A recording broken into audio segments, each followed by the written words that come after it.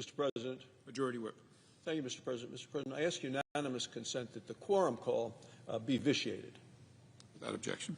Mr. President, yesterday the Senate took a major step forward on the path to reopening the government. The bill before us is simple. It's clean, it's bipartisan, it's a continuing resolution, and it funds the government through January. It's paired with 3 full-year appropriations bills. So let me repeat that. Appropriations bills for the full next year. Now, these are bills that have already passed the Senate with bipartisan support, broad bipartisan support, I would add, and they were negotiated on a bipartisan basis with the House. They're fully funded in terms of veterans care, and look, this is critical. Tomorrow is Veterans Day. Our veterans need to know that we stand behind them. It's also fully funding on food assistance, SNAP, WinFit,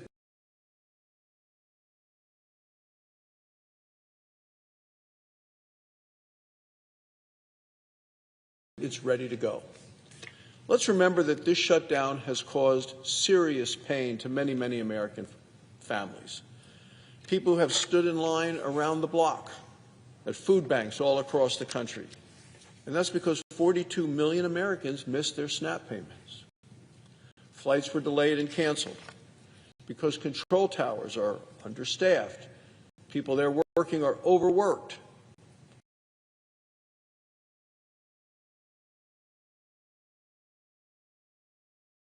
Yesterday, there were 2,000.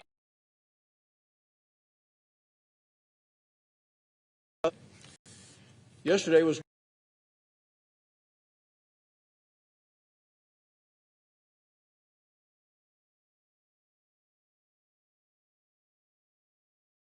Now, the government is finally on the path to reopening. This is the right result. This is what the American people need. They need certainty. And opening the government provides that level of certainty that the American people want, especially heading into the holidays. So I want to thank President Trump. I want to thank my colleagues in the Senate and both sides of the aisle who voted to support that. You know, the President stood strong when Chuck Schumer stood here and demanded tens of billions of dollars be sent from the federal treasury directly to the bank accounts of health insurance companies.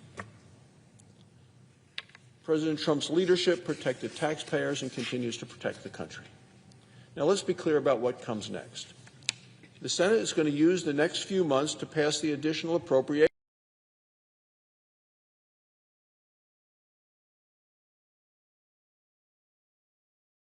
in our economy, to secure our border, to invest in our military, to promote fiscal responsibility. And we have to do that after 4 years of high prices and an open border. That's what Republicans in this body and across the hall are making the appropriations process work again. Last year, Senator Schumer refused to the appropriations passed out many times unanimous appropriations bill, but yet the minority leader refused to bring them to the floor. It's no way to run the government. That's no way to run the Senate. It's not leadership. The debate ahead is also about the many failures of the Obama health care law known as Obamacare. This is a debate that Republicans welcome. Mr. President, health care in America is broken and is unaffordable, and it broke the day that they passed Obamacare. Costs have exploded. Obamacare premiums have gone up 221%. That's what happened since the law. President Obama at the time said premiums for families would go down by $2,500. It was all wrong. Democrats have no answer for that other than more direct subsidies directly from the federal government, directly into the bank accounts of the insurance companies. Republicans believe Americans deserve high-quality, affordable health care. Americans haven't gotten that since the day Obamacare became law. It's time, Mr. President, to reopen the government. Suffered too long. Thank you, Mr. President. I yield the floor. Suggest the absence of a quorum. Clerk will call the roll. is also Brooks.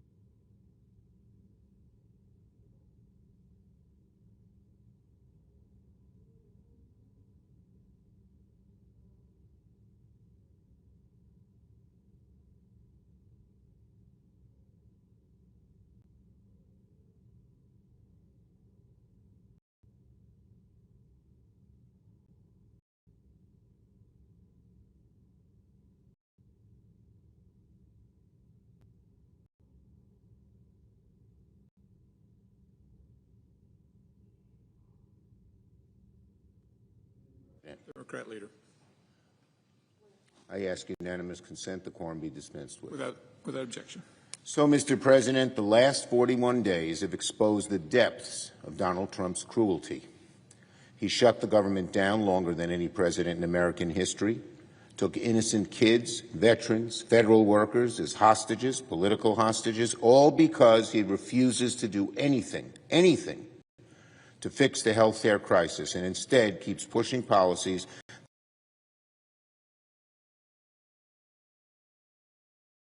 that were on snap. Last night, Trump cannot take 42 million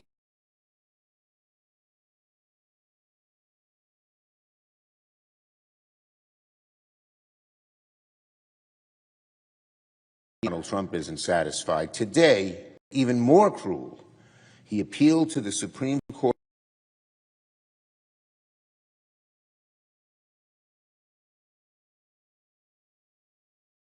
mean things over the years, but twice, to ensure kids go hungry. Donald Trump would rather make hungry Americans suffer, make kids suffer, make veterans go hungry and disabled individuals suffer, than do anything to lower health care costs for the American people. The American people will not forget Donald Trump's the last 6 American people have now awoken to Trump's health care crisis. Health care is once again at the forefront. See that premiums are about to skyrocket. They're terrified about how that we find a way to fix this crisis and quickly. Refuse to move an inch. So I cannot support the Republican bills to do anything of substance to fix America, causing millions of families back.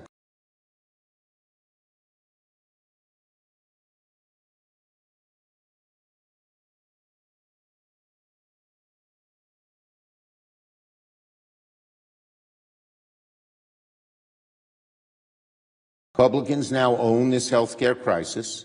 They knew it was coming. We wanted to fix it. Republicans said no, and now it's on them. When people's out-of-pocket costs double or triple, very soon Americans will know Republicans made it happen. When 60-year-old couples start paying $20,000 a year for health insurance, they'll know Republicans made it happen. When 4 million Americans lose insurance, when kids with cancer are priced out of coverage, when families face financial ruin, they'll know Republicans made it happen. And the pain will only get worse as more and more people on ACA and with private insurance see their premiums go up and up and up. People out there are struggling. It's harder to make ends meet. Rent is up, groceries are up, people's electricity bills have gone up, and now thanks to Republicans, health care costs will spike dramatically. The past few weeks have exposed with shocking clarity how warped Republican priorities truly are. While people's health care costs have gone up, Republicans have come across as a party preoccupied with ballrooms, Republicans' breach of trust in people is deep and perhaps irreversible. And now that they have failed to do anything to prevent premiums from going up, the anger that Americans feel against Donald Trump and the Republicans is going to get worse. Republicans had their chance to fix this, and they blew it. Americans will remember Republican intransigence every time they make a sky-high payment on health insurance. Yield the floor. Note the absence of a quorum. Clerk will call the roll. Ms. Alster-Brooks.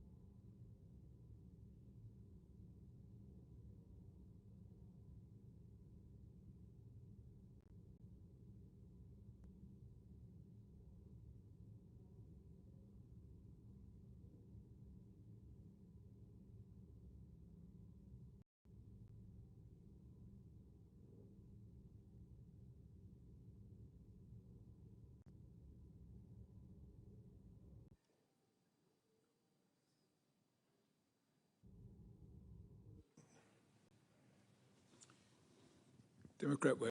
Are we in a quorum call? Yes. I ask unanimous consent the quorum call be suspended. Without objection. Mr. President, after a record government shutdown of 41 days and 14 roll calls failing to reopen it, the situation was clear. Donald Trump and the Senate Republican leadership were unwilling to do anything to reduce skyrocketing health insurance premiums, a terrible problem facing some 24 million American families. The shutdown of the government stopped paychecks for thousands of federal workers, causing real hardship for their families, including our overworked and understaffed air traffic controllers and many other critical members of the federal workforce. Food pantries in my state and across the nation were overwhelmed when President Trump stopped SNAP food payments to 42 million Americans, 1/3 of whom were children. Food pantries being overwhelmed as well by unemployed workers who'd been laid off and furloughed because of the government shutdown. So a group of senators sat down to try to find a bipartisan resolution. After lengthy negotiations, an agreement was reached with the Republican Senate leader, John Thune. We will agree to open the government until January 30th, 2026. During that time, we will pass 3 bipartisan appropriation bills that will fully fund SNAP, WIC, and all the veterans programs and finish our work on the remaining spending bills for this fiscal year. The agreement would also reverse the Trump administration's mass firings during the shutdown and prevent future ones through January 30th. We credit Senator Kaine of Virginia for this provision. Leader Thune has also promised the Democrats an opportunity before mid-December to present a Democratic bill on the floor with proposals to change the law and protect American families from dramatic health care premium increases. It is my fervent hope that this ends up being a bipartisan effort. It would be such an achievement of the Senate to finally return to that status. I've served in the Senate for 29 years, and I've never seen that kind of offer from a Senate majority. During the historic roll call last night, I walked across the aisle and met with Senator John Thune, the Republican leader. I told him that I was counting on him to keep his word on this agreement. He assured me he would. The fate of this effort depends on both the Senate and the House of Representatives. After a 7-week absence, the Speaker Johnson needs to call his members back and join us in the hard work that lies ahead. Many of my friends are unhappy. They think we should have kept our government closed indefinitely to protest the policies of the Trump administration. I share their opinions of this administration, but cannot accept a strategy which wages political battle at the expense of my neighbor's paycheck or the food for his children. Mr. President, I yield the floor.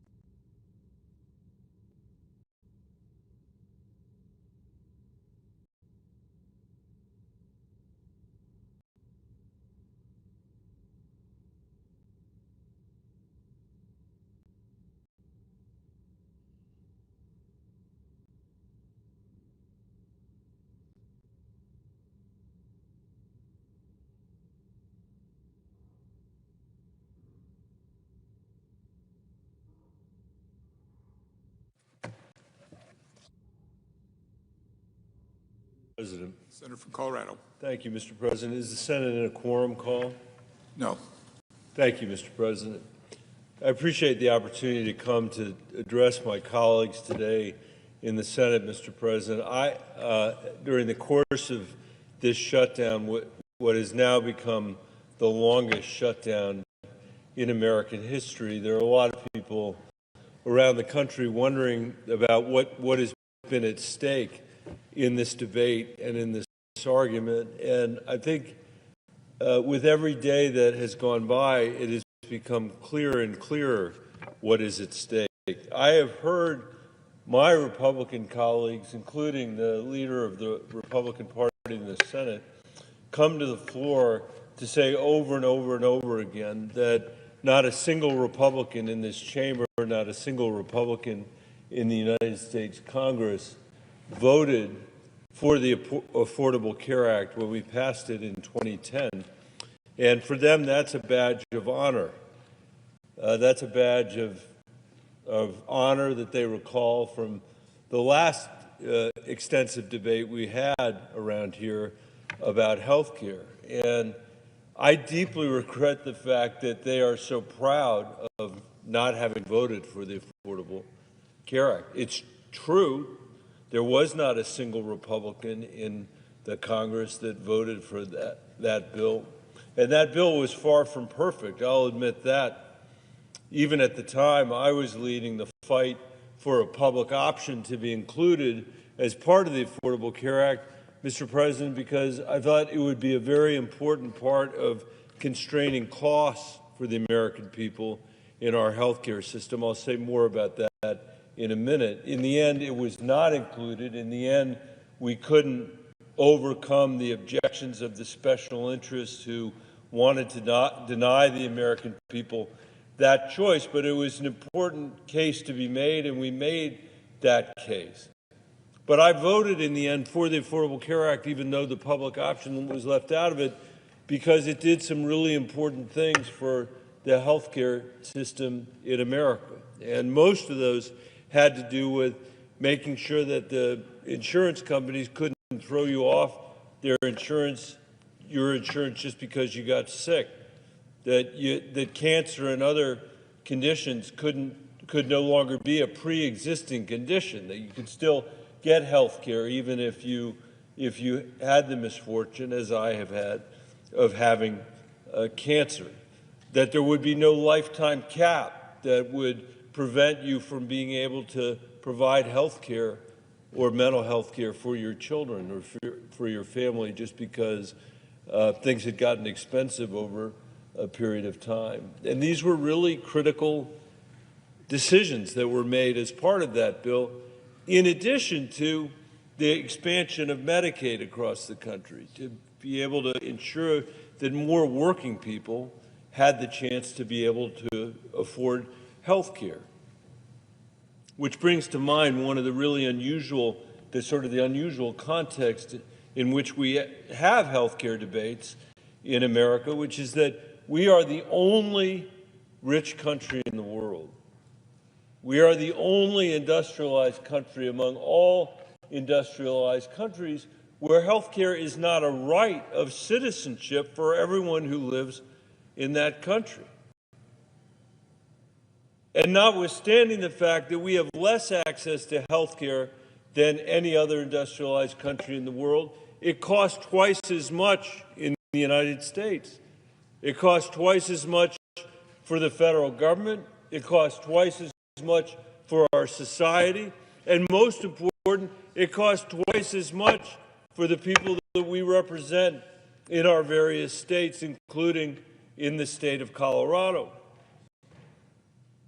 People in Colorado, as we meet here, are struggling with the cost of housing, the cost of food, the cost of President Trump's uncertain and unpredictable tariff policy.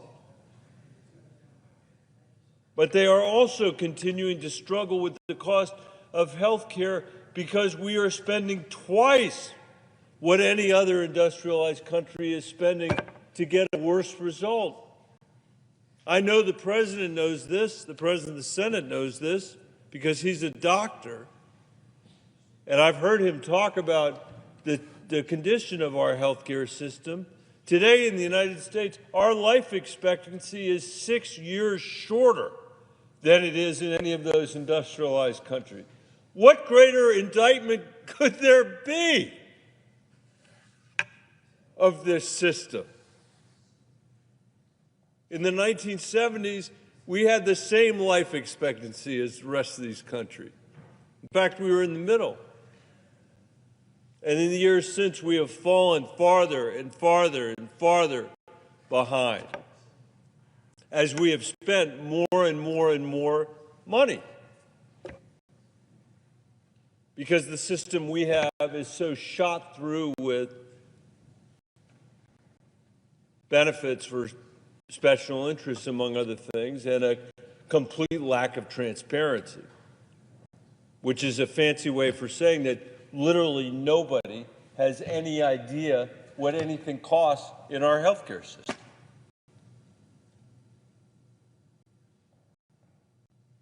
I know the presiding officer agrees with that. You can't tell what anything costs. When you show up to fill a prescription, when you're in the emergency room, we've worked together on the surprise billing issue, which is an important part of this. If you're a senior that's trying to get your prescriptions filled, you go from one pharmacy to the next to the next. I'll never forget, as long as I serve in public office, and probably for my lifetime, the conversation I had with senior citizens in Pueblo, where they basically were telling me that their entire retirement was spent fighting to get prescriptions filled that their doctors had assigned them, prescribed them. Seniors in other countries, in other industrialized countries, don't spend their retirements doing that. Only in the richest country in the world do seniors have to do that. And that's because a lack of transparency, a lack of clarity is built into our healthcare system from top to bottom. But we took some important steps in the Affordable Care Act. I wish that it had included a public option. It didn't.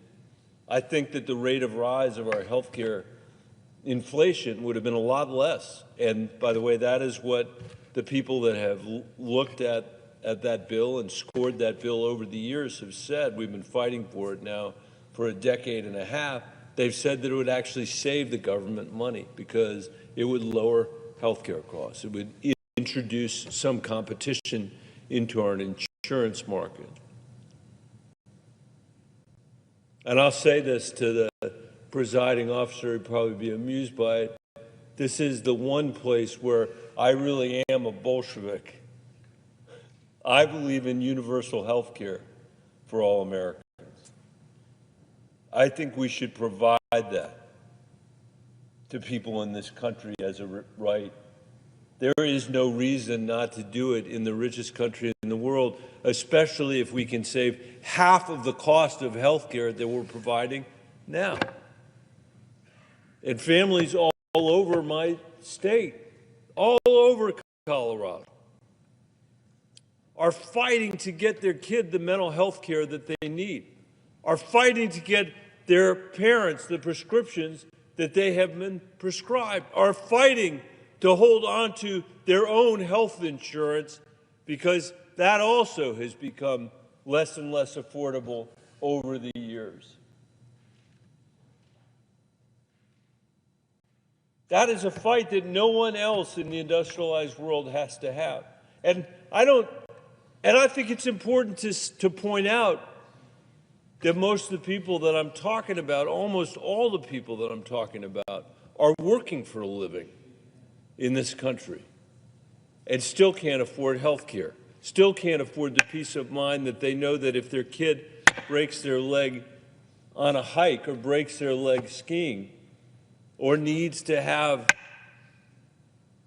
the benefit of a mental health counselor, that's something that our safety net provides.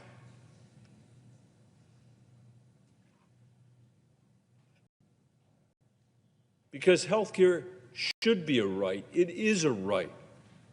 And whether you get it or not shouldn't be determined on how wealthy you are or where you live, Mr. President. And I think given the rhetoric that I hear out here sometimes about makers and takers and all that other stuff, it's important to point out that almost all the people that I'm talking about are working or taking care of children or are retired.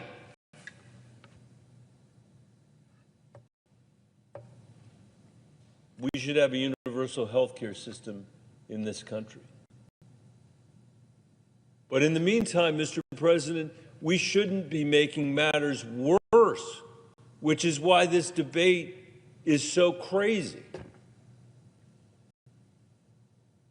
When we passed the Affordable Care Act without a single vote from the Republican Party in the House or the Senate, they said that they were going to make President Obama a one-term president. They said I was going to lose my Senate seat. In fact, I was asked on national television whether I would lose my Senate seat as a result of my vote on the health care bill, and I said, if that's the cost of being here for that period of time, it's worth it. I'm happy to lose based on that vote.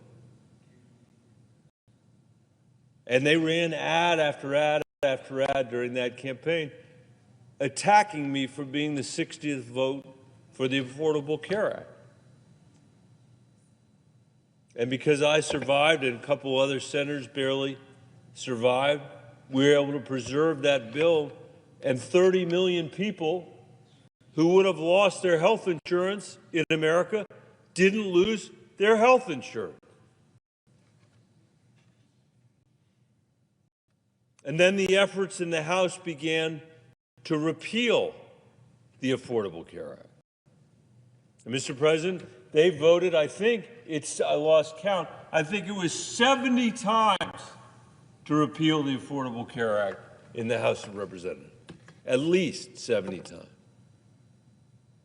They never were able to do it, and the longer it was there, the more people came to see the benefits of the insurance protection, came to see the benefits of the expansion in Medicaid, came to see the benefits of at least having a little bit of comfort that they couldn't just throw you off your insurance because they felt like it.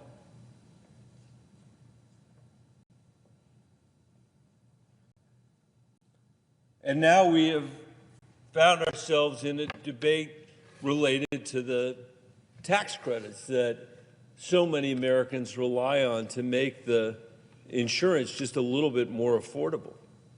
I wouldn't say affordable. I'd say a little bit more affordable. I'd say barely affordable,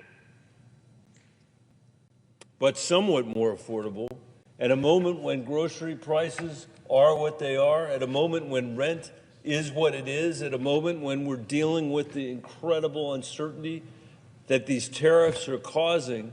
It would seem the least we could do is not make matters worse. The least we could do is extend the benefit, the tax credit, so it's a little bit easier for people to buy insurance for themselves and for their families.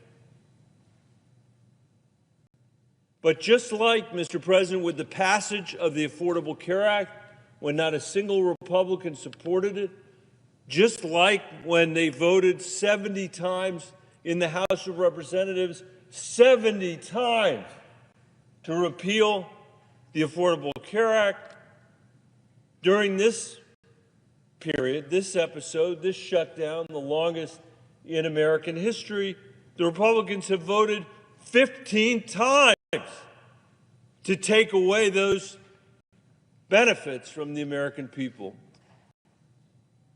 that they're relying on just to make insurance a little bit affordable. And we have taken the position that we shouldn't make matters worse. And, Mr. President, that's why I voted again against the budget that's been proposed by President Trump and the Republicans, because they refuse to extend the tax credits.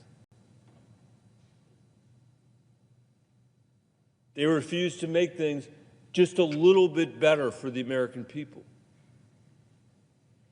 I can't say I'm surprised by the position. Who could be surprised? After a vote on the Affordable Care Act where nobody joined it, all those years of voting to repeal it, running to make President Obama, they said, a one-term president. And now the vote, day after day after day, to not provide the American people the benefit of those tax credits. And before this debate closes, I just want to say again, Mr. President, that the current system is in dire need of help. The American people are hanging on to their fingertips when it comes to the cost and availability of health care. There is no rich country in the world that doesn't have a universal system of health care. There is no rich country in the world that doesn't routinely supply access to doctors and primary care, access to mental health care for families and for kids, prescription drugs that don't cost an arm and a leg. It is not a pain point for those people in the different phases of their lives, much less a pain point every single day, which it is for the people that I represent in Colorado.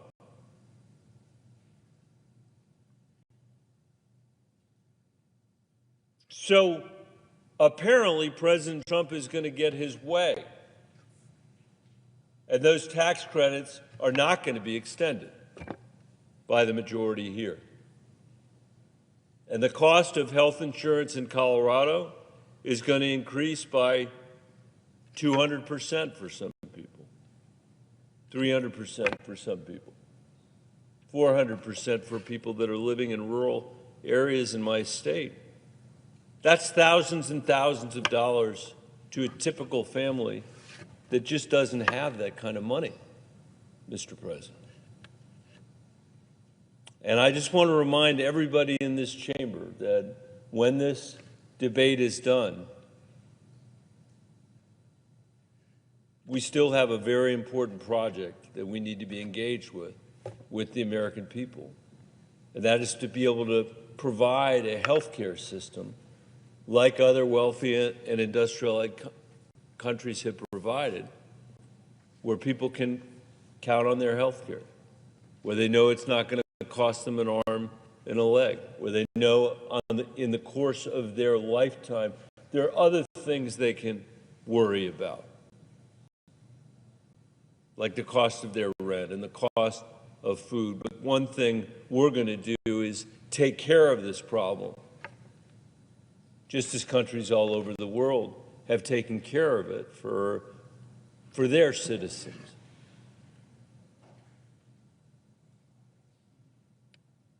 I wish I could say that the politics around health care have gotten better over the years that I've been here. They really haven't, Mr. President. But I think that the debate that we have had in this moment is going to serve to clarify who's fighting to try to make this system better for the American people and who's not. I guarantee you this: as long as we have President Trump and the White House and a majority of the Republicans in this chamber, we will never have political leadership that's fighting for universal health care, that's fighting for a public option that can be available to every single family in America. By the way, that's my proposal. It relies on everybody in America to make the best choice for their family. It's not something that would be imposed from here. It'd be the chance for every family to say, you know what, I'll stay with the private insurance I have, or actually I'd rather be on a system that's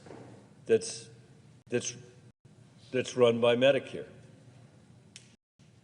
where I know I'm going to have access to mental health care and health care for my family in a predictable way. And I'll just close, I can see my colleague from Massachusetts. I'll close by saying my heart especially aches for young people across this country.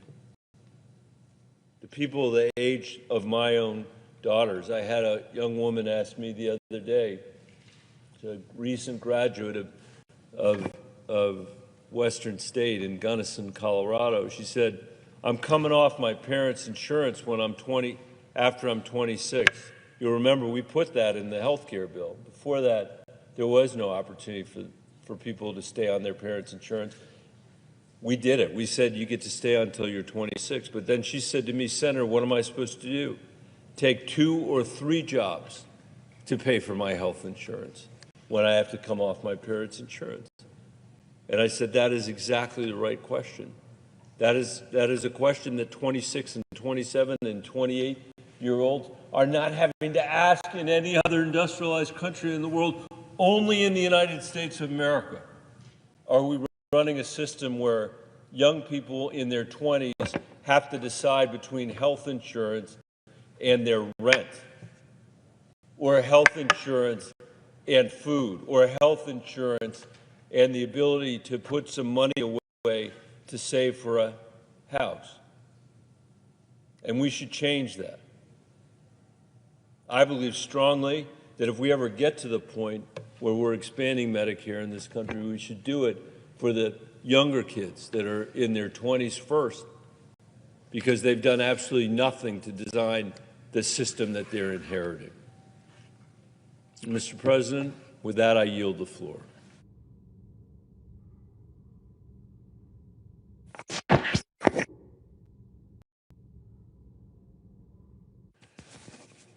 Mr. President. The senator from Massachusetts. Thank you, Mr. President. Mr. President, our dedicated federal workers deserve to get paid.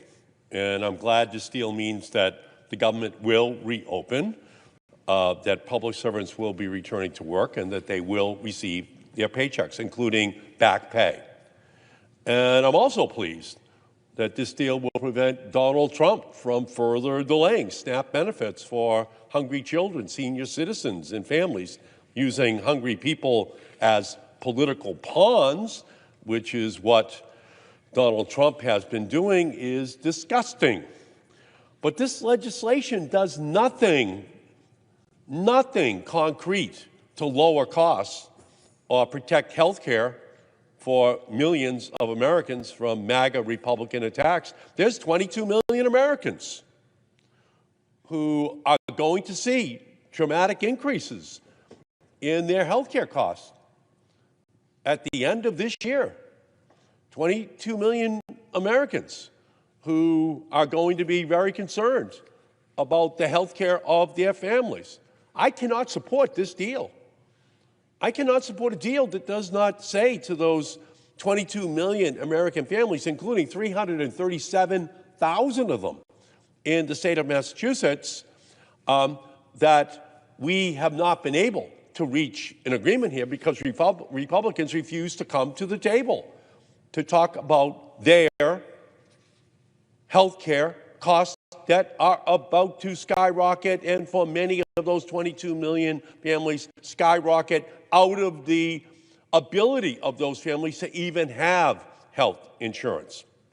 And this is on top of their housing bills, their grocery bills, their electricity bills, all of their day-to-day needs that are absolutely skyrocketing. And of course, if they can't already deal with all of those other bills, seeing those bills skyrocket thousands of dollars for their health care, or tens of thousands of dollars for their health care, because of the Republicans' decision to kill critical Affordable Care Act tax credits, are going to be devastating for those families.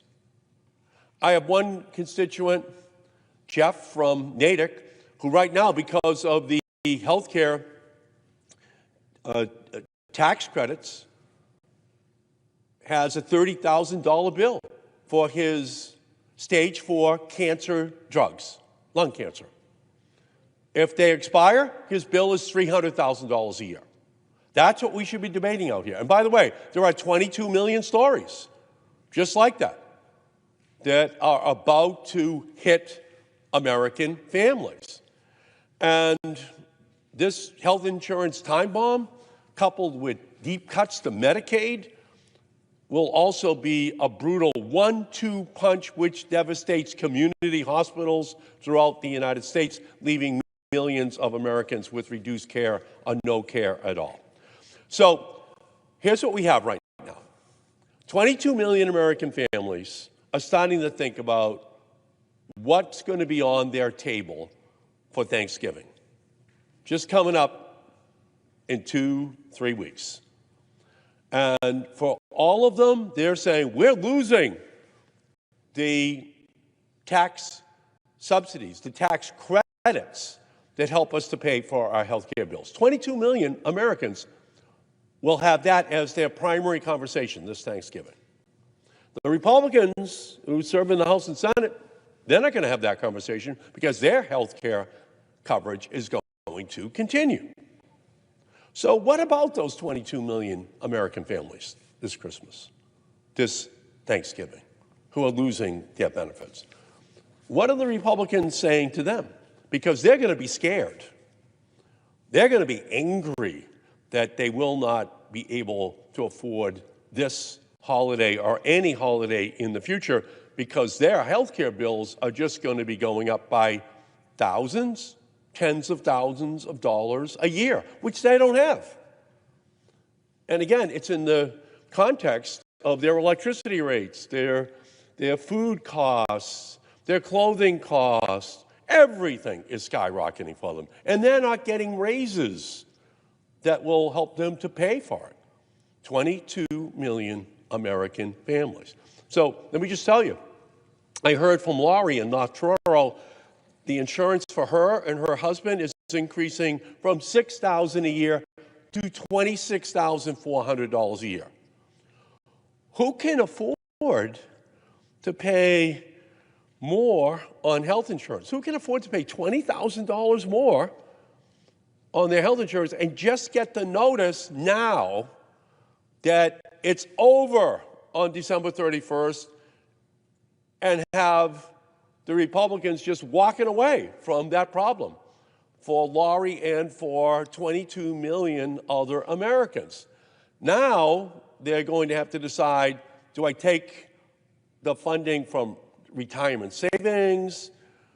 Do they just do without other things in their families' lives? Because $20,000 is a lot for a family who are not millionaires. Millionaires don't qualify for this tax credit. It's just regular families. It's middle-class families. That's who qualifies. And they just don't have 20 extra grand under the cushion that can pay for their health insurance. So this is a tragedy in the making and one that we can't avoid. But let's not fool ourselves. Trump and MAGA Republicans have been shutting down the government since Inauguration Day. Gutting Medicare, gutting Medicaid, gutting the Affordable Care Act. That was their big vote in the first week of July of this year, 2025. Gutting, gutting, gutting. Medicare, Medicaid, the Affordable Care Act.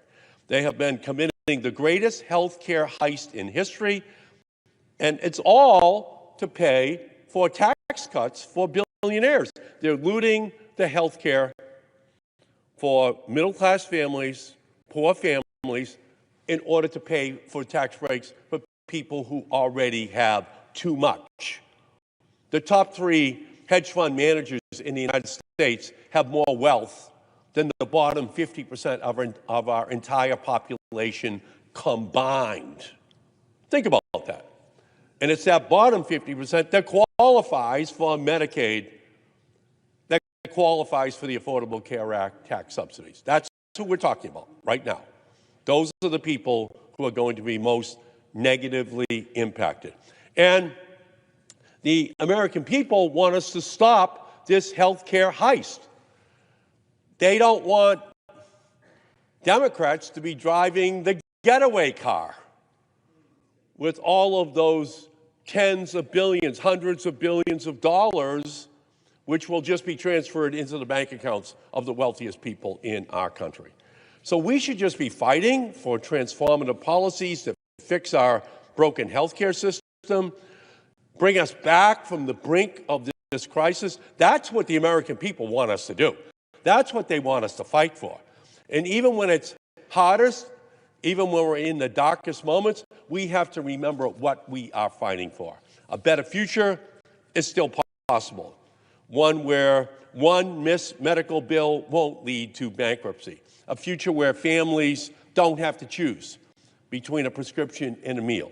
A future where malignant corporate greed in our healthcare system that shutters hospitals and endangers patients. A future where universal healthcare is taken for granted and not taken away. A future where families can afford their healthcare and their rent and their electricity bills and childcare and to save money for college or vacation or retirement.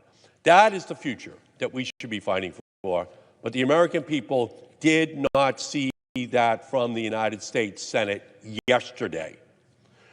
So that's where we are right now. We're in the throes of a healthcare crisis. 22 million Americans this Thanksgiving will be at their tables, if they can even afford to celebrate Thanksgiving, looking at tens of thousands of additional dollars potentially on their health care bills. It's a catastrophe looming. The Republicans so far have refused to do anything about it. That's what we should be discussing. That's what we should be debating. How do we solve this problem? Instead, the Republicans are just punting this issue. They are absolutely ignoring the consequences for those 22 million American families. So I'll just say this. These families, they are scared. These families, they are angry. But I'll say this, in addition to those 22 million families, tens of millions of other families are angry for them. They are pissed that people are going to be victimized by having their tax credits just be pulled away from them for their health care bills, and then that health care is going to be unaffordable for them. 22 million people and their families in our country. That is what we should be talking about here. And now the Republicans at the 11th hour are asking us to trust them that they will have a vote on extending the tax credits Americans rely on to afford their insurance. Remember when earlier this year Trump promised, we're not going to touch Medicaid. Remember that? Trump said, we're not going to touch Medicaid. 4 months later, he decimated it. Remember when Trump promised he would love and cherish Medicare? Then he slashed $500 billion from Medicare. How are we supposed to trust them? So to all of the Senate Republicans inclined to oppose a simple one-year extension of the Affordable Care Act, premium tax credits when a vote is held in December, credits that are hugely popular in both red and blue states, just remember that you do so at your own political peril. The American people are watching. They're angry. They want to know who is on their side. And they're going to remember your vote. They're going to remember your vote if you do not solve this problem. Thanksgiving is going to be the worst Thanksgiving ever for millions of families, knowing that they're going to lose their health insurance. And the Republicans can do something about it. And unless and until they do so, then we're about to hit a healthcare tragedy that was avoidable and that the Republicans have, in fact, created. This is a man-made crisis. And that man is the President of the United States, and the Republicans here on the floor of the Senate are following him blindly in a way that is going to result in harm to 22 million Americans and their families. So this is the moment, this is the time, this is the place, this is where people should be standing up to fight for those people. Health is the first wealth. Health is the most important wealth. Without your health, you have nothing. You have nothing. Everything else is built upon health. Everything. And the Republicans are taking away that health care from 22 million Americans. This is not the way to send families into Thanksgiving and Christmas. This is not the way we should be treating people. We're the wealthiest country in the history of the world. Yale University has made it very clear that 50,000 people additionally are going to die per year if all of Trump's health care cuts go into place. That's 500,000 people dying over the next 10 years if these health care premiums, Medicaid, is slashed. That's on this body. That's on this Senate. That's on the Republican leadership. And all I can say to you is that this is a mistake. It's an historic mistake. It's cruel. It's wrong. It's not what we should be doing to those who are most vulnerable, most in need in our country. And that's is what the Republicans are about to perpetrate upon this country. We're better than this.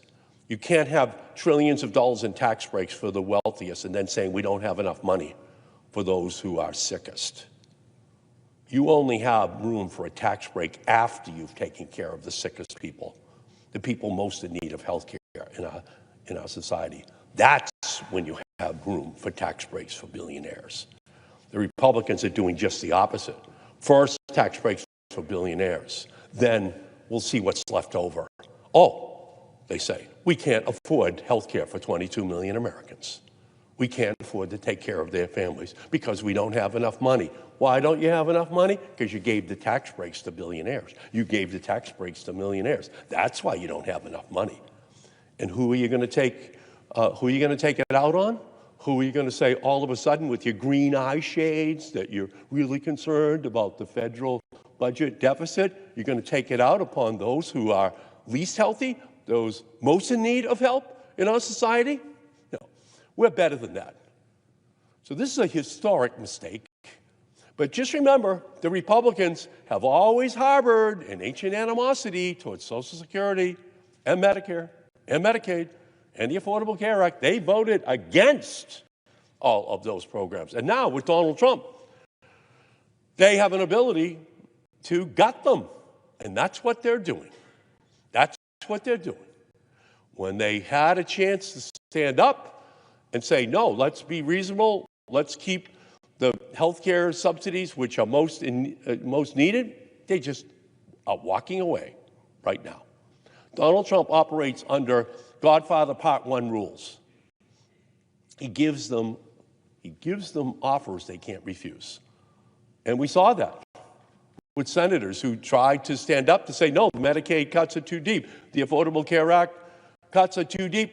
Trump just called them and said, your career is over. You will not be a senator again. So now we're seeing the remaining senators who are here, who are Republicans. And they are just saying, whatever you want, Mr. Trump, whatever Russell Vought wants at OMB, whatever Stephen Miller wants, we'll do. We're not going to have a negotiation. We're not going to sit down. So before they cut the Medicaid and the Medicare programs back in July, did they negotiate with us? No, they did not. They refused to negotiate with Democrats at all. That's who they are. They saw their one opportunity to slash it once and for all. So all I can say is that we're in an incredible moment. The Republican House members still are not back in Washington. They've been in a 6-week witness protection program. They refuse to come back to Washington. They refuse to sit down. They refuse to negotiate. So we're witnessing Robin Hood in reverse. We're seeing money taken from the poorest and given to the richest. That's what this is all about. And what they're taking from the poorest and the middle class are their health care. It's their protections. So from my perspective, this is a mistake. It's a historic mistake. And it is a mistake that will come back to haunt the Republican Party at the ballot box next year. With that, Mr. President, I yield back.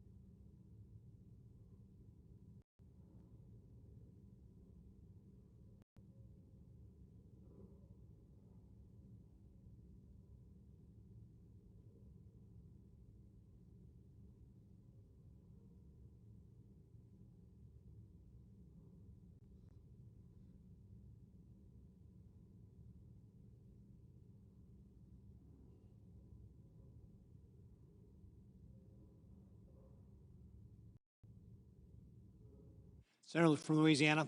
Mr. President, I've been coming to the floor to speak about how can we go forward in a way which actually lowers the cost of having health insurance for those who are on the exchanges and begin to build to a future where we lower the cost of health insurance and health care for everybody, whether you're on an Obamacare exchange or an employer-sponsored insurance or you name it. And so we know there's going to be a vote as part of this agreement to reopen the government on what to do about the exchanges. So we need to be thinking and talking about the solutions that are out there that benefit the American people. And of course, what the issue is underlying, people cannot afford their health insurance. They cannot afford their health care. Those are two different things, by the way. The cost of health care is what dictates, theoretically at least, the price of health insurance. If you lower the cost of health care, then you would lower the price of health insurance. I saw this as a physician practicing in a hospital for the uninsured for 20 years. I should say the uninsured and the poorly insured. There have been middle-income people who could not afford their insurance and or could not afford their health care. So how do we get out of it? Well, first, it's complicated. We've got to be creative, and we got to abandon set positions. Sometimes we're in this chamber and all we do is stick to our guns, and if the other party suggests something, we automatically reject it. We've got to move beyond that, not as, oh my gosh, the other side proposes, I reject, but rather, wait a second, let's listen. Is there a solution here that can benefit the American people? Now, Obamacare tried to make, and has tried to make, health care affordable, health insurance affordable, by just throwing billions at it. And the problem with that doesn't make health care affordable. It just makes the health insurance premium less expensive for those who are on the exchanges. But this actually drives up the cost of insurance for some and does nothing about the underlying health care costs driving up the premiums for others. So what's my proposal? I would propose that we, instead of paying insurance companies to manage more of our billions, why don't we trust the American people to manage their own resources, to manage their own care, with something which I call a pre-funded federal flexible spending account. Now let's first talk about the enhanced premium tax credit, which is the center of this discussion. Just a primer. Let's get the basics. There are two types of premium tax credits used to fund insurance for those who are on the Obamacare exchanges. One is the baseline tax credit in the original Obamacare law, which helps pay for the premiums for those who earn less than 400% of the federal poverty level. But that didn't control costs, and so during the COVID epidemic, the Biden administration put in something called the enhanced premium tax credit. It provides some additional benefits for those less than 400% of federal poverty, but it gave additional benefits for those above 400% of federal poverty. If you will, acknowledging that Obamacare had not controlled health care costs, and premiums on the exchanges for those above 400% have become unaffordable. So, let's be clear. The discussion we're having now is not about the baseline premium tax credits. It is about the enhanced premium tax credits, which started under the Biden administration. So, it begs the question, why were enhanced premium tax credits necessary? Well, as we said, the cost of health care has continued to rise.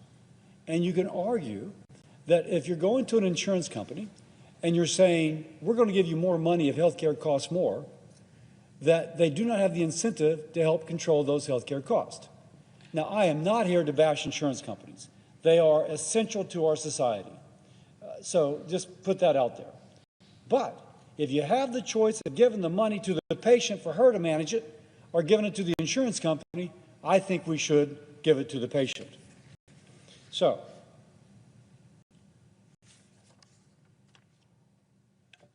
the question is, can we put in programs that lower the cost of health care? How long will they take effect? And what do we do in the interim? Well, it's too soon this coming year to put in programs to lower the cost of health care. But it's not too soon, which is to say we can put in programs that empower patients to manage their costs and give them the money as opposed to giving it to the health insurance company. But to do that, we got to think differently. So, how do we lower costs for the coming year for the individual who's on the exchanges?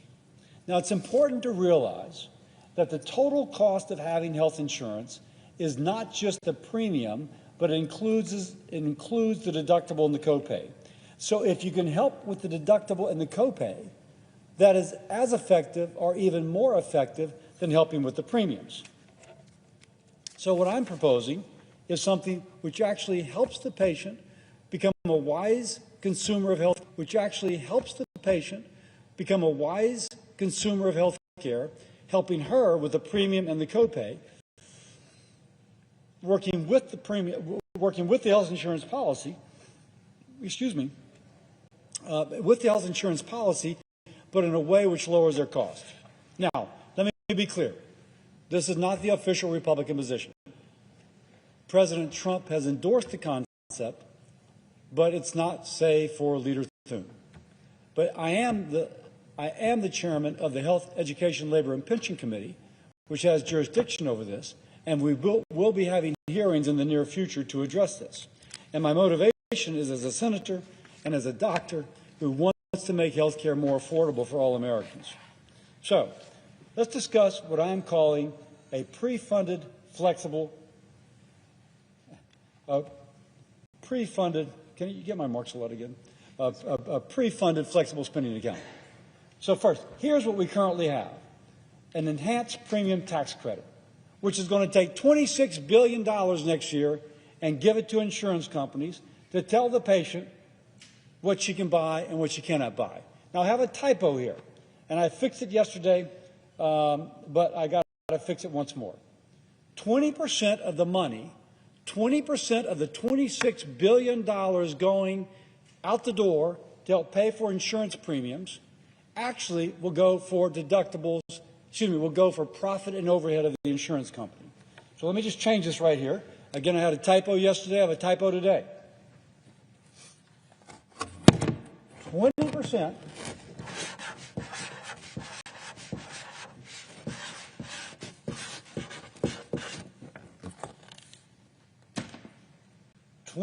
of the money we're giving to the insurance companies under the enhanced premium tax credits goes for profit and it goes for administrative overhead.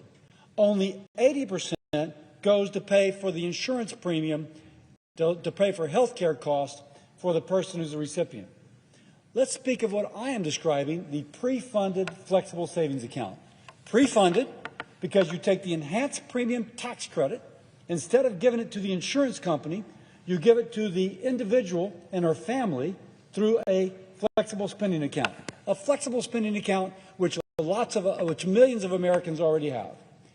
She can use this money to pay for prescription drugs, for dental work, for medical care, eyeglasses, orthodontia, much more flexibility than through a traditional insurance policy. And the key thing is, whereas if we give the money to the insurance company, 20% goes for profit and overhead. If we give it to the patient, 100% goes to health care that she needs.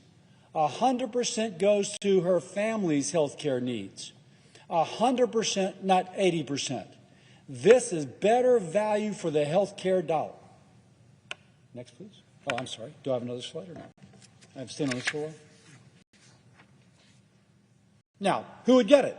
Every eligible American citizen on the exchange would receive a pre-funded flexible spending account equal in value to the enhanced premium tax credit they would have received had the money gone to their insurance company.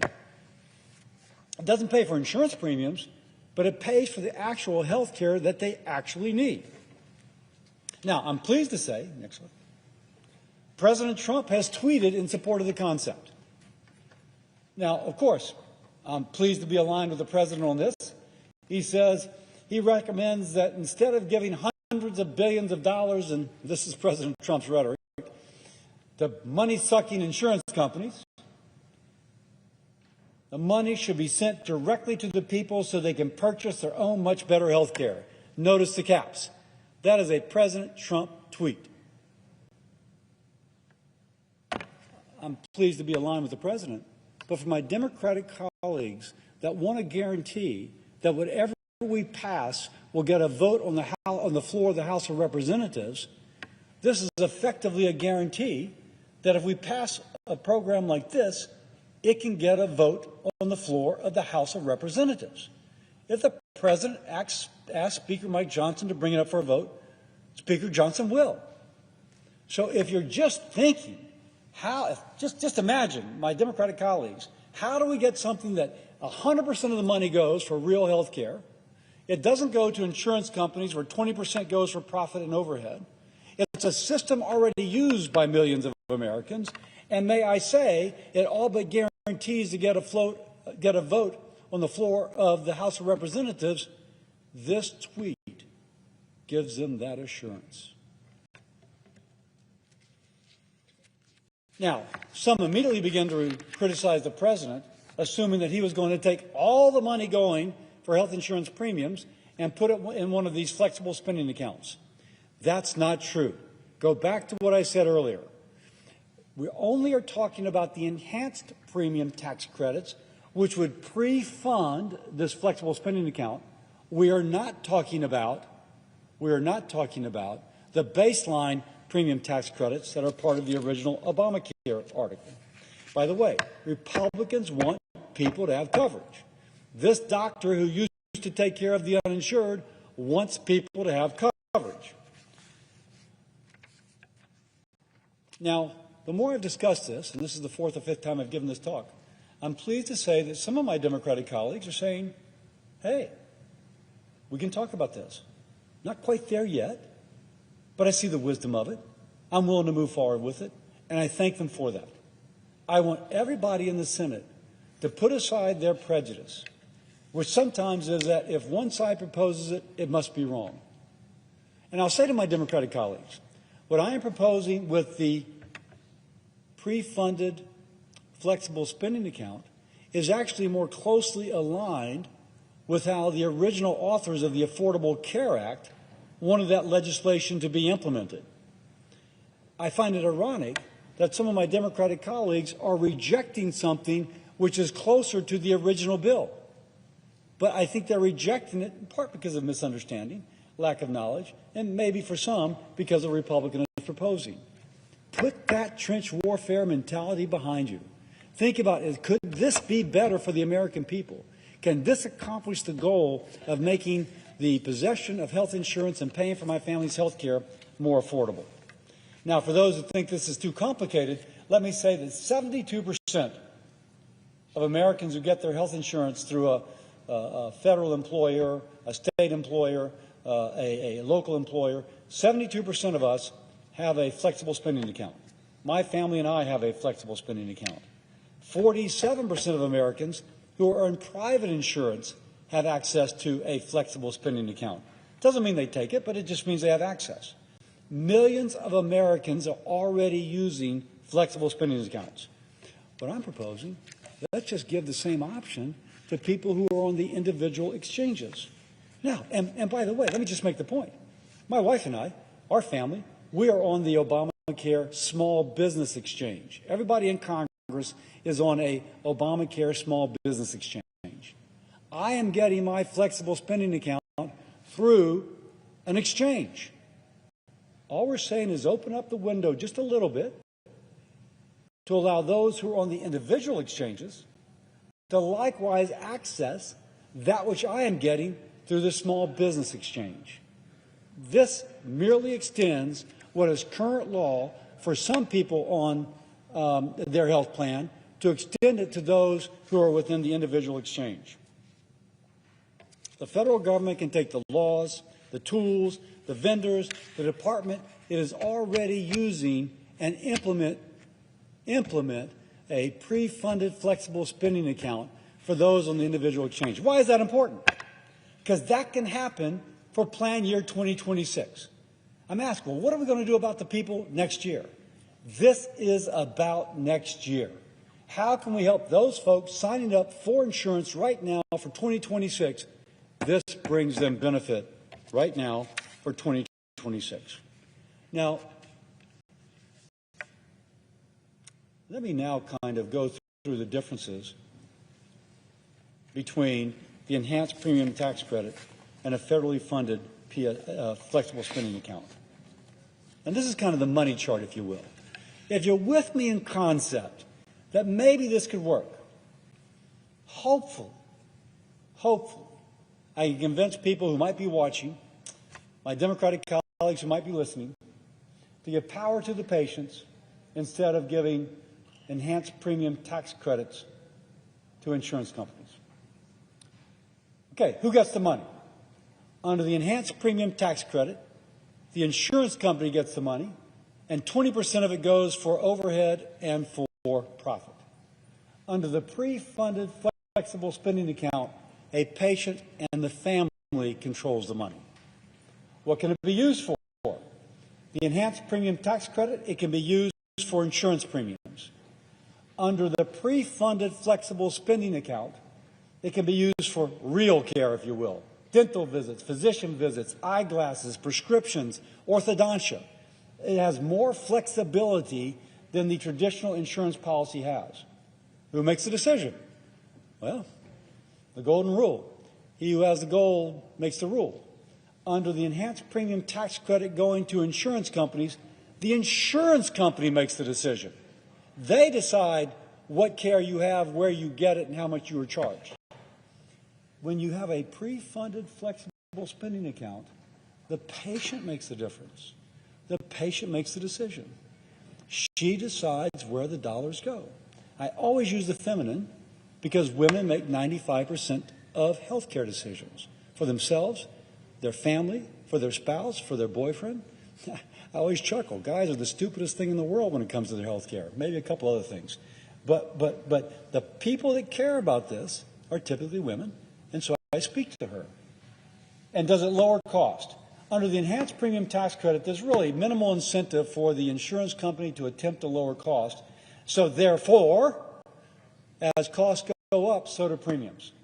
On the other hand, under a pre-funded flexible spending account, you empower patients to shop, which drives competition. One example, I was once stopped on the street by someone who had seen one of my talks, and she goes, "You talked about using cash or using my flexible spending account or using my health savings account to buy something." There was a MRI ordered for my son's shoulder. My deductible was $5,000. The MRI was going to cost $2,000. I was going to have to pay $2,000 for my son's MRI of his shoulder. And I said, "Wait, do you have a cash price?" "Oh, well, your cash price is $600. If you don't want to go through the insurance company, your cash price is $600. Now, the typical Obamacare plan has a deductible anywhere from $3,000 to $6,800. So if we're talking about an MRI costing $2,000, you're still within the deductible. If you have a flexible spending account, you're not paying for that out of your pocket. You're paying for it with your flexible spending account, and you can ask, what if I give you cash instead? And they'll give you the lower price, not the higher price if there's a lower cash price, and there often is. This turns that woman, that family, into an informed consumer, and that begins to drive down the cost.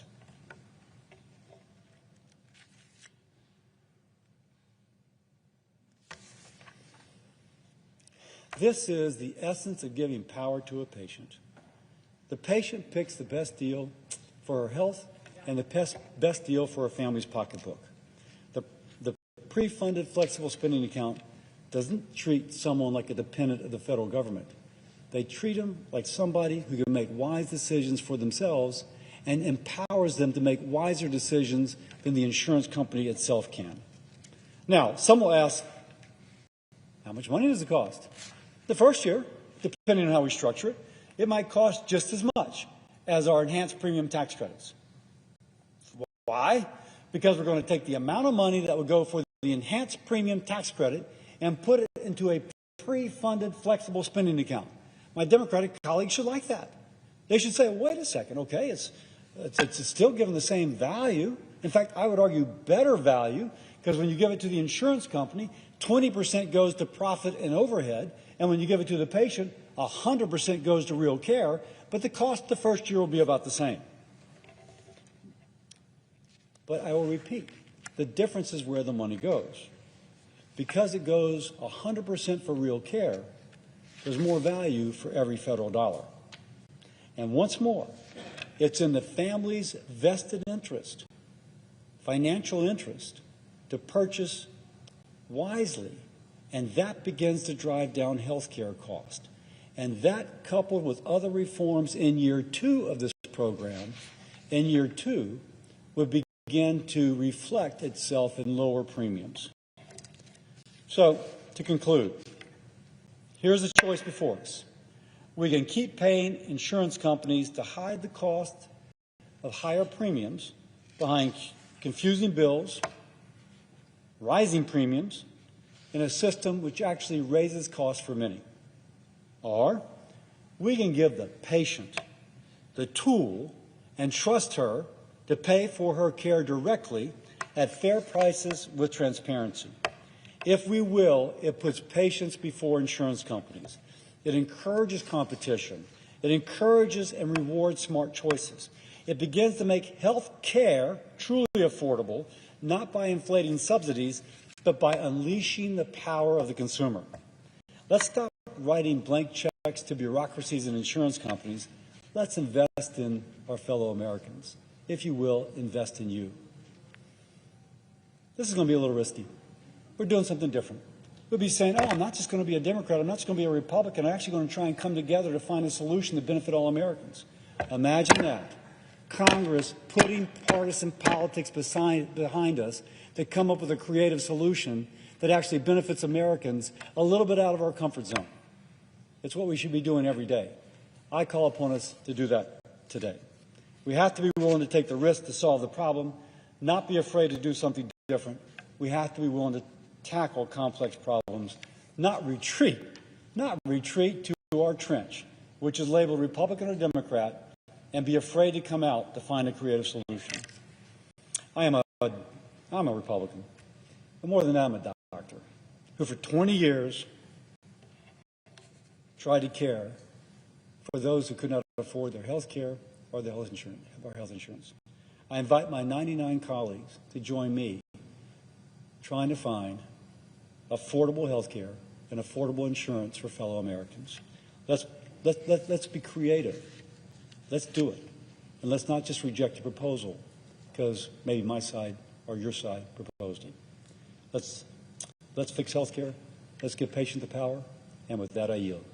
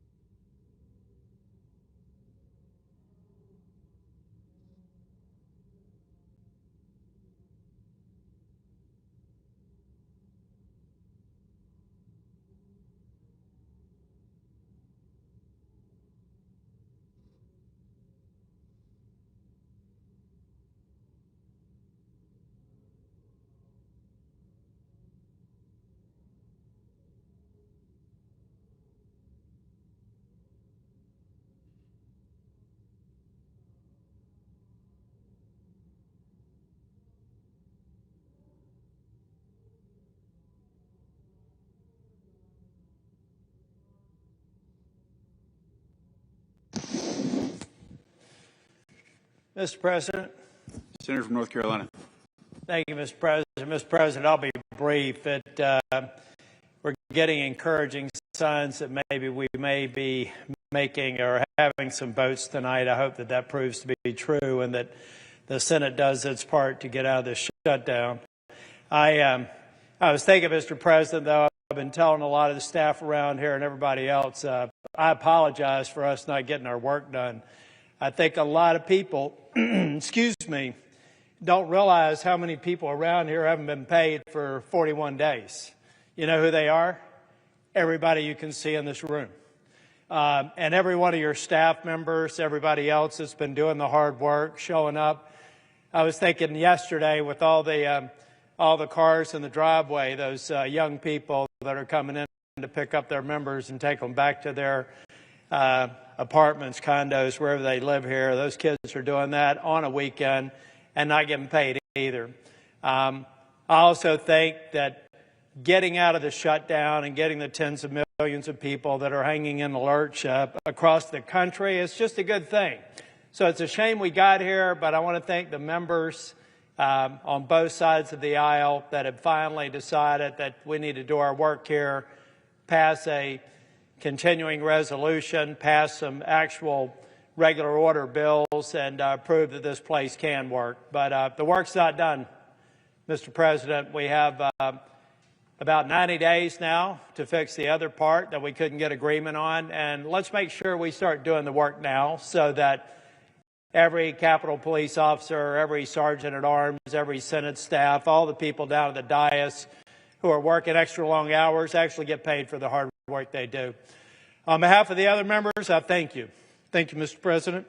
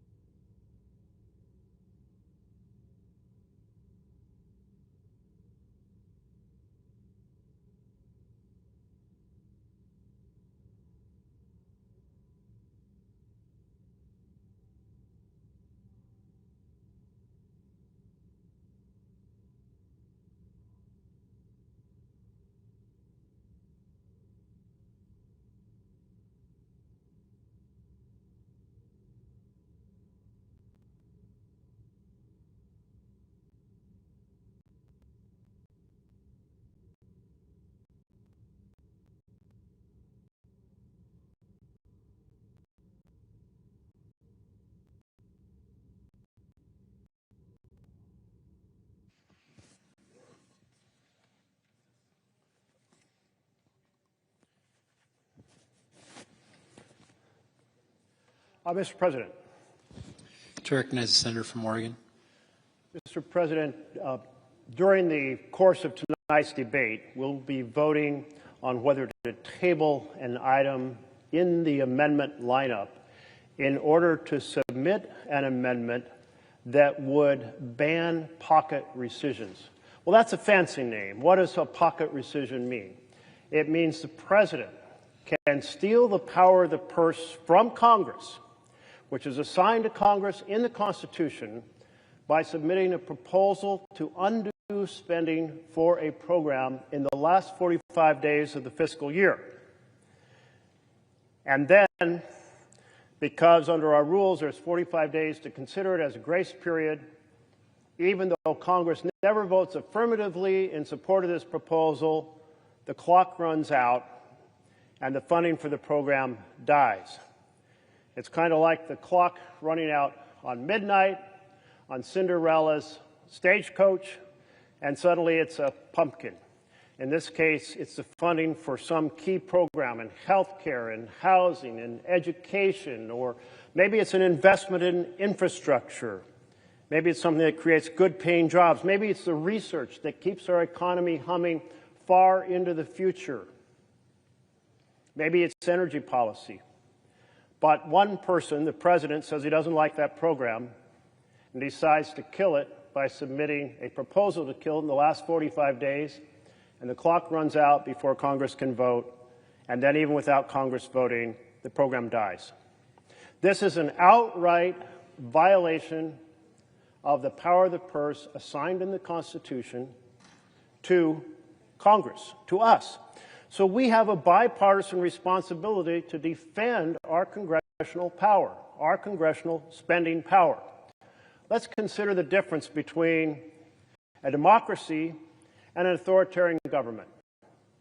In a democracy, you have folks who are elected from every corner of the country. They come together with their different life experiences. They come together with their different insights. They come together understanding that the needs in one part of the country are different than another, and they create spending programs and spending levels appropriate to address the challenges in every corner of the nation. That's called a democracy. Well, what about an authoritarian government? What does that look like? That is one person, a chief executive, who issues fiats and kills programs, says things like, I'm ending that grant program because it's not in alignment with my priorities. I'm killing that program because it's not in alignment with my priorities. That's an authoritarian government, and that's what a, quote, pocket rescission, unquote, is. An authoritarian killing programs when the Constitution gives that power to Congress, not the executive. So later I will ask all of us to stand up and defend our Constitution. I do hope that members on both sides of the aisle will actually proceed to give that defense to the vision of a democracy rather than granting authoritarian power to an authoritarian tyrant named Donald Trump. Thank you, Mr. President.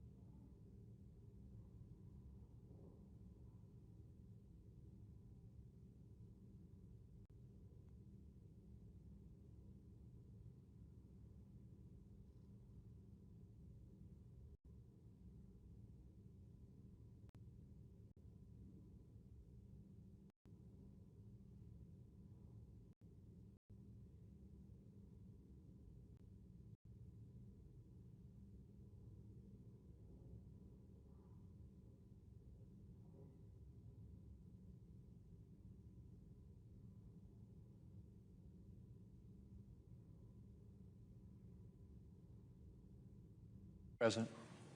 Chair recognizes the Majority Leader. Mr. President, I ask unanimous consent that following the remarks of Senators Murray and Collins, the post-cloture time be expired and the Senate vote on adoption of the motion to proceed. Further, if agreed to, and following recognition of the Majority Leader, it be in order for Senators Baldwin, Sanders, Slotkin, and Merkley to speak for up to 5 minutes each prior to a Baldwin motion to table and a Merkley motion to table if made. And following the disposition of that vote, if it's not agreed to, Senator Paul be recognized to speak for up to 9 minutes. And the Senate then vote in relation to the Paul Amendment number 3941. Further, following disposition of the Paul Amendment, the Senate vote on the motion to invoke cloture on the Collins Substitute Amendment number 3937. And if cloture is invoked, all post-cloture time be expired. The pending amendments other than the Collins Substitute be withdrawn, and the Senate vote on adoption of the Collins Substitute Amendment. And if adopted, the Senate vote on the motion to invoke cloture on H.R. 5371 is amended. Finally, if cloture is invoked, all post-cloture time be expired. The bill is amended to be read the third time, and the Senate vote on passage of H.R. 5371 is amended. And if passed, the motion to reconsider be considered made and laid upon the table with no intervening action or debate, and the mandatory quorum calls be waived. Is there an objection? Without an objection, so ordered.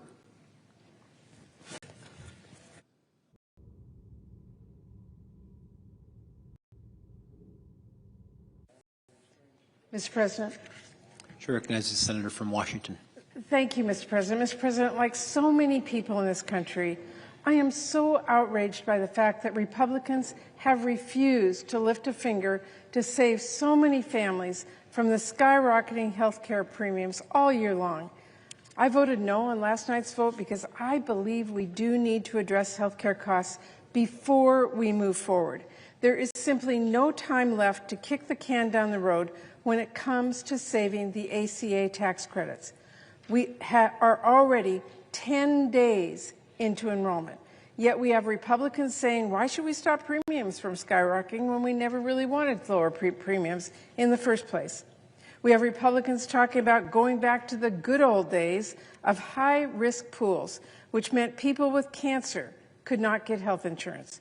We have Speaker Johnson bragging that Republicans strengthened health care by making the biggest cut to Medicaid in history. That's like saying you strengthened a ship by throwing the passengers overboard. And when Democrats offered a clean, one-year extension of the tax credit, which is truly the most straightforward and common sense thing we can do for people facing gigantic premiums hikes this year, Republicans said never, ever, ever, ever. They called it, quote, political terrorism. And to really put a fine point on it, they fired up the old bad ideas machine to try and find a new way to repeal the ACA. Republicans have gone from saying nothing about health care costs all year long to saying later, later, later, even after we are over a week into open enrollment and wasting every bit of time we had for real negotiations. Then, incredibly, Republicans started saying, let's scrap the Affordable Care Act altogether. Let's end protections for pre-existing conditions. By refusing to work with Democrats on a solution before open enrollment started, Republicans have already pushed millions of Americans off the health care cliff. The only question was and is, could we throw them a rope back up?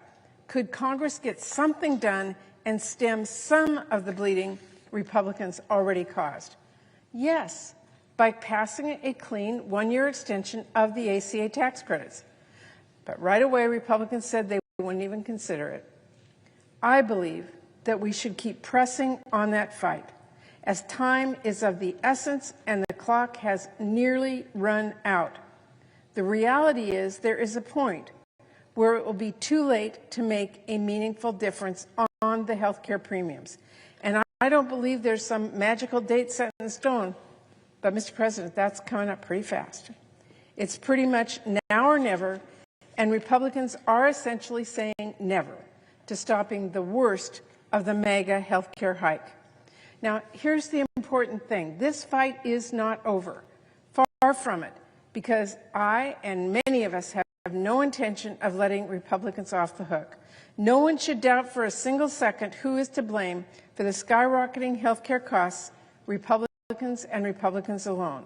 When families across America are paying the price that they will see for Republican inaction every month, I'll make sure every single one of them remembers the same Republicans who did everything in their power to make tax breaks for billionaires permanent, refused to even negotiate 1 year of health care tax credits for working families at a tiny fraction of the cost. Unfortunately, here we are, and it seems clear Republicans are feeling no urgency to act on health care before it's too late, even a quick, simple extension to help families. But, Mr. President, I want to be clear. While I cannot vote for this overall deal today, not when we still need to address health care, I do absolutely support the appropriation bills and CR that we will move forward, which do take meaningful steps to reject drastic cuts and extreme policies pushed by both Trump and House Republicans, and make sure that Congress, not Trump, is in charge of federal spending. It is important that Democrats were at the table on the CR and our first 3 funding bills, and used our spot at that table to fight for hardworking families in America. The difference is clear in the sharp contrast between the bills that were released yesterday and the bills written by the House Republicans and the budget put forward by President Trump.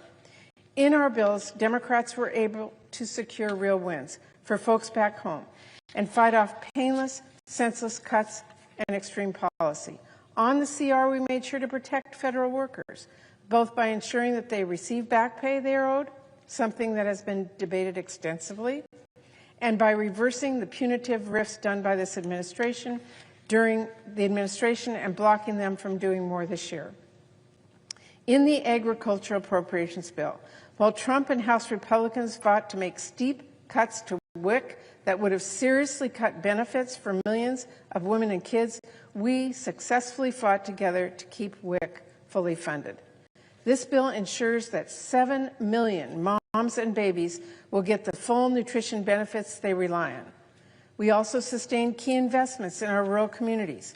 Because we rejected a Trump funding takeover, we protected housing support in rural communities and vital agricultural research happening across the country, including in my home state of Washington at WSU. We stopped Trump from blowing a truly massive hole in FDA's budget, which would have slowed drug approvals and seriously endangered our food supply. None of this is inconsequential. All of this matters. And I want to thank Chair Hoeven and Ranking Member Shaheen for all of their good work on that vital bill for our communities. In the military construction and veterans affairs bills, we were able to secure funding to make sure we're taking care of our veterans and our service members, and ensure that this administration keeps its promises to our veterans by ensuring staffing of critical services such as the crisis hotline centers. I want to thank Chair Bozeman and Ranking Member Ossoff for all their good work on this critical bill for our veterans and service members. And lastly, on the legislative branch bill, which is the smallest bill, it covers the important needs of this institution, from protecting GAO and CBO, the architect of the Capitol, our Capitol Police and other agencies that actually make this place work, to make sure our offices have what they need to take care of our constituents and keep our campus safe. We should all appreciate the hard work that went into completing that bill, and I want to thank Chair Mullen and Ranking Member Heinrich for all their work on that important bill and the critical matters within it to every senator in this chamber. Now, obviously, those are not the bills I would have written on my own. I have concerns we were not able to address in these bills, and Republicans were not open to some of them, but I still want to do more, Mr. President, when it comes to delivering critical investments for our communities and our country, and I will, as always, keep pushing my colleagues every day. But we did secure real wins for folks back home when Democrats and Republicans were able to sit down at the table together on funding, and they are immeasurably better than Trump and vote holding the pen, which is what the slush fund CR that we have been operating on this year has allowed. I'm proud of what we have been able to negotiate to protect key programs families and communities rely on, and protect our authority as lawmakers who are here to be a voice for our constituents. I want to emphasize that I really appreciate the work of my counterpart, the senior senator from Maine, Susan Collins, who's done incredible work on all these bills. I want to thank our subcommittee chairs and ranking members and all of our staff who worked hard to put these bills together. And I want to make clear I deeply appreciate the partnership of my colleagues on the Senate Appropriations Committee who've all worked in good faith during these very difficult times and these very difficult negotiations. No matter what, these bills need to get done. And our staff put in late nights, and our chairs and ranking members held countless conversations to compromise and work towards solutions. I hope to continue building on that progress and showing what it does look like when we come together and put families before politics. I look forward to getting our next minibus up on the floor to move multiple needed bills along that we have marked up in the committee and get those to conference. And I hope we can be on that package as soon as possible. I look forward to working with the senator from Maine and working to get those final bills completed so they too can be conferenced with the House as soon as possible. And I want to thank all of our committee members and staffs for their incredible work on these critical bills. We have a lot of work ahead, and I know we can get there. Passing full-year funding bills to ensure that Congress, not Trump or Russ vote, decides how taxpayer dollars are spent. We should never turn the keys over to Trump and his cabinet secretaries, allowing them to make unilateral cuts and to shift funding around however they please. Every day, they prove in a new way how critical it is that Congress assert its authority and rein in their chaos, and I will continue working to do that on the Appropriations Committee. But I also, Mr. President, need to continue fighting to stop the mega health care hike for as long as there is still time left on this clock to fix this. The reality is there is a point where it will be too late to make a meaningful difference. But until we reach that point of no return, we do have to fight tooth and nail to force Republicans to actually work with us on that issue. And because in this package, Republicans have yet to refuse to address the health care crisis families are facing right now, a crisis that gets work and harder to fix every single day, I will be voting no. Thank you, Mr. President. I yield the floor.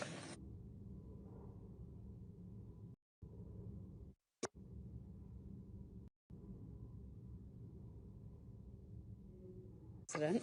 I recognize the senator from Maine.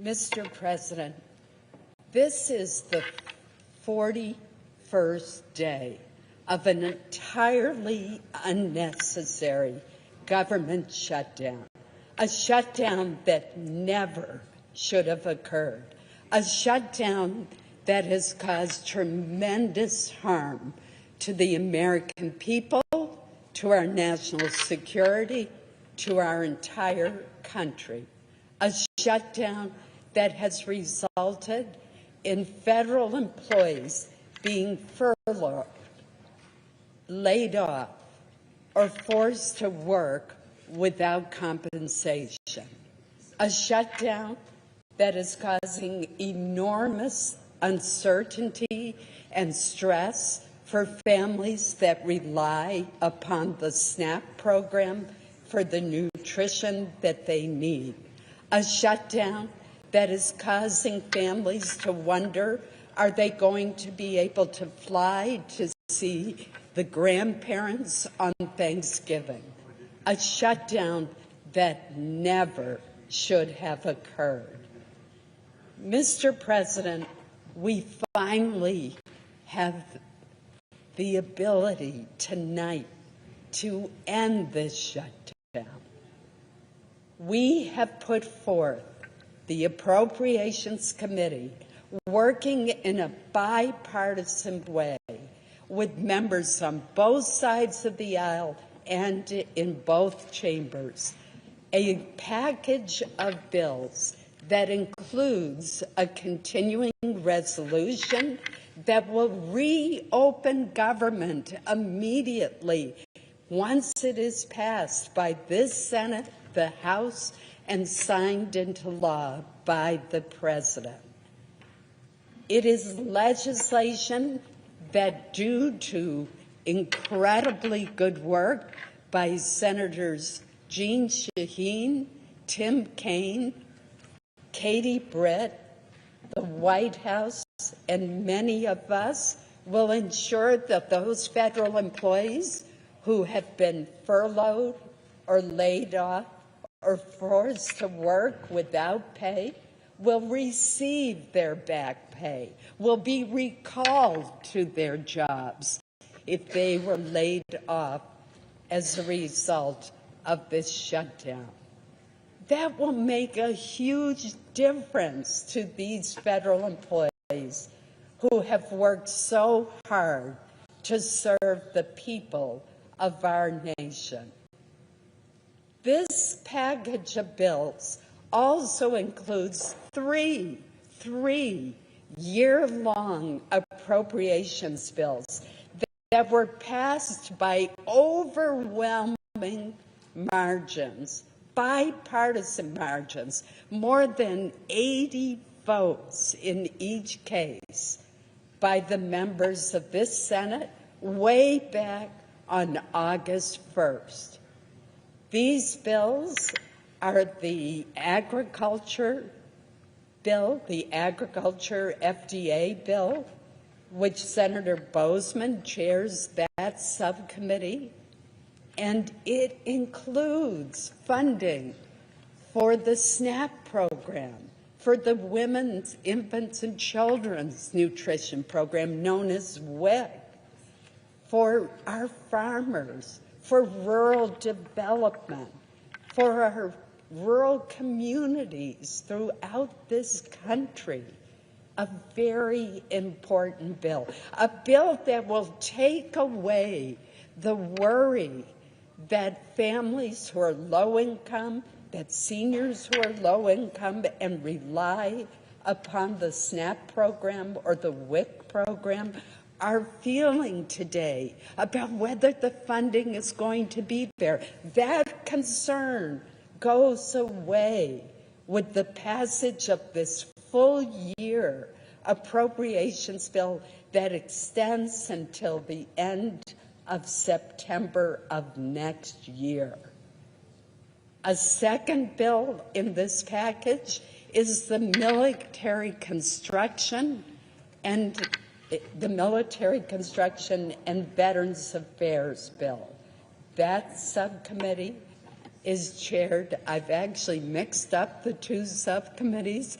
Agriculture is chaired by Senator Hoeven, and the Military Construction VA bill is chaired by Senator Boozman. They are both extraordinary chairmen who work in a bipartisan manner with their ranking minority members and with their House counterparts. Think about it. Tomorrow is Veterans Day. Wouldn't it be wonderful if tonight the Senate passes the bill that provides year-long funding through the end of this fiscal year to September 30th of next year for our VA? What a way to tell our veterans how much we value their sacrifice and their service, a debt to them that we can never fully repay. That is so important to get that bill through. And military construction projects, what a difference that makes to our troops all over the world. There are two that matter a great deal to me in the state of Maine.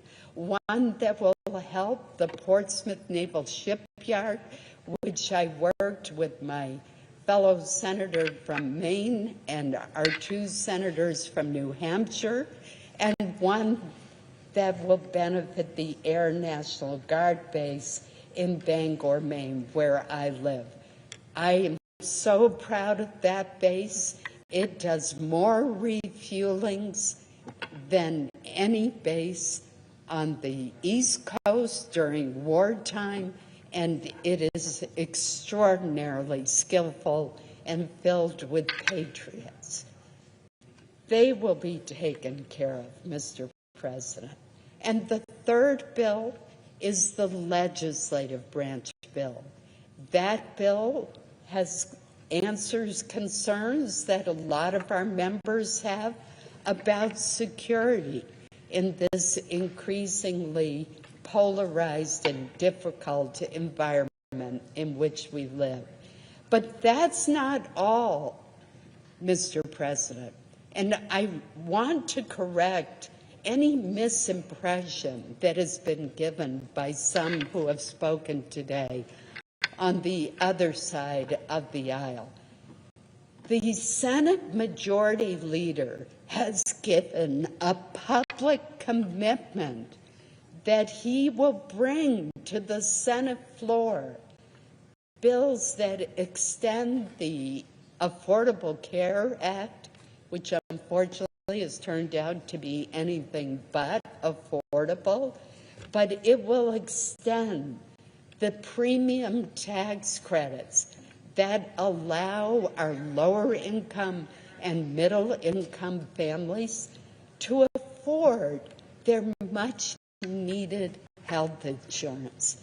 In many cases, these are individuals who are self-employed, so they do not get health insurance through the workplace, or they're the employees of small businesses that are unable to provide health insurance, particularly in this time when we're seeing skyrocketing premiums. So as I've said from the beginning, I support an extension of the ACA tax credits, but they need reform. It is wrong that wealthy families qualify for taxpayers subsidized tax credits for their health insurance when they can afford their own health insurance. That was a change in Obamacare that was made during COVID. We should take a look at what the original income cap was under the Affordable Care Act. It was 400% of the poverty level. Now, we can decide what it should be, but surely we ought to be able to agree in a bipartisan way that there should be some cap on income so that very wealthy individuals are not able to receive taxpayer-funded tax credits. Let's limit that to those who are in middle income and lower income families. So there are other great ideas that have been raised by our colleagues on how we can reform the ACA to make health insurance more affordable. And I know that the chairs of both the Health Committee, Senator Cassidy, who is a medical doctor, as well as Chairman Mike Crapo from the Finance Committee, have promised to have hearings to take a hard look at this, and we have the commitment of the Majority Leader to bring these bills to the floor. So it's just not true that we're ignoring this issue. We do need to act by the end of the year, and that is exactly what the Majority Leader has promised. In addition, he has pledged to bring additional year-long appropriations bills to the Senate floor, and we will be doing that shortly, and that is the right thing to do. I want to thank the eight Democrats who yesterday stood up for the American people and did what was right, pledged to reopen government, to pass these 3 appropriations bills that members of this chamber passed by over 80 votes on August 1st, and which will take away the threat of any kind of shutdown for the programs in those 3 bills. And as I mentioned, the last bill is the Ledge Branch bill. I want to thank Senator Mark Wayne Mullen for his leadership on that bill as well. We have terrific members of the Appropriations Committee on both sides of the aisle who have worked so hard. And I must say that I think all of them ought to be voting for this package of bills tonight. Mr. President, I made most of my comments yesterday when I brought these bills to the floor. There are others who are seeking recognition, so I will cease my remarks, but I just want to encourage everyone to cast their vote for this package of bills so that we can send it over to our House colleagues, where I hope they will do the same, and then send it to the President, who has already endorsed this package and pledged to sign the bill into law. Let's end this entirely unnecessary, shameful shutdown. Mr. President, I ask unanimous consent that there be 2 minutes of debate equally divided prior to each roll call in relation to calendar number 168, H.R. 5371. Without objection.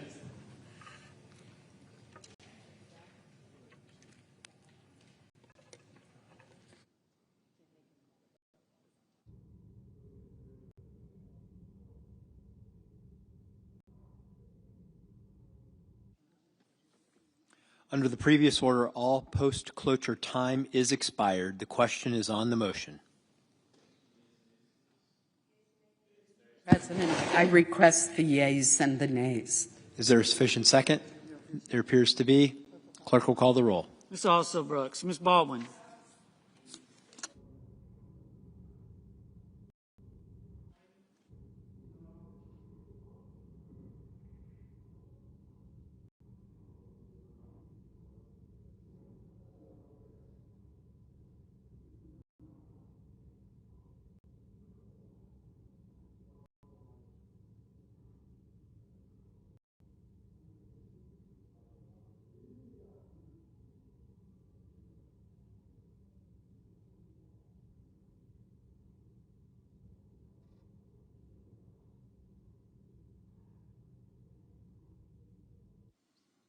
Mr. Banks.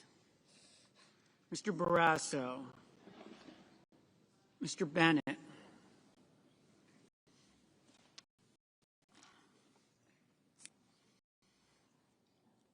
Mrs. Blackburn. Mr. Blumenthal.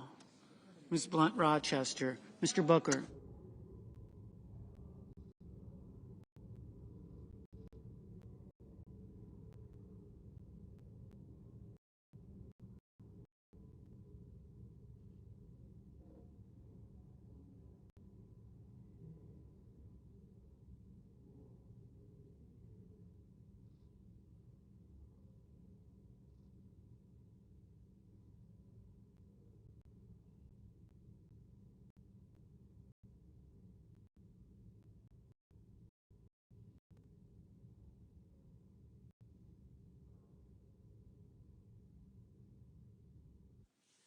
Mr. Booker, Mr. Bozeman, Mrs. Britt, Mr. Budd, Ms. Cantwell, Mrs. Capito, Mr. Cassidy, Ms. Collins, Mr. Coons, Mr. Cornyn, Ms. Cortez Masto, Mr. Cotton, Mr. Kramer, Mr.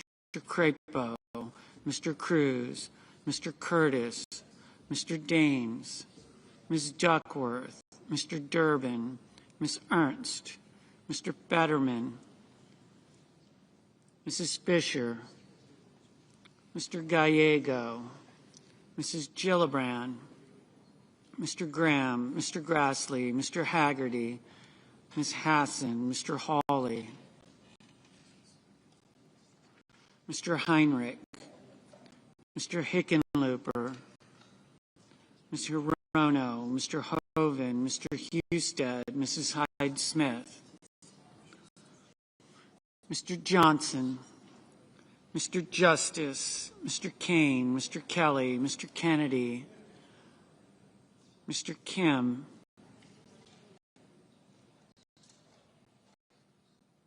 Mr. King, Ms. Klobuchar,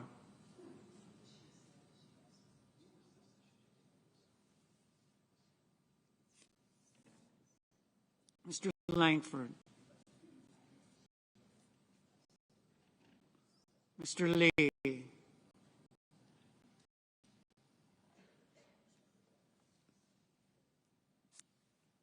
Mr. Lujan, Ms. Lummis,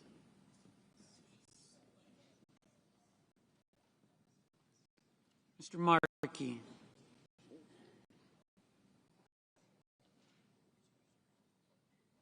Mr. Marshall,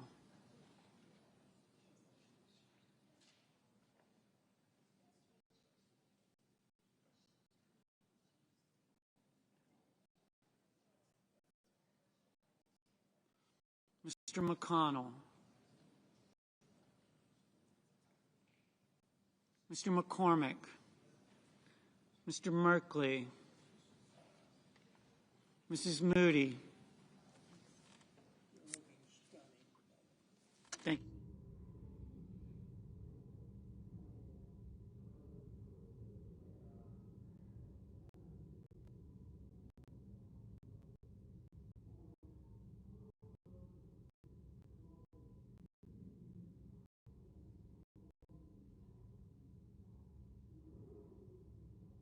Mr. Moran, Mr. Moreno, Mr. Mullen, Ms. Murkowski,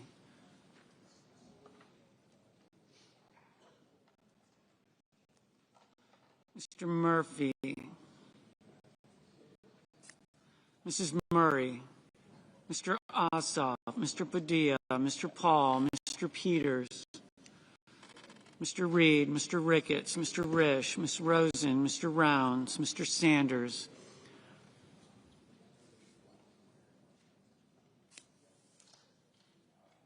Mr. Schatz, Mr. Schiff, Mr. Schmidt, Mr. Schumer, Mr. Scott of Florida, Mr. Scott of South Carolina, Mrs. Shaheen,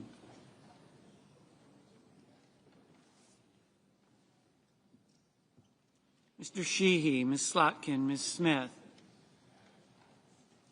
Mr. Sullivan, Mr. Thune, Mr. Tillis, Mr. Tuberville, Mr. Van Hollen, Mr. Warner, Mr. Warnock, Ms. Warren, Mr. Welch, Mr. Whitehouse, Mr. Wicker, Mr. Wyden, Mr. Young.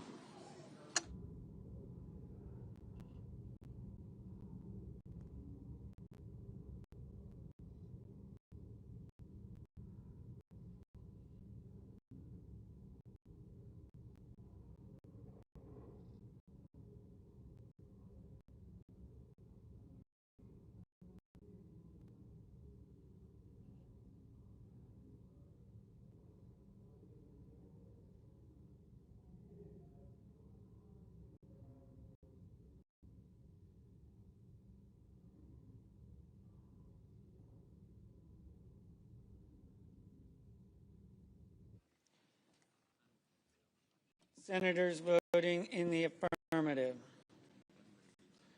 Barrasso, Collins, Cornyn, Daines, Graham, Husted, Hyde-Smith, Kennedy, King, Langford, Marshall, Moreno, Mullen, Rounds, Scott of Florida, Sheehy, Thune.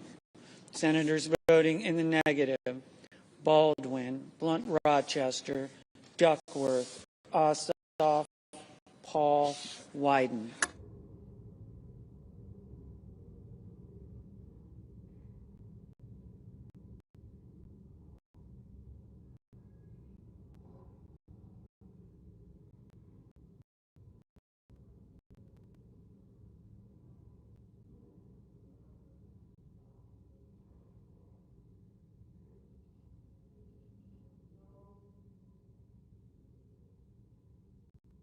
Mr. Schatz, Mr. Schatz, no. Mrs. Fisher, Mrs. Fisher, aye. Mr. Cruz, Mr. Cruz, aye.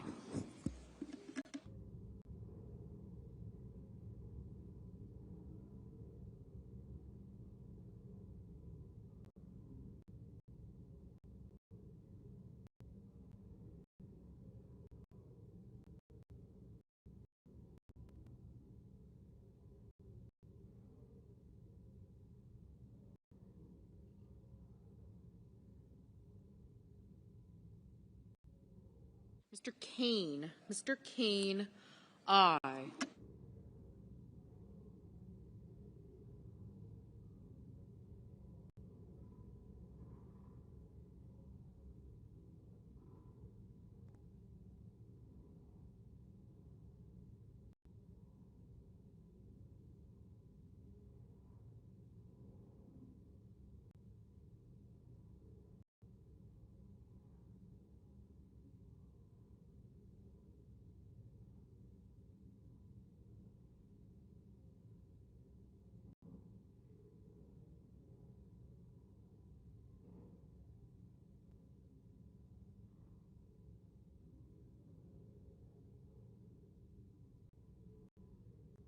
Ms. Hassan, aye.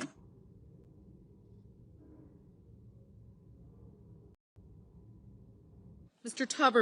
Tuberville, aye.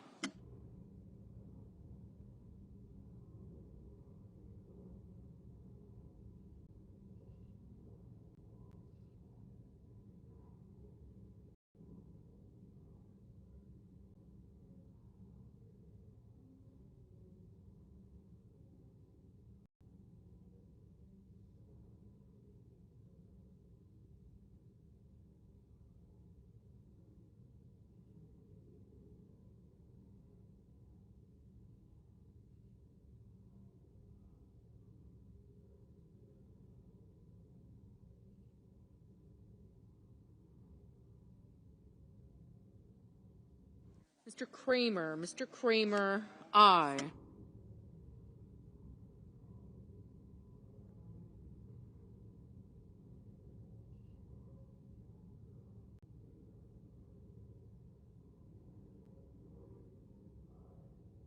Mr. Scott of South Carolina, aye. Mr. Tillis, aye.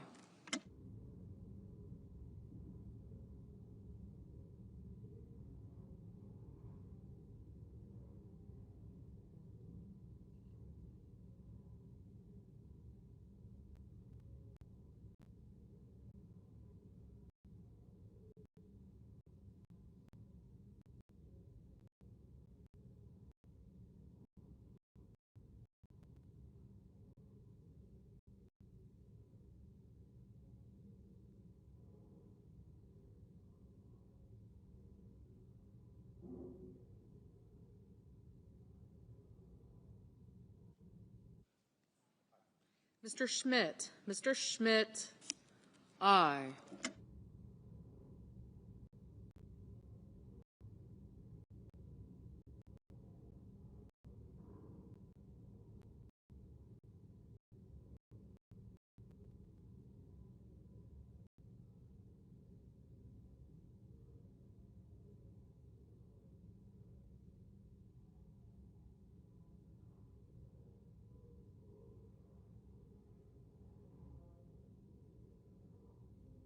Mr. Gallego, no.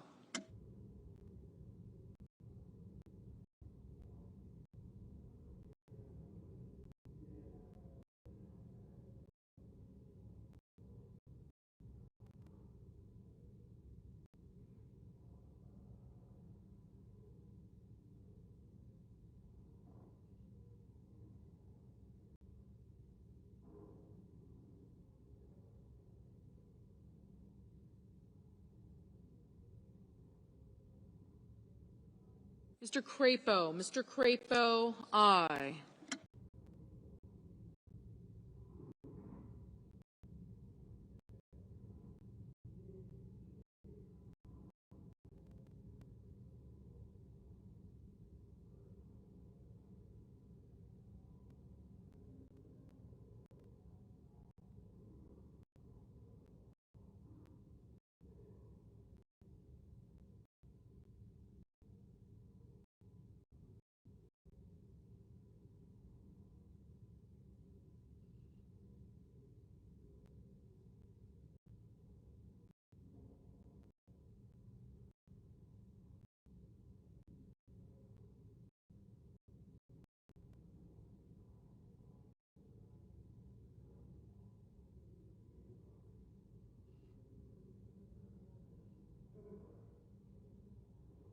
Mr. Padilla. Mr. Padilla, no.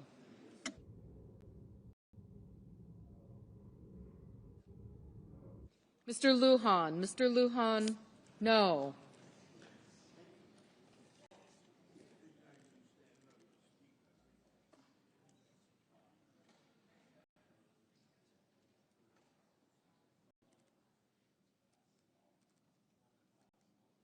Mrs. Capito. Mrs. Capito, aye.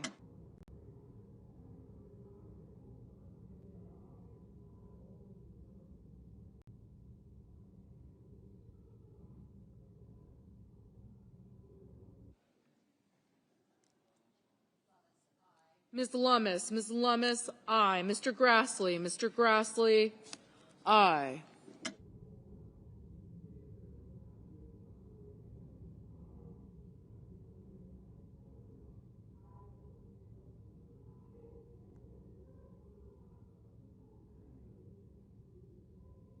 Mr. Durbin. Mr. Durbin, aye.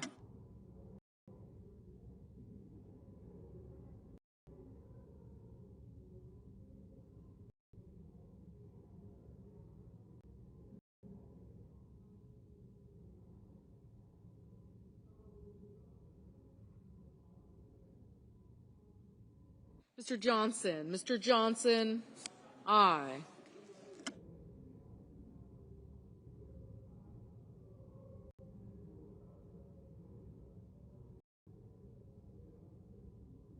Ms. Ernst. Ms. Ernst, aye.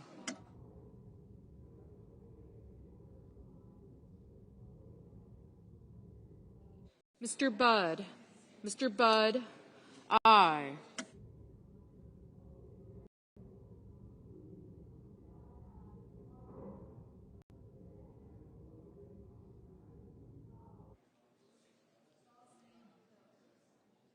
Mr. McConnell. Mr. McConnell, aye.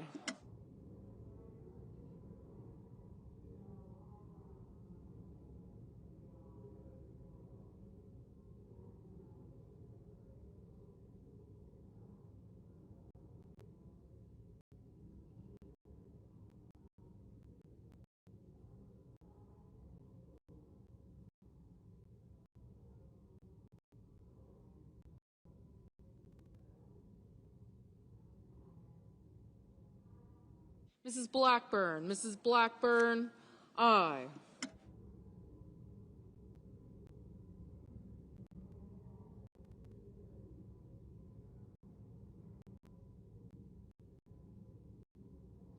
Mr. Young. Mr. Young, aye. Mr. Kim. Mr. Kim, no.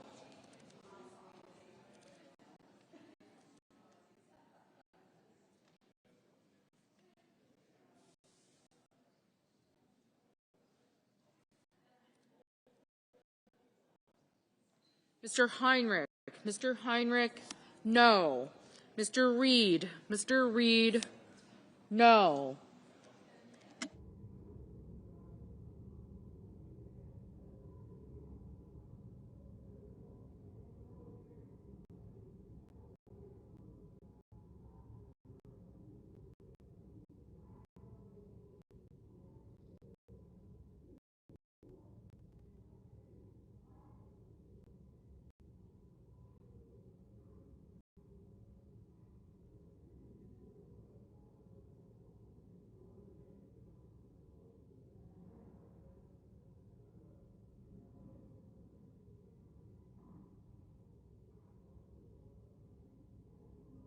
Mr. Ricketts. Mr. Ricketts, aye.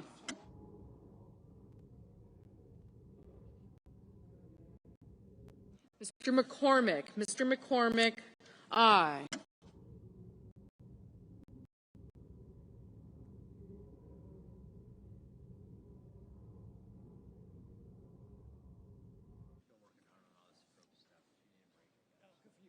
Mr. Van Hollen. Mr. Van Hollen, no. Mr. Welch. Mr. Welch, no.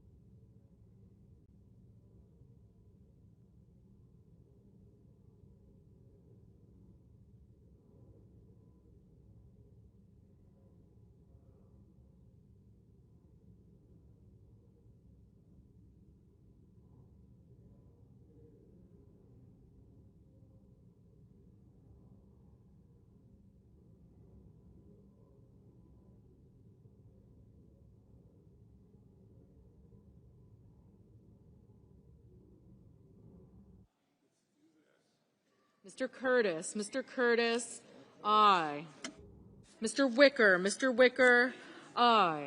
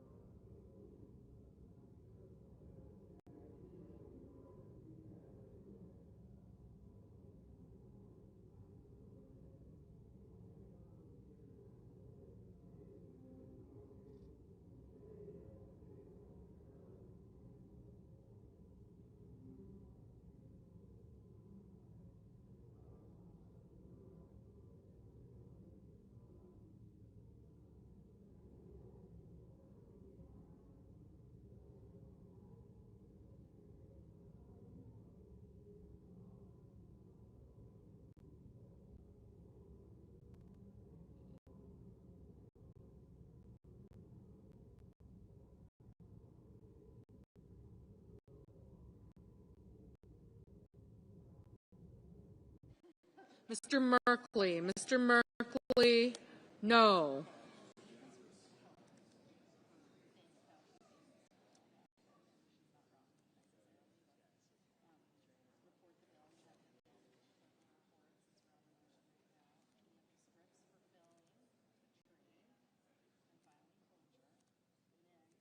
Mr. Peters. Mr. Peters, no. Ms. Warren. Ms. Warren, no. Mr. Hoven. Mr. Hoven, aye.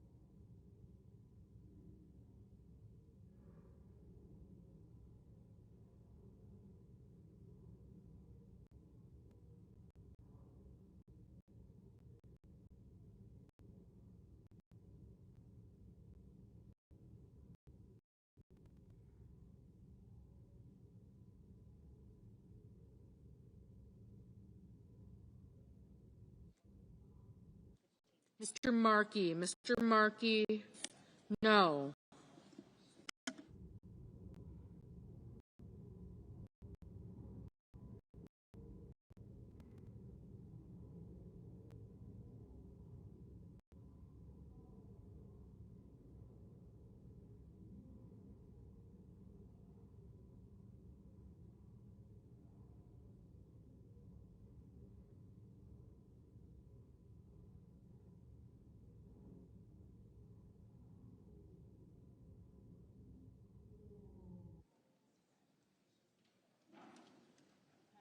Ms. Hirono. Ms. Hirono, no. Mr. Moran. Mr. Moran, aye. Mr. Kelly. Mr. Kelly, no.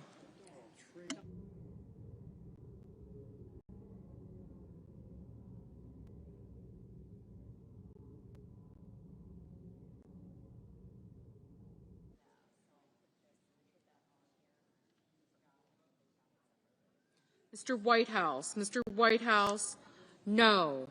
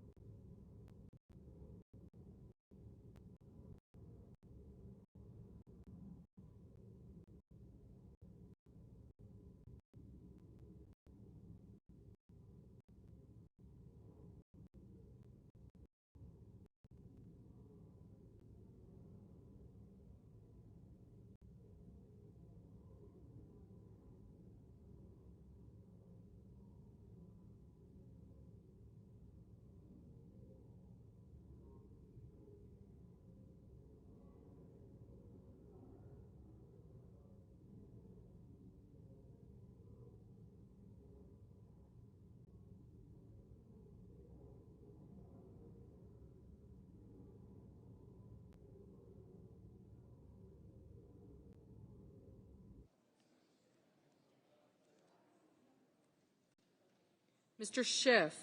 Mr. Schiff, no. Ms. Murkowski. Ms. Murkowski, aye.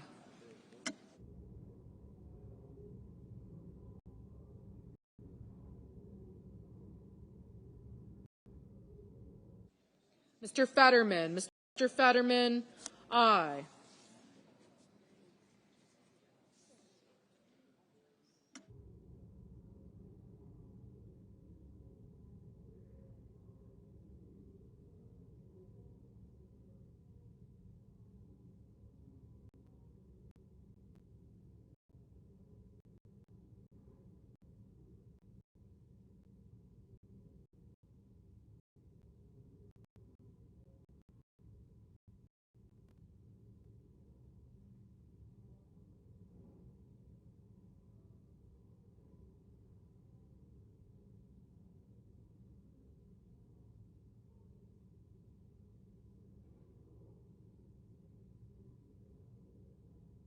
Mr. Murphy. Mr. Murphy, no.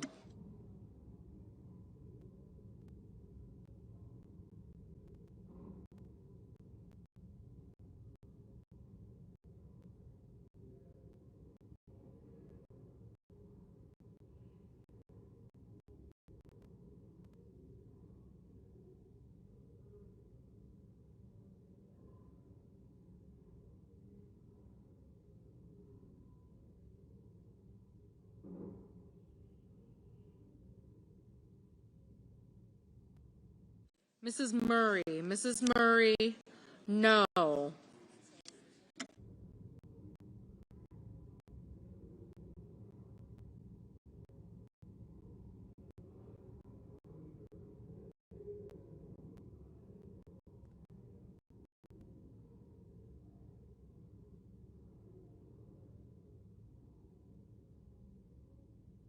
Mr. Cotton. Mr. Cotton, aye.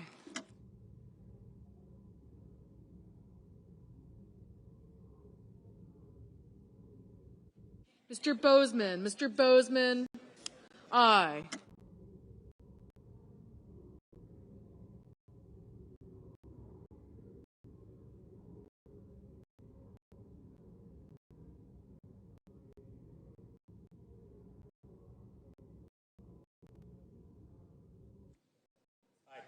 Mr. Lee. Mr. Lee, aye. Mrs. Moody. Mrs. Moody, aye.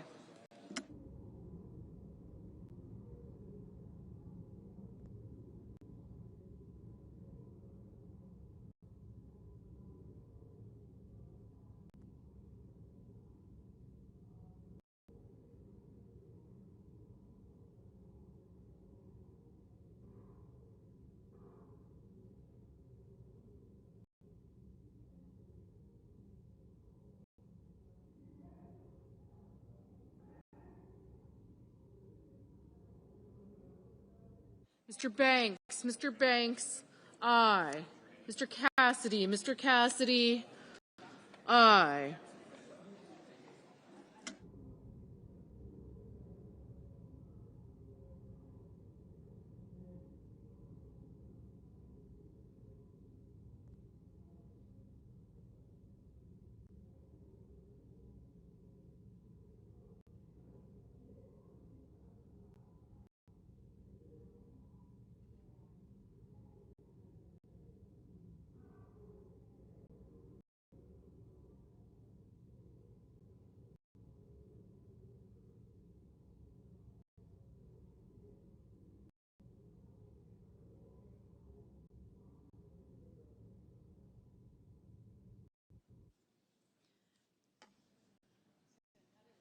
Ms. Smith. Ms. Smith, no.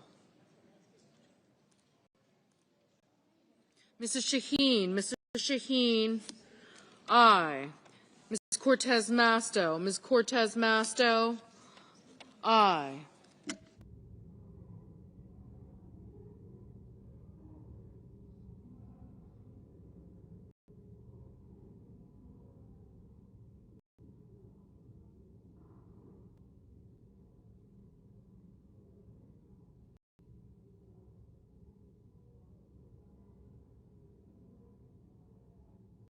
Mr. Hawley, aye.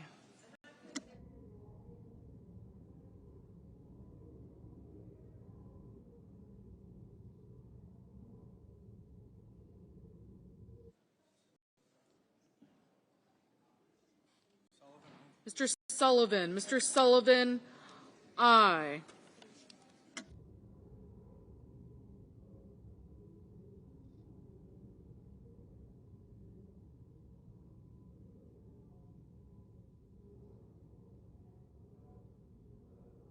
Mr. Bennett, no.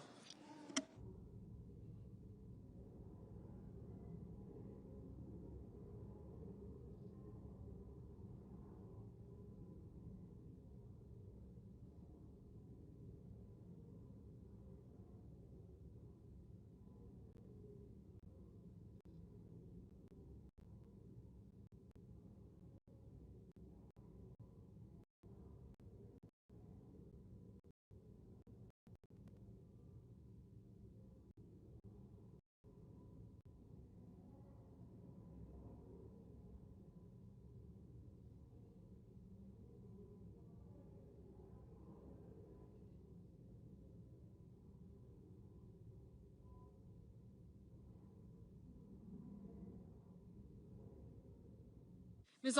Brooks, no.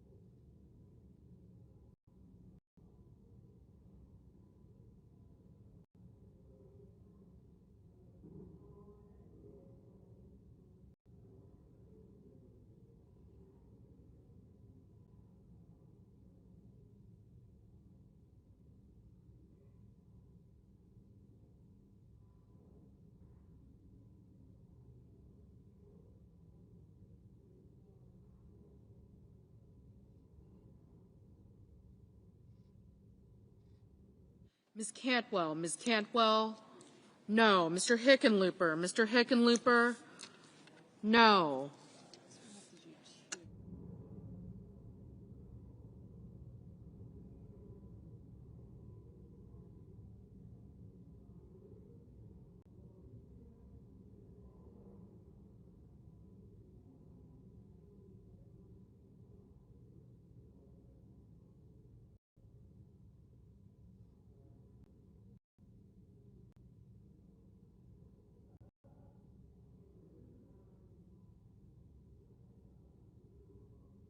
Mr. Booker, no.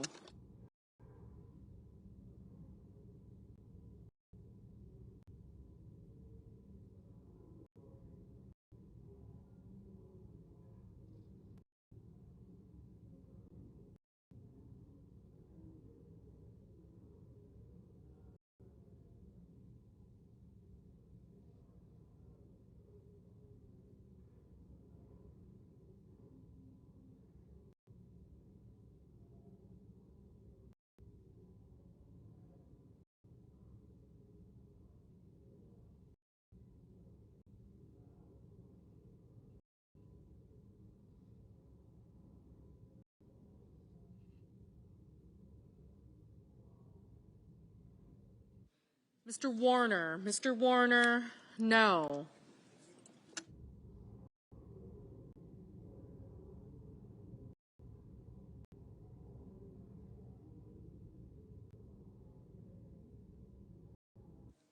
Mrs. Britt, aye.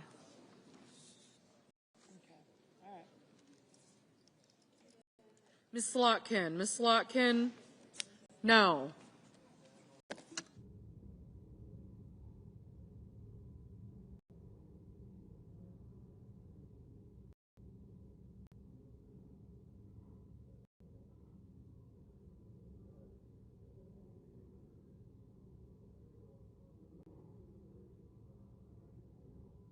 Mr. Risch. Mr. Risch. Aye.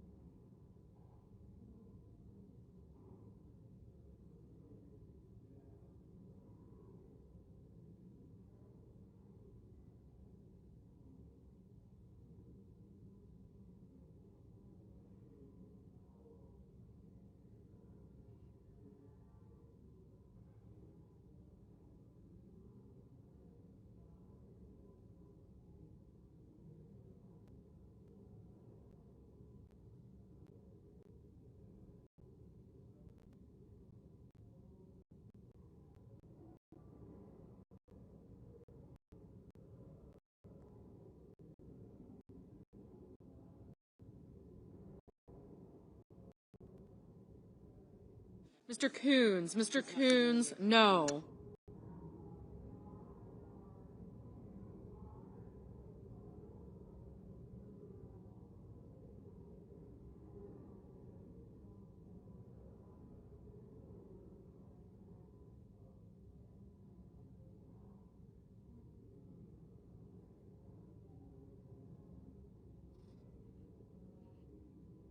Mr. Justice. Mr. Justice, aye.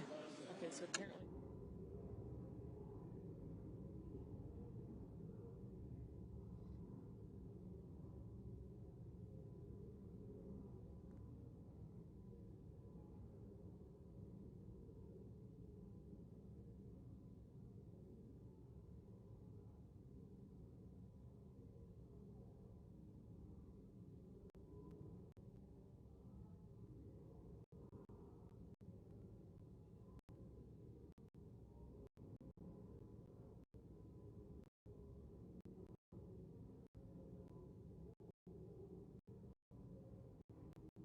Ms. Klobuchar. Ms. Klobuchar, no.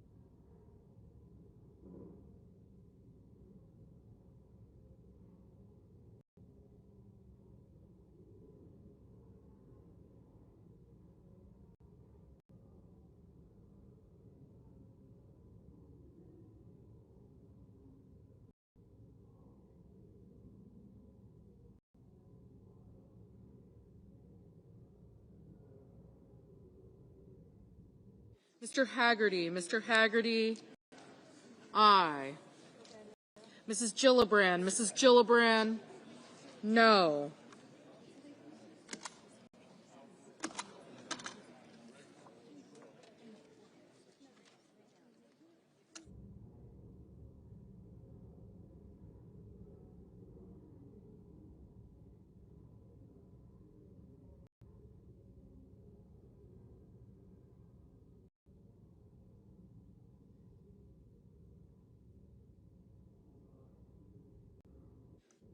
Ms. Rosen. Ms. Rosen, aye.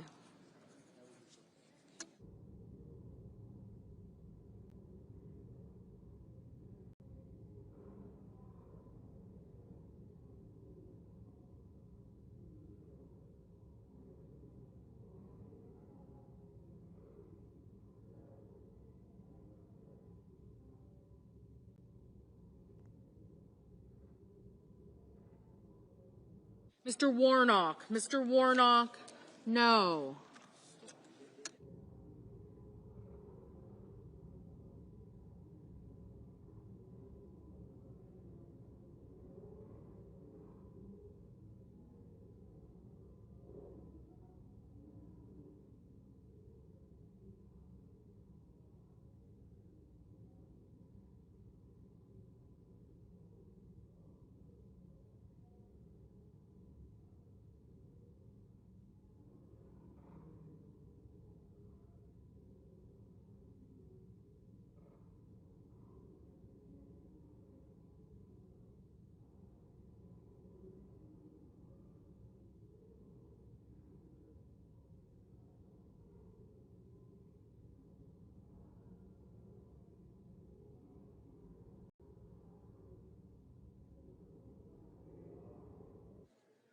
Mr. Blumenthal. Mr. Blumenthal, no.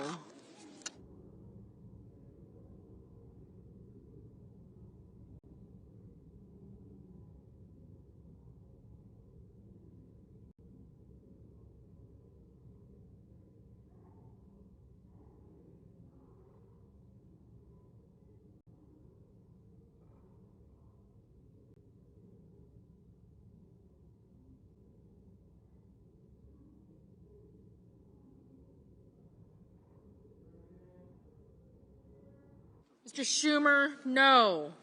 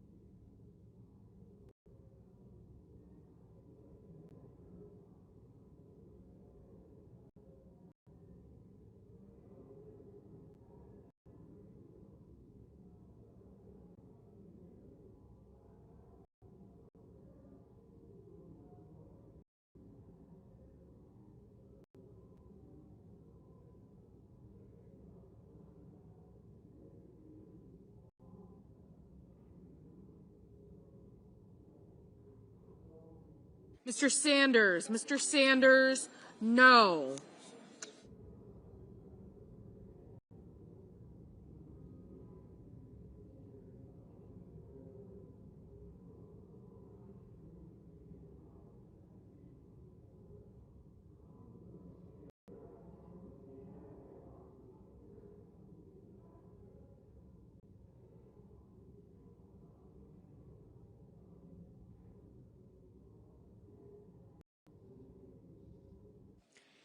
On this vote, the ayes are 60, the nays are 40, and the motion is agreed to.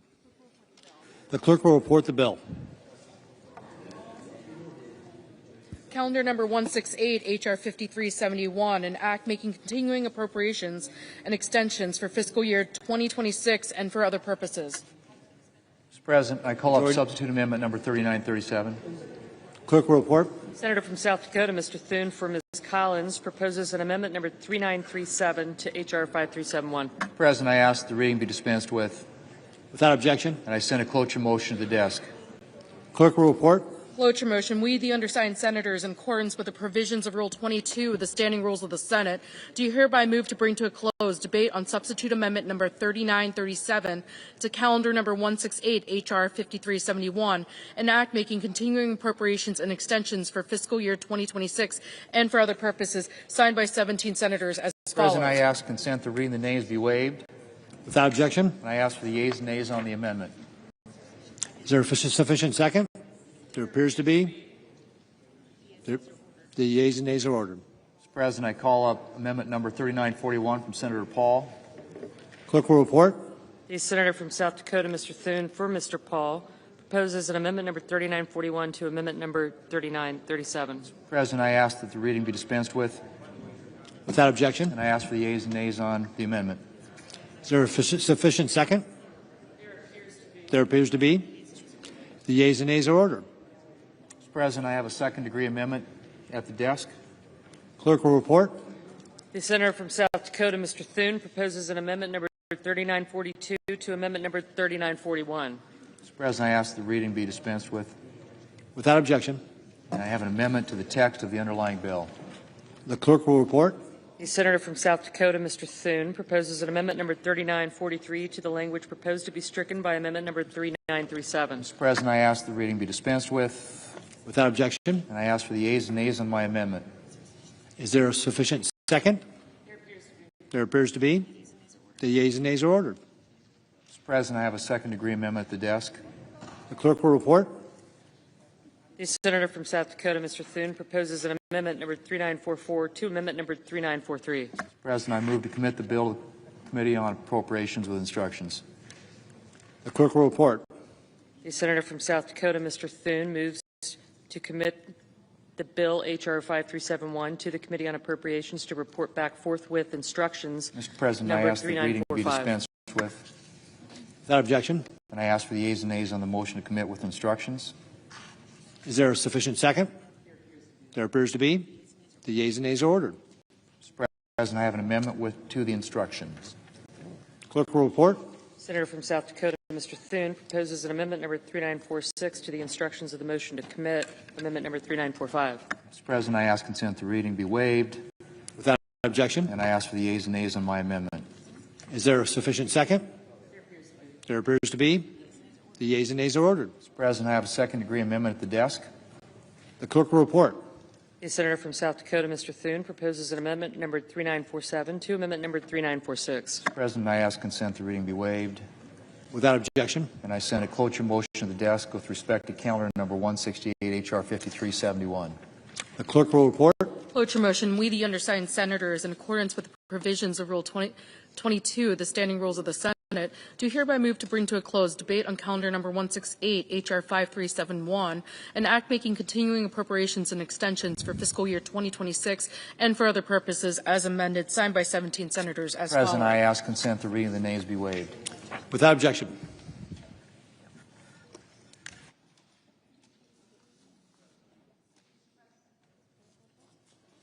Senator from Wisconsin.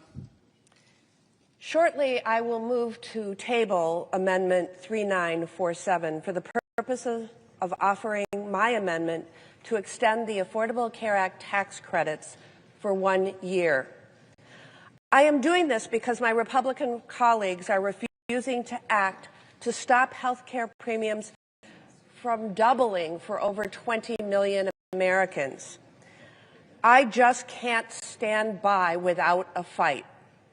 Americans have said loudly and clearly that they are in a health care crisis. That's not up for negotiation, but it didn't have to be this way. We're at this moment because Donald Trump and congressional Republicans have simply refused to address the biggest increase in American premiums they'll likely ever experience. For months, congressional Republicans and Donald Trump have refused to even talk to us about addressing it. Estimates show that 22 million Americans will see their premiums double on average. I'm getting calls daily from Wisconsinites begging me to stay in this fight. A couple in Door County, Wisconsin, told me their premium is rising by over $550 a month next year. Everything is already too expensive. So where are they supposed to find $6,500 extra dollars in their budget? Another couple from Butternut, Wisconsin, told me their premiums are going from $400 per month to over $5,000 per month. That's $55,000 more a year. As they wrote to me, health care tax breaks are not just numbers on paper. They are the lifeline that allows us to sleep at night knowing that we won't lose everything if one of us gets sick. Behind every one of the 22 million Americans who rely on these tax credits is a story, a family who has to put together a budget, who has to make the hard decisions of what they can afford for their family next year. Some are logging on to healthcare.gov right now and finding that they simply can't afford health insurance next year. That is unconscionable. Addressing this demands that we act now, not in a week, not next month, but now. That's why a handshake deal with my Republican colleagues to reopen the government and no guarantee to actually lower costs is simply not good enough. The people I work for need more than that. They need health care that they can afford, not a symbolic vote. For over a year now, I've been fighting to get a bill passed to avoid this very situation and make these tax credits permanent. My colleagues and I have tried every which way to get this bill passed. Every time my Republican colleagues killed the effort and put 22 million Americans on the path to pay more for health care next year. For 41 days, I've been clear. I will work with anyone to reopen the government and lower Americans' health care costs. And I'm not throwing in the towel until we've exhausted every option to make that happen. And that's why I've offered an amendment to extend tax breaks for Americans who buy their insurance through the Affordable Care Act for 1 year. My amendment is as straightforward as it gets. It would extend current law for 1 year, stop costs from skyrocketing for our constituents, and give us time to negotiate on health care costs without leaving 22 million Americans in the lurch. Is this everything I think we should do? No. We should make health care more affordable for everyone forever. But I am willing to compromise to avoid catastrophe for the families I work for. I am demanding that we take this vote so that we can actually provide some relief to millions of American families. The American people are desperate for health care that they can afford and demand that we do everything in our power to lower costs. This is a tool in my toolbox to try to lower their costs, so I'm using it. I've talked to so many of my Republican colleagues who want to do something here, who want to keep health care costs down for their constituents, who know their constituents in red states and districts will be hardest hit. Well, now is the time to show it. My sincere hope is that the Republicans join me so I can make this amendment to the continuing resolution and let 22 million Americans rest easier. I hope my Republican colleagues choose to join us. And now I yield to Senator Sanders. I want to thank the Senator for Wisconsin. Senator from Vermont is recognized. Thank you. I want to thank the Senator for Wisconsin for offering this important and very simple and straightforward amendment. Nothing can be simpler. Are you prepared, I say to my Republican friends, to sit back and allow over 20 million Americans to see a doubling of their health care premiums? In my state of Vermont, people who are 65, 63 years of age will in some cases see a tripling or a quadrupling, and that is the case in your states as well. And all that Senator Baldwin is saying is, let us take a deep breath. Let us make sure that people do not see an outrageous increase in their premiums. Let us not pave the way for 15 million Americans to lose their health care entirely because of savage cuts to Medicaid. All she is asking. Now, I noticed that recently some of my Republican colleagues are beginning to talk about the health care crisis. Well, during Trump's first 4 years, he had virtually nothing to say about the crisis, nothing to say about it in the next 4 years, but I'm glad that there is some discussion. The truth of the matter is, in my view, that the current health care system is broken, it is dysfunctional, and it is cruel. But I want to ask my Republican friends a simple question. Are you happy with the fact that here in the United States we are the only major country not to guarantee health care to every man, woman, and child. We are unique. That's not the kind of exceptionalism we should be proud of. Are you happy that we are paying twice as much per capita for health care, over $14,000 per person, than any other major country, and yet we have 85 million Americans who are uninsured or underinsured? Are you content with the fact that the insurance companies and the drug companies are making huge profits, paying their CEOs exorbitant salaries? Are you happy with that? Are you happy that patients in America have to get on the phone and fight like crazy and deal with all kinds of bureaucrats in order to get the health care that they paid for in an incredibly complicated, broken system? So if you want to have a debate about health care, let's have that debate. I happen to believe that we should join the rest of the industrialized world, guarantee health care to all people through a Medicare for all single-payer system. You got a better idea, bring it forward. But what we should agree upon is that you don't raise premiums by 100% or in some cases triple or quadruple. Let's take a deep breath. Let's extend these ACA subsidies for another year. Let's have that debate on health care. That's what the American people want. And with that, Mr. President, I would yield to the Senator from Michigan. Thank you, Mr. President. Senator from Michigan is recognized. Thank you, Mr. President. Rise today in support of Ms. Baldwin's amendment on a clean one-year extension of the healthcare.gov credits. Since July, I've been really clear. If you want me to vote on a deal, it's got to do something to bring down the cost of health care because of the health care crisis that Republicans in this chamber precipitated back in July. Just to review the bidding. In July, the big, beautiful bill, which all of you voted for, most of you voted for, slashed Medicaid and slashed coverage for people on healthcare.gov.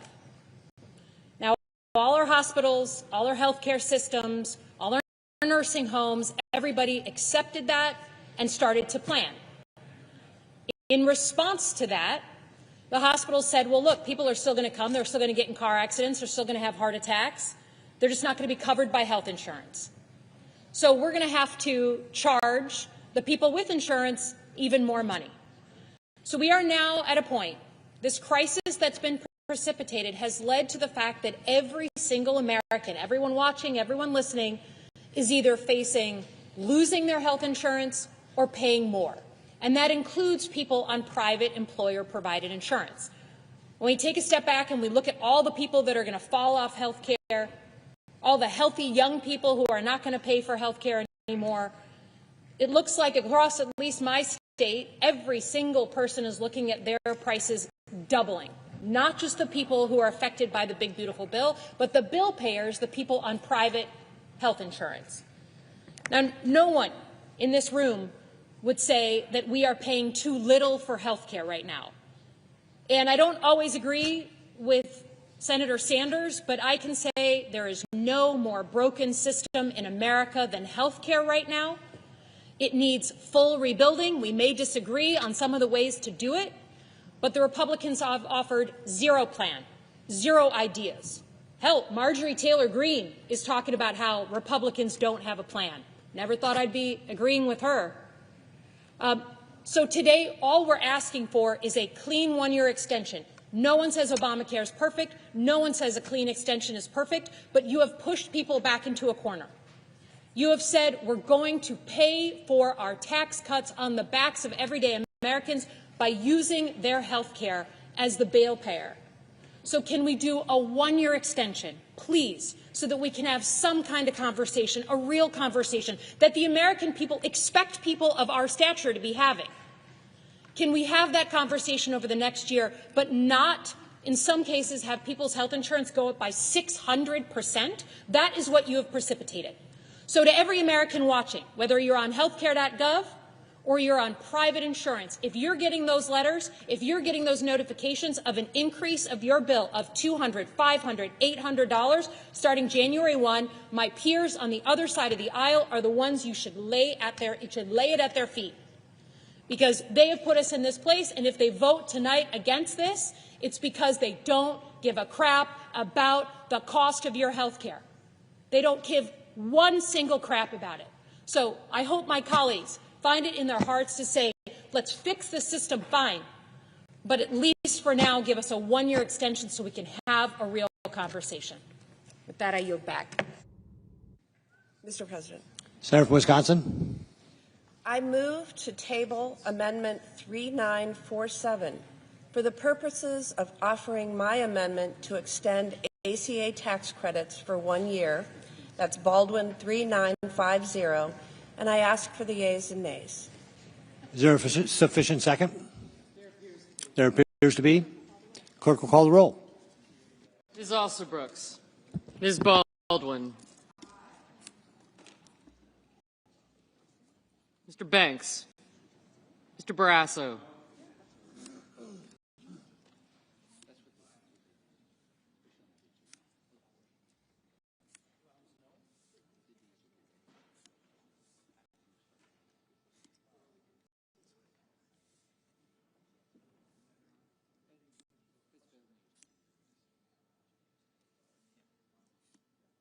Mr. Bennett.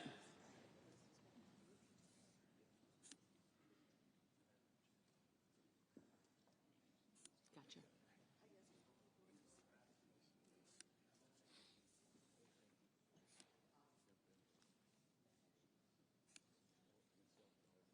Mrs. Blackburn, Mr. Blumenthal. Ms. Rochester. Mr. Booker. Mr. Bozeman. Mrs. Britt. Mr. Budd, Ms. Cantwell. Mrs. Capito. Mr. Cassidy. Ms. Collins.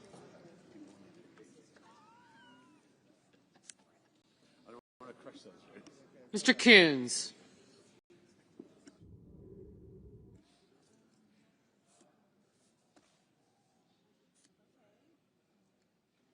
Mr. Cornyn. Ms. Cortez Masto. Mr. Cotton. Mr. Kramer. Mr. Crapo. Mr. Cruz. Mr. Curtis. Mr. Daines.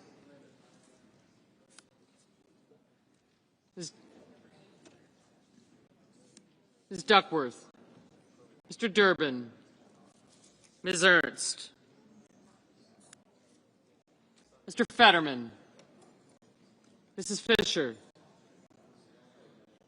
Mr. Gallego. Mrs. Gillibrand. Mr. Graham.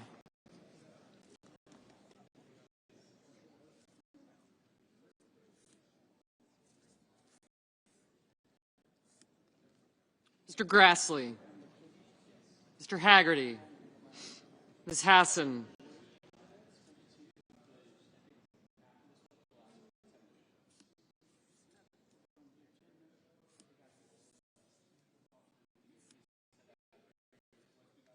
Mr. Hawley.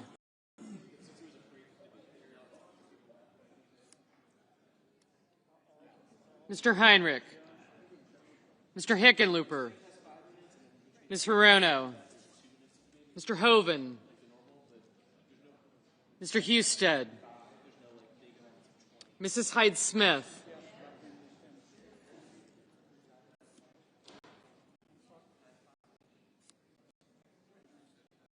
Mr. Johnson. Mr. Justice. Mr. Kane.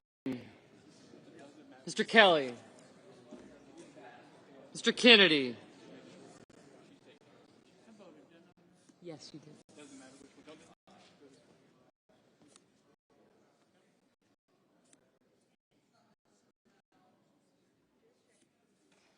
Mr. Kim.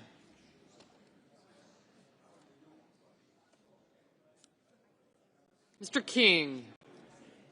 Ms. Klobuchar, Mr. Lankford, Mr. Lee, Mr. Lujan, Ms. Lummis, Mr. Markey, Mr. Marshall, Mr. McConnell, Mr. McCormick, Mr. Merkley, Mrs. Moody, Mr. Moran, Mr. Marino, Mr. Mullen,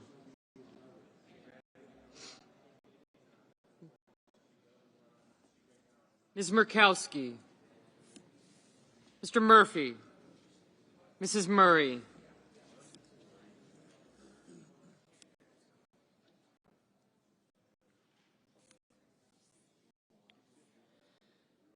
Mr. Ossoff, Mr. Padilla, Mr. Paul, Mr. Peters, Mr. Reed, Mr. Ricketts, Mr. Risch, Ms. Rosen, Mr. Rounds, Mr. Sanders, Mr. Schatz, Mr. Schiff, Mr. Schmidt, Mr. Schumer, Mr. Scott of Florida, Mr. Scott of South Carolina, Mrs. Shaheen,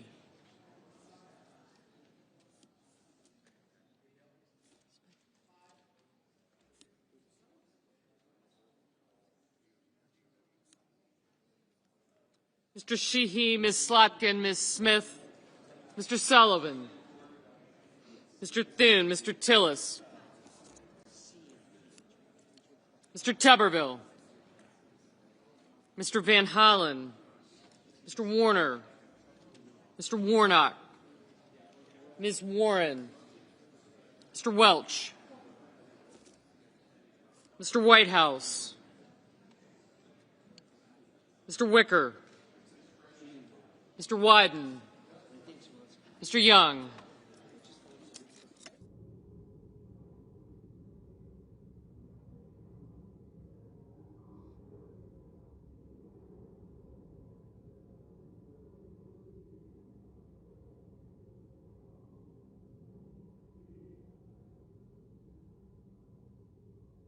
Senators voting in the affirmative: Baldwin, Bennett, Blunt Rochester, Cantwell, Coons, Cortez Masto, Durbin, Gillibrand, Hassan, Hirono, King, Merkley, Murphy, Murray, Reed, Sanders, Schatz, Shaheen, Slotkin, Smith, and Welch.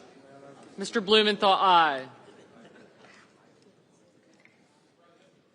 Mr. Ossoff, aye.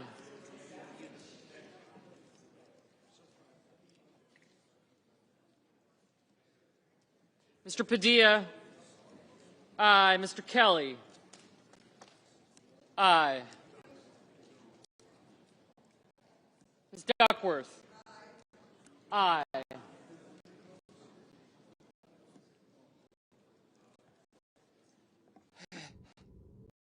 Senators voting in the negative: Banks, Barrasso, Blackburn, Bozeman, Britt, Budd, Capito, Cornyn, Cotton, Kramer, Crapo, Cruz, Graham, Grassley, Haggerty, Husted. Okay.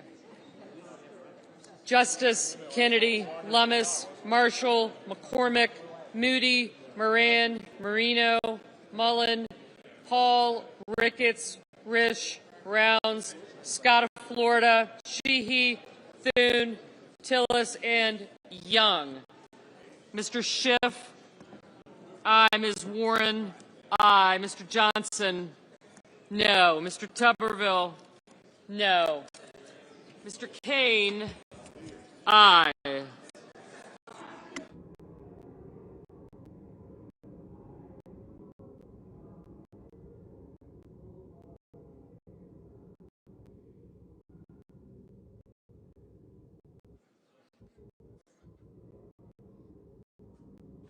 Ms. Alsobrooks, aye.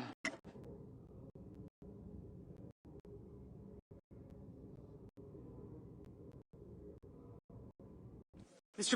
Peters, aye.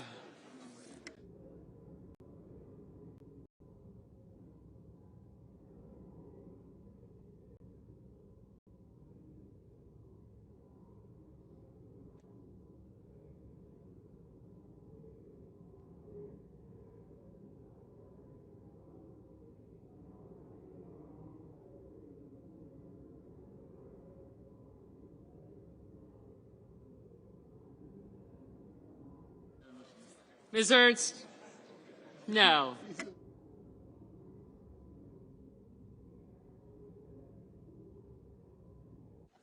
Ms. Murkowski, no. Mr. Wyden, aye. Mr. Schmidt, no.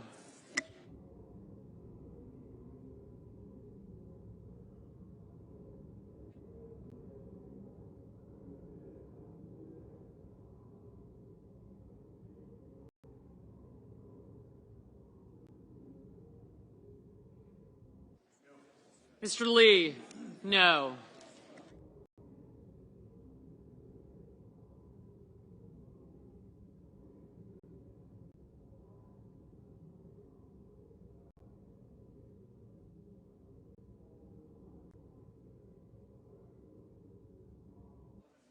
Mr. Sullivan, no.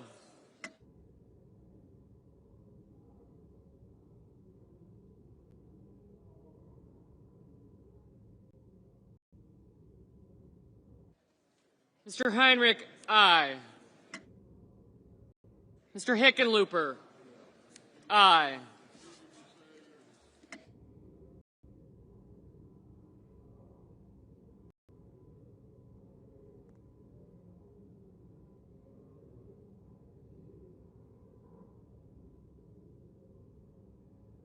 Mr. Curtis, no.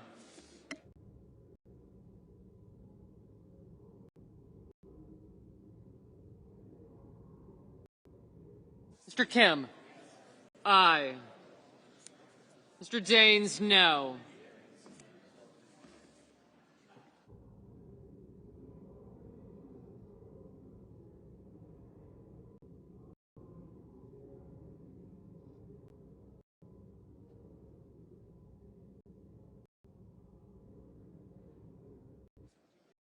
Mr. Whitehouse, aye.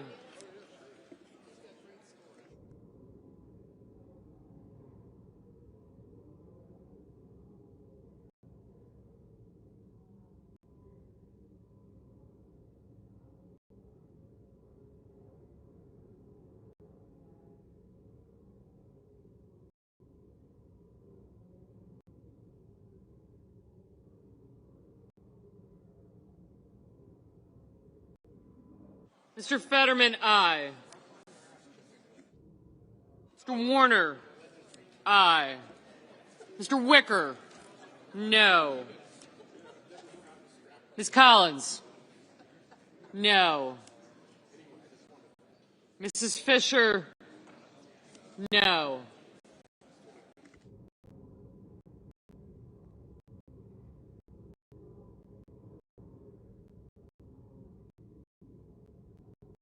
Mr. Hoven, no.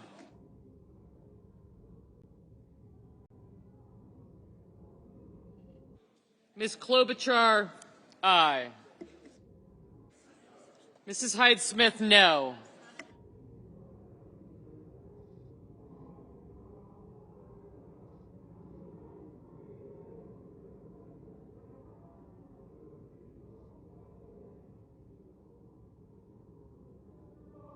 Mr. Booker, aye.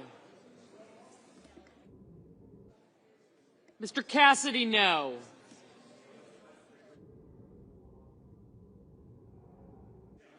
Mr. Lujan, aye.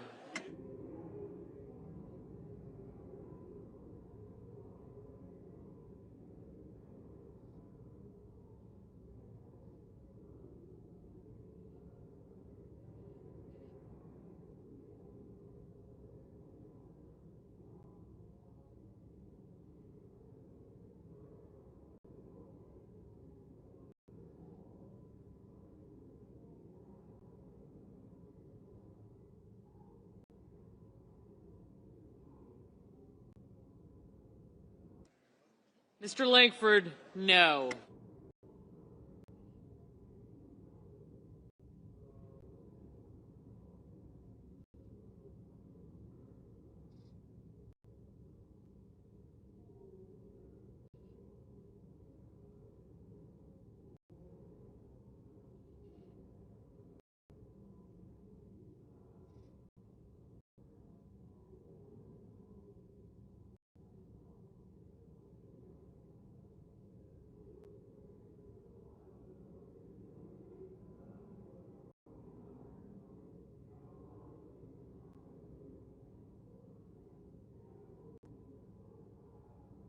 Mr. Hawley, no.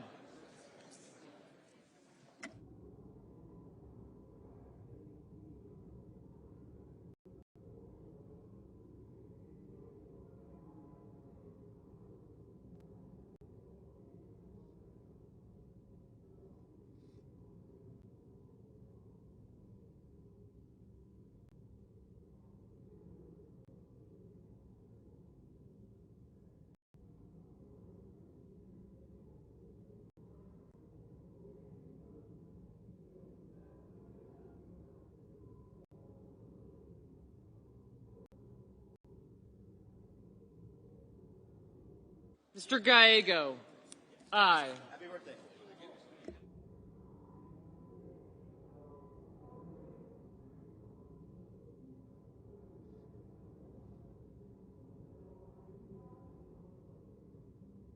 Mr. Warnock, aye.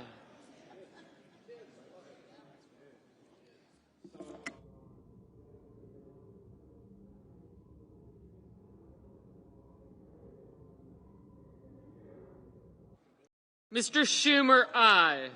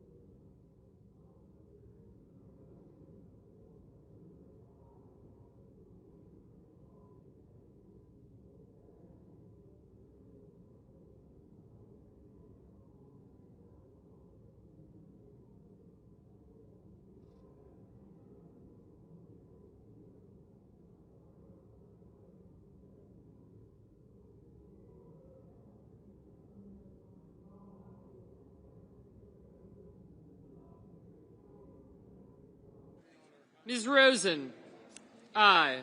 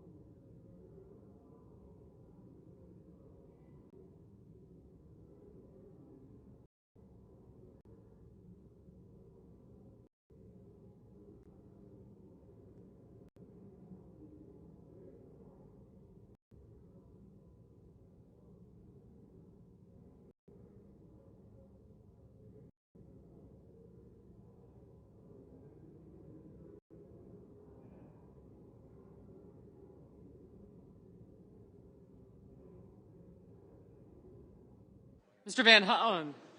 Mr. Van Hollen, aye. Mr. Markey?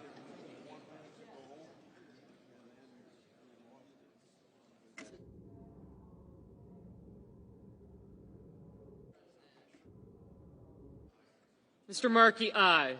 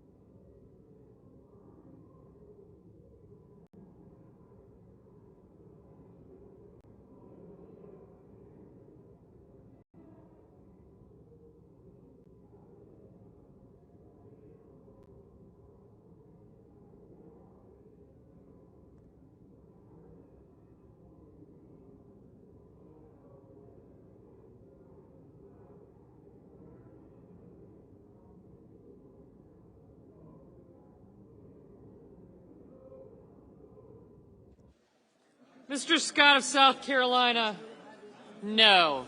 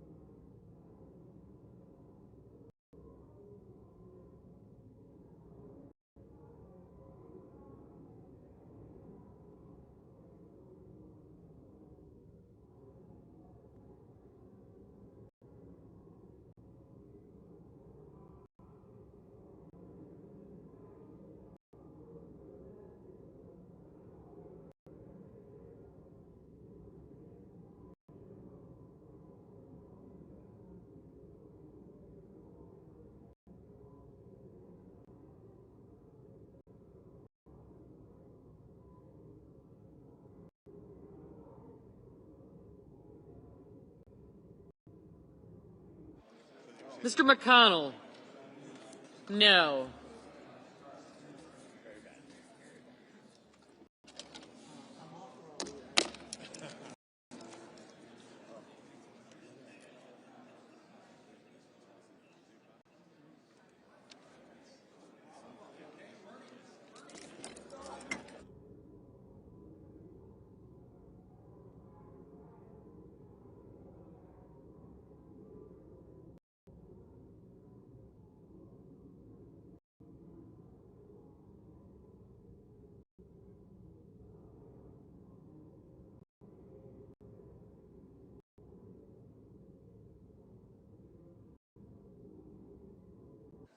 On this vote, the yeas are 47, the nays are 53. The motion is not agreed to. Mr. President. I recognize the senator from Oregon. Mr. President, I want to provide an opportunity tonight for us all to stand up for the Constitution, one of the most important powers that we have here as a Congress, and that is the ability to design a program and to fund a program. And once that's been signed into law by a President of the United States, it's the law of the land. The President has the responsibility to execute that program as designed and funded.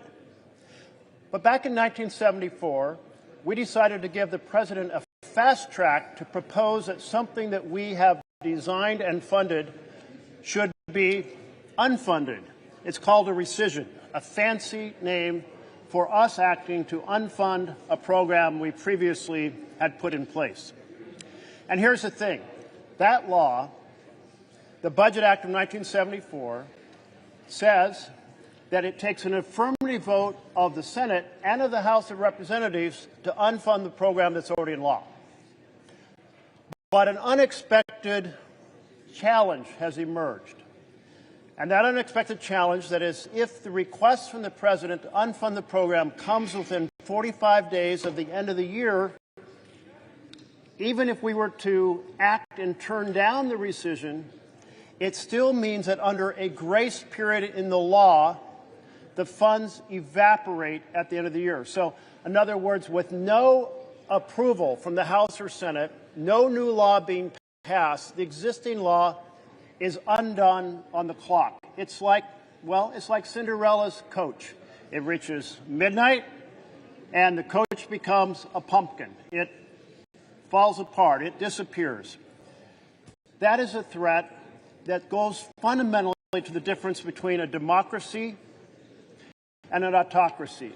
In a democracy, we come together with all of our varied experiences, with all of our different parts of the country, and we say, here's programs and funding that fit our nation as a whole. It's a master compromise. But in an authoritarian government, one person decides what's funded and what isn't. And that is what happens in this special power when it's submitted within 45 days of the end of the fiscal year. So, however much one may like or dislike a given president in power, support or oppose, all of us have a responsibility to stand up for our constitutional power of the purse, that all of America will be served by the laws we pass, and that if they are to be undone, they have to be voted on by this chamber and the chamber down the hall in an affirmative fashion. So I will, at the appropriate moment, a minute or two from now, propose at that point to table an amendment that's in the tree so we can submit an amendment that will defend our Constitution, defend Article I power, defend our democracy. Thank you, Mr. President. Got it. Mr. President. Recognize the Majority Leader. Mr. President, I would ask unanimous consent that the remaining roll call votes be 10 minutes in length. Without objection, there will now be 2 minutes of debate equally divided.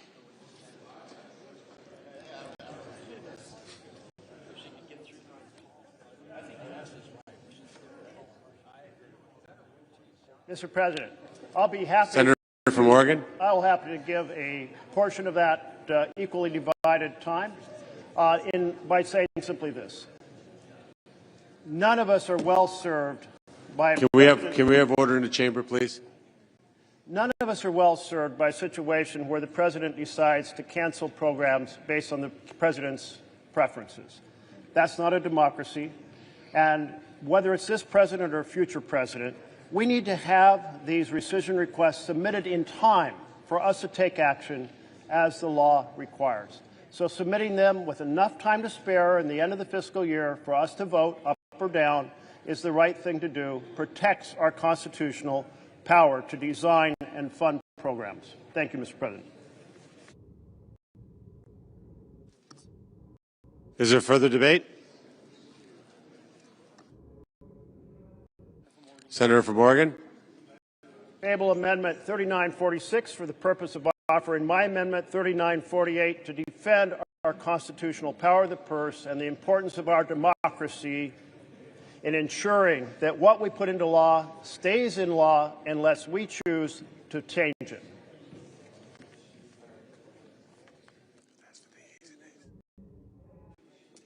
Is there a sufficient second? There appears to be. The clerk will call the roll. Ms. Alsobrooks, Ms. Baldwin.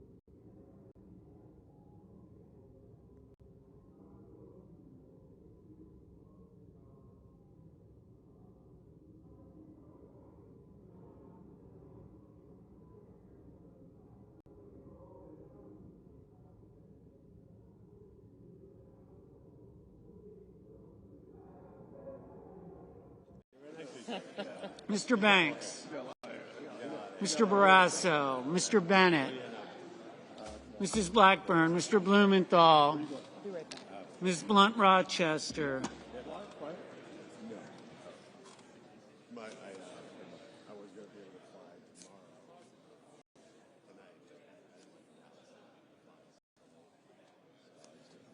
Mr. Booker, Mr. Bozeman, Mrs. Britt, Mr. Budd, Ms. Cantwell,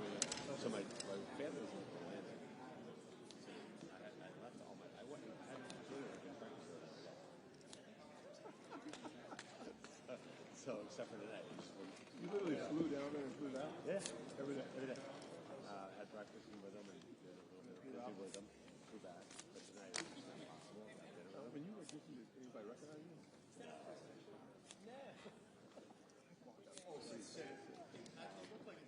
Mrs. Capito, Mr. Cassidy, Ms. Collins, Mr. Coons, Mr. Cornyn, Ms. Cortez Masto, Mr. Cotton, Mr. Kramer, Mr. Crapo, Mr. Cruz, Mr. Curtis, I love it. I love it. Mr. Gaines, Ms. Duckworth,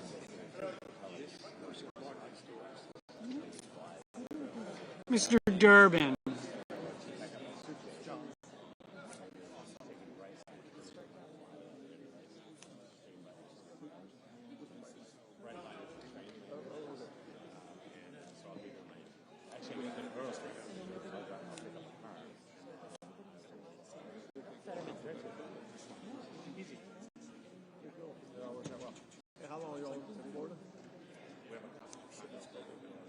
Ms. Ernst, Mr. Fetterman, Mrs. Fisher, But I like that. Swoop in. That's good. Mr. Gallego, Mrs. Gillibrand, Mr. Graham, Mr. Grassley, Mr. Haggerty, Ms. Hassan, Mr. Hawley, Mr. Heinrich, Mr. Hickenlooper, Mr. Rono,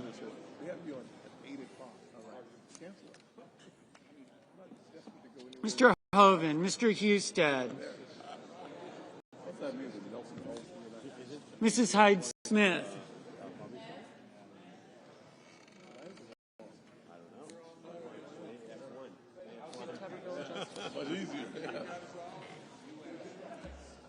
Mr. Johnson, Mr. Justice, Mr. Kane,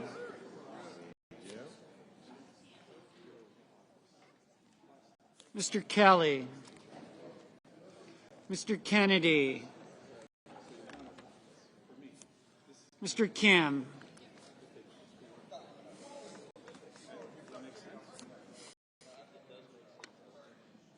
Mr. King,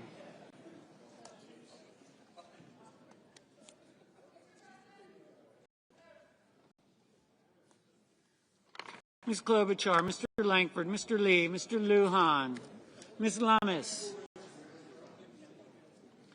Mr. Markey,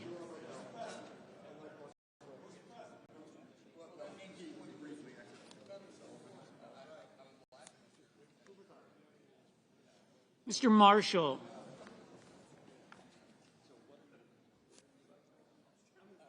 Mr. McConnell,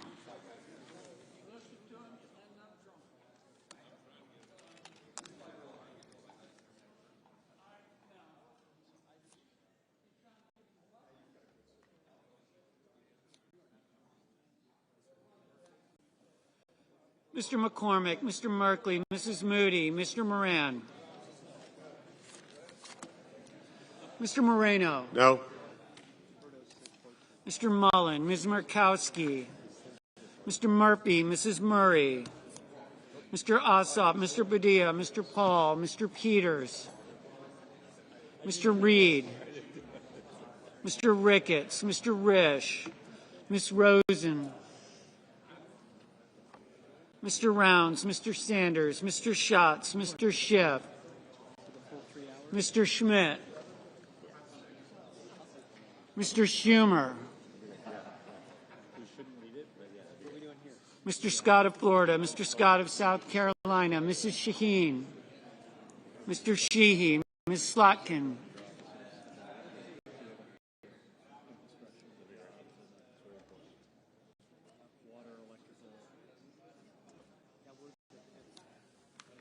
Ms. Smith, Mr. Sullivan, Mr. Thune, Mr. Tillis, Mr. Tuberville, Mr. Van Hollen, Mr. Warner, Mr. Warnock, Ms. Warren,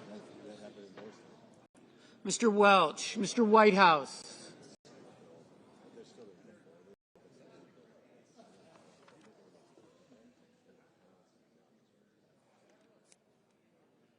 Mr. Wicker, Mr. Wyden, Mr. Young.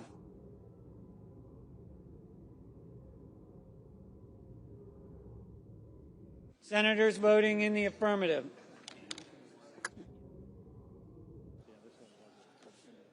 Baldwin, Blumenthal, Blunt Rochester, Cantwell, Coons, Fetterman, Gallego, Hickenlooper, Kane, Kelly, Kim, King, Klobuchar, Lujan, Markey, Merkley, Murphy, Murray, Ossoff, Padilla, Reed, Rosen, Sanders, Smith, Van Hollen, Warner, Welch, Whitehouse, Wyden. Mr. Bennett, aye. Mr. Durbin, aye. Senators voting in the negative. Banks, Barrasso, Blackburn, Bozeman, Britt, Budd, Cassidy, Cornyn, Cotton, Kramer, Crapo, Cruz, Curtis, Daines, Ernst, Fisher, Graham, Grassley, Hawley, Hoven, Husted, Hyde-Smith, Johnson, Justice, Kennedy, Langford, Lee, McConnell, McCormick, Moody, Moran, Moreno, Mullen, Murkowski, Paul, Ricketts, Rounds, Schmidt, Scott of Florida, Scott of South Carolina, Sheehy, Sullivan, Tillis, Tuberville, Wicker, Young. Ms. Lummis, no. Ms. Also Brooks, aye. Mr. Risch, no. Mr. Rono, aye. Well, it wasn't all going to be in one place, but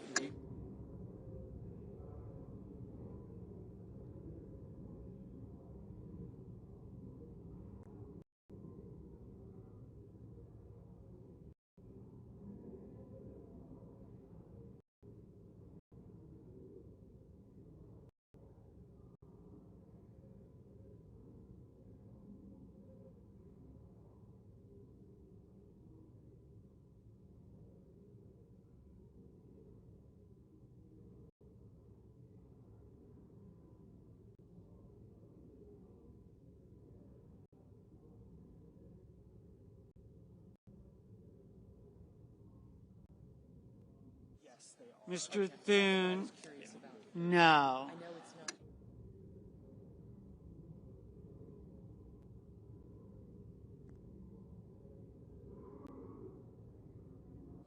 Mr. Peters, aye. Mr. Booker, aye. Mr. Schumer, aye. Mr. Heinrich, aye. Mr. Schiff, aye.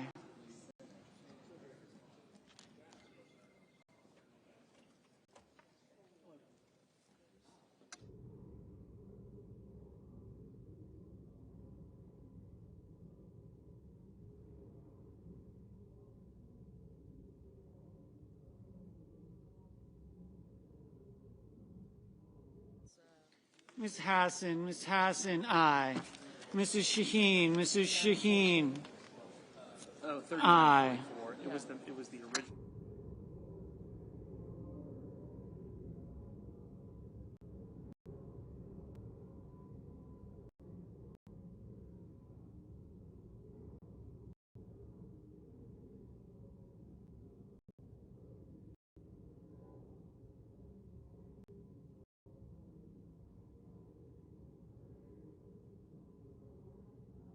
Ms. Duckworth,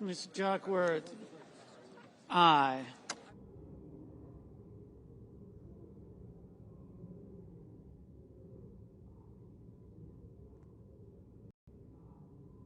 Mr. Schatz, aye.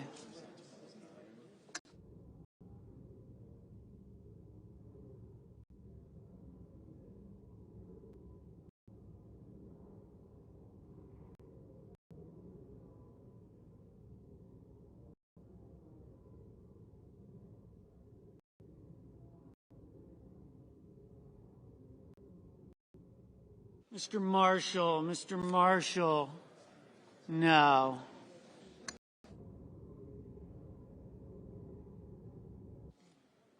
Ms. Collins, no.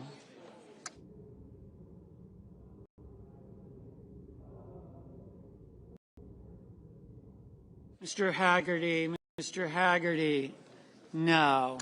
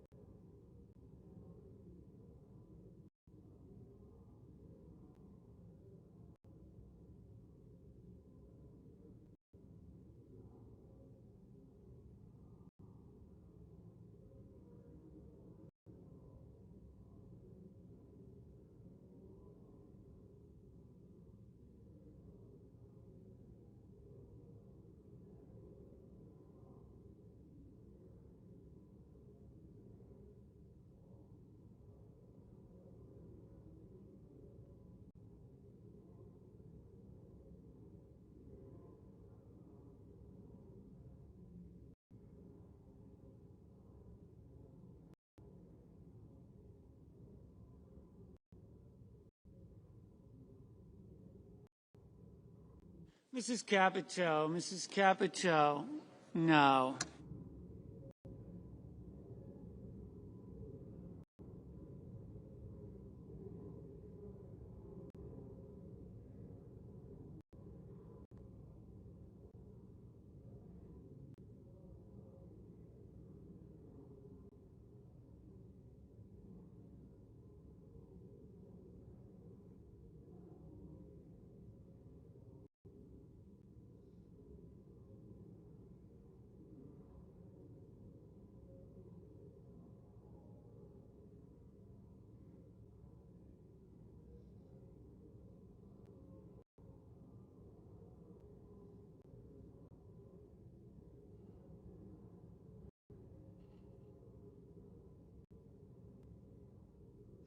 Ms. Cortez Masto. Ms. Cortez Masto.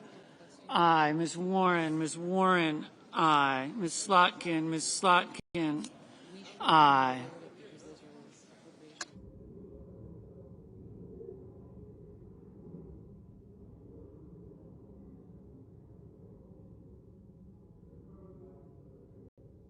Mr. Warnock. Aye. Mrs. Gillibrand. Aye.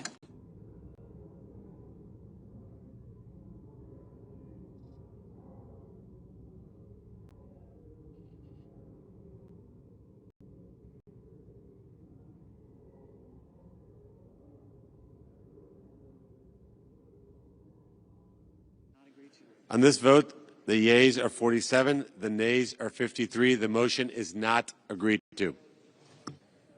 Mr. President, I recognize the senator from Kentucky. And I ask order in the chamber while the senator is speaking, please. instead of a clean CR, this bill contains language that has been airdropped in that will destroy hemp farming in Kentucky and across the United States. Tucked away on page 163, Title VII, Division B of this spending package is a provision that will shut down the hemp industry across the United States. My amendment would strip the provision designed to regulate the hemp industry to death. The bill, as it now stands, overrides the regulatory frameworks of several states, cancels the collective decisions of hemp consumers, and destroys the livelihoods of hemp farmers. And it couldn't come at a worse time for America's farmers. Times are tough for our farmers. Farmers' costs have increased as the price of fertilizer and machinery have jumped, while prices for their crops like soybean, corn, and wheat have declined. For many farmers, hemp has proved to be a lifeline, a new cash crop. Farmers turn to growing hemp to mitigate the losses they've endured during this season of hardship.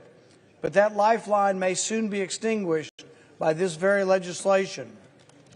The effective hemp ban included in this spending package is a result, we are told, of bad actors skirting the legal limits by overly enhancing the concentration of THC in their products. The hemp industry, myself and others, have come together and we have been willing to negotiate to get rid of the bad actors.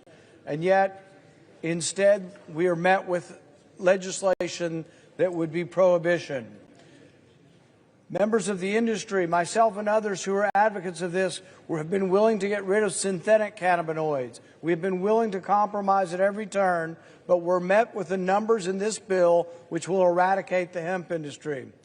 For the last several weeks, we've offered proposals with the goal of creating an environment in which the hemp industry could thrive and sell products. And we've been met with those who want to prohibit the industry from continuing. This bill's per-serving THC content limit would make illegal any hemp product that contains more than 0.4 milligrams. That would be nearly 100% of the existing market. The numbers put forward in this bill will eliminate 100% of the hemp products in our country. That amounts to an effective ban because the limit is so low that the products intended to manage pain or anxiety will lose their effect. The states have done what they're supposed to. The states have instituted laws. 23 states have instituted laws on hemp. None of them have limits anywhere close to what is being proposed in this bill. So what will happen is most of the things that your states have regulated, are regulating, and have made legal will be made illegal by this bill. This bill will effectively preempt and nullify all state laws concerning hemp. Currently, Maine limits THC to 3 milligrams per serving. That will be overruled. My home state limits THC to 5 milligrams in beverages. That will be overruled. Minnesota, Utah, Louisiana also have 5 milligrams per serving. Alabama and Georgia have 10 milligrams. Tennessee has 15 milligrams. The bill before us nullifies all these state laws and makes the hemp industry kaput. The language in this bill will outlaw all current hemp plants and seeds. It changes the definition of what a hemp plant is. It makes it so low that there may not even be an existing plant that can meet the parameters. But every plant in the country will have to be destroyed. Every hemp seed in the country will have to be destroyed. This is the most thoughtless, ignorant proposal to an industry that I've seen in a long, long time. The states have made progress, and more progress was coming. Most states have age limits. To add insult to injury, we are given this legislation in an appropriation bills. We have Senate rules against this. So I would recommend that we vote for this amendment, and my amendment would strip out the language, and I would like to transfer the remainder of my time to Senator Merkley. Mr. President, thank you very much. Before I recognize the senator from Oregon, I know it's late, but if everybody could take their conversations off the floor and give the respect to the speaker, please. I recognize the senator from Oregon. Thank you, Mr. President. I really ask my colleagues, particularly on this side, to hear me out on this. The senators from Kentucky and Oregon cooperated to create the first research on hemp. We cooperated to give the first opportunity to move research seeds across state lines. We cooperated and pushed to create hemp as a legitimate agricultural product. CBD derived from hemp has been approved by the FDA for treating seizures. It is a legal medicine. We would wipe out an industry that we have spent more than a decade creating. Now, the advocates for this language that's in the bill will tell you this won't affect CBD. Every expert I've consulted has said that is exactly wrong, that this will, in fact, wipe out 95 to 99% of the industry. My colleague from Kentucky is exactly right. We asked our farmers to engage in this research. We asked them to build this industry. We should protect it for CBD. I support my other colleague from Kentucky who doesn't want intoxicated products produced from hemp. But the definition that is in this bill does far more than that, and it has to be fixed. So for now, it needs to be stripped out. Please support Senator Paul's position. Mr. President. I recognize the senator from Kentucky. The language I helped secure in the Agriculture Appropriations Bill addresses a serious concern regarding the manufacturing and selling of unregulated, intoxicating THC products nationwide. I led the effort to legalize industrial hemp through the 2014 pilot program and the 2018 Farm Bill.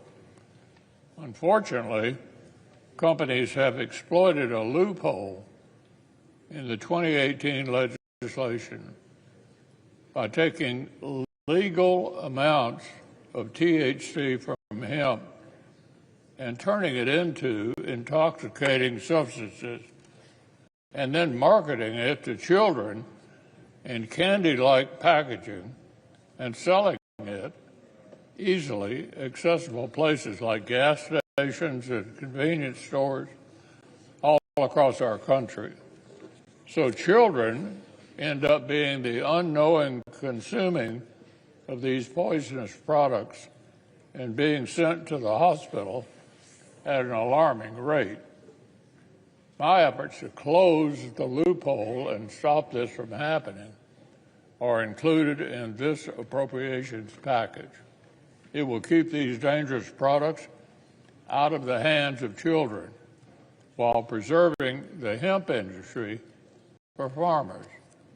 Industrial hemp and CBD will remain legal for industrial applications such as seed, stock, fiber, grain oil, or used in drug trials. This language merely classifies the original intent of the 2018 Farm Bill, rooting out the bad actors and protecting the growing hemp industry. While some may masquerade as advocates for hemp farmers, even sometimes threatening to hold up government funding over this issue. I'll continue to work on behalf of Kentucky's farmers while protecting our children, not only in my state, but in yours as well. I would urge my colleagues to do the same. Therefore, I move to table Senate Amendment 3941 and ask for the ayes and nays. Is there a sufficient second? There appears to be. The clerk will call the roll. Ms. Alsobrooks, Ms. Baldwin, Mr. Banks, Mr. Barrasso,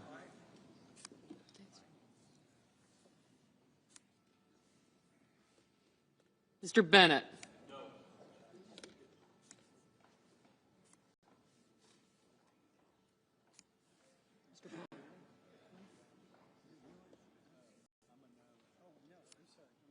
you're a no.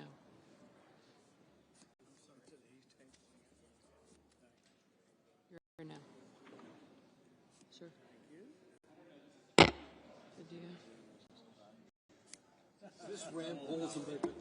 It's a motion.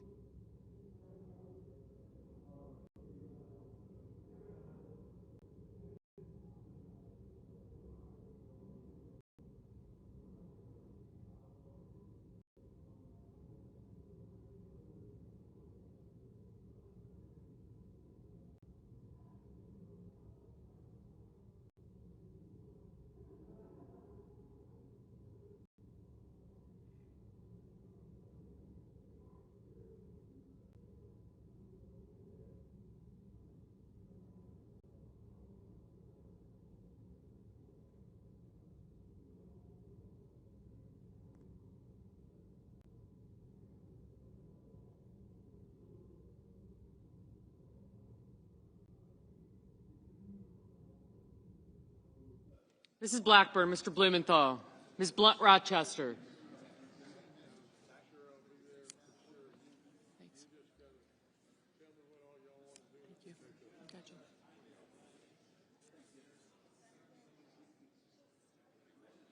You're an aye. Mr. Booker.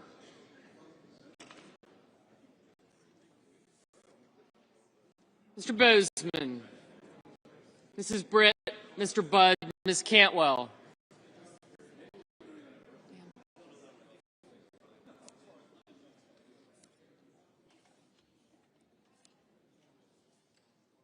Mrs. Capito.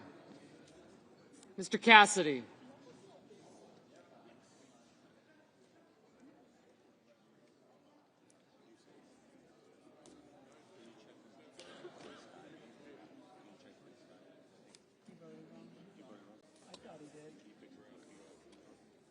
Who?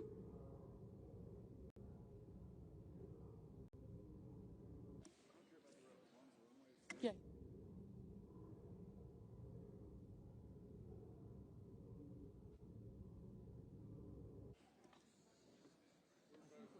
You're an aye and you're an aye. Thank you.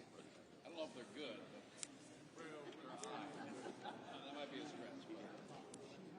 Ms. Collins, Mr. Coons.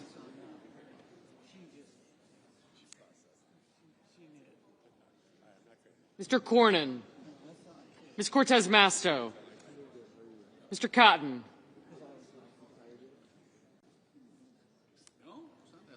Mr. Kramer. Mr. Crapo. Mr. Cruz. Mr. Curtis. Mr. Daines. Ms. Duckworth. Mr. Durbin.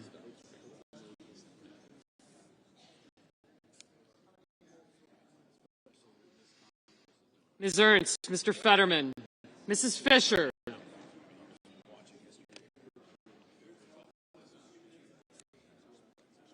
Mr. Gallego, Mrs. Gillibrand, Mr. Graham, Mr. Grassley, Mr. Haggerty, Ms. Hassan, Mr. Hawley, Mr. Heinrich, Mr. Hickenlooper,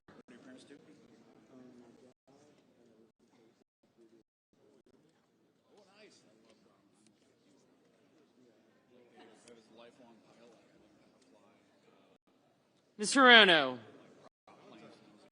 Mr. Hoven, Mr. Husted, Mrs. Hyde-Smith,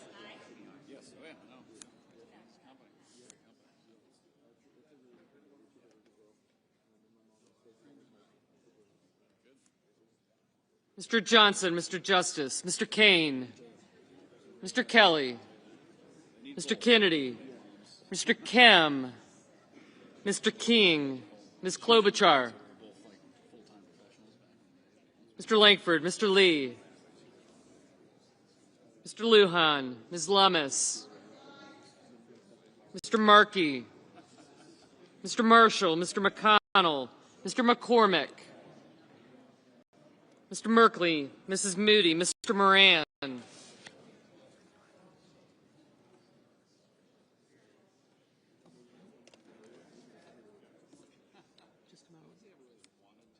sorry. Thanks. Mr. Marino. Aye.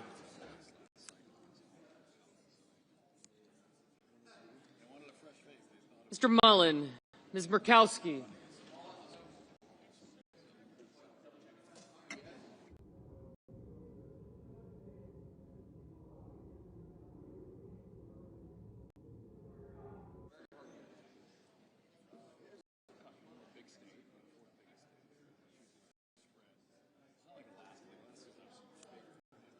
Mr. Murphy, Mrs. Murray, Mr. Ossoff,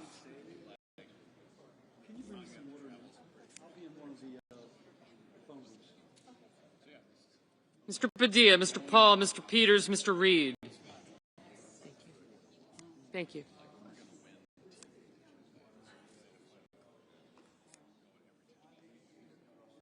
Mr. Ricketts, Mr. Risch, Ms. Rosen. Mr. Rounds, Mr. Sanders. Mr. Schatz.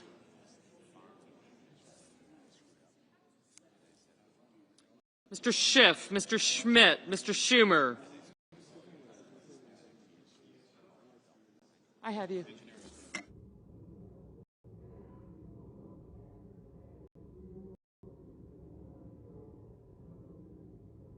Mr. Scott of Florida, Mr. Scott of South Carolina, Mrs. Shaheen, Mr. Sheehy, Ms. Slotkin,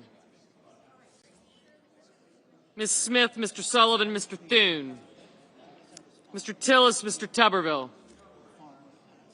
You haven't voted.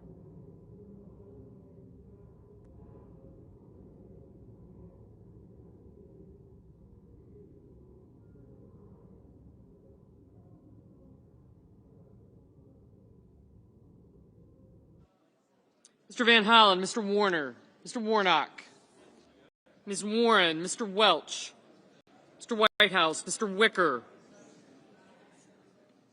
Mr. Wyden, Mr. Young.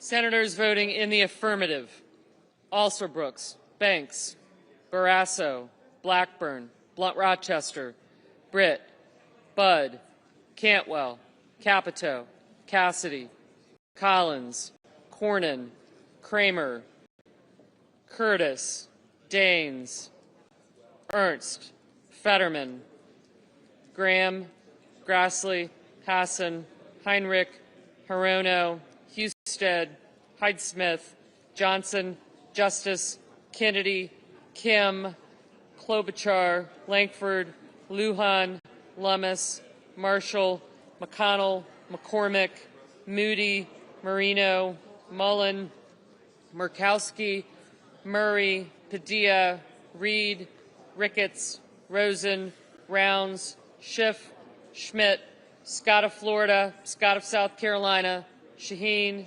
Sheehy, Smith, Sullivan, Thune, Tillis, Tuberville, Van Hollen, Whitehouse, and Young. Mrs. Fisher. Aye. Mrs. Gillibrand. Aye. Mr. Hawley. Aye. Senators voting in the negative: Baldwin, Bennett, Blumenthal, Booker, Cruz, Gallego, Hickenlooper, Hoeven, Markey, Merkley, Paul, Peters, Sanders, Schumer, Welch, and Wyden. Mr. Moran. Aye. Mr. Kelly, no.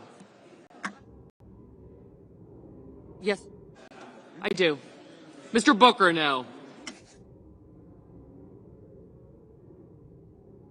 Mr. Ossoff, no. Mr. Durbin, aye.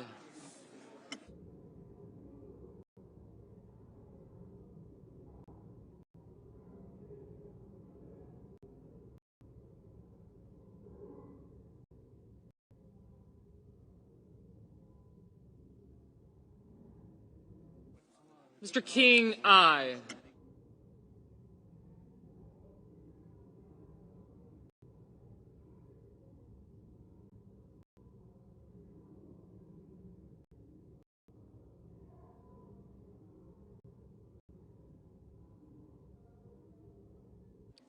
Ms. Duckworth, no.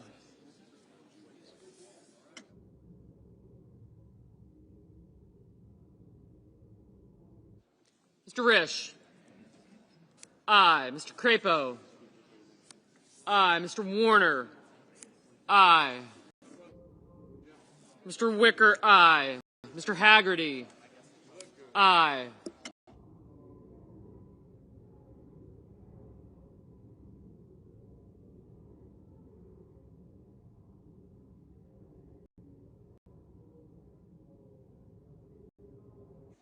Ms. Duckworth, aye.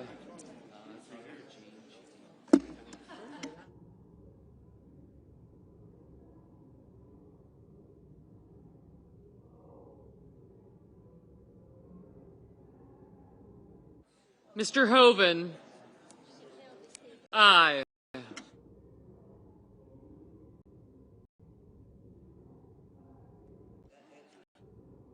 Mr. Lee, aye.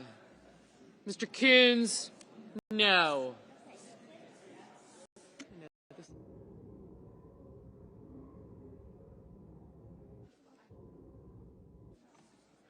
Mr. Coons, aye.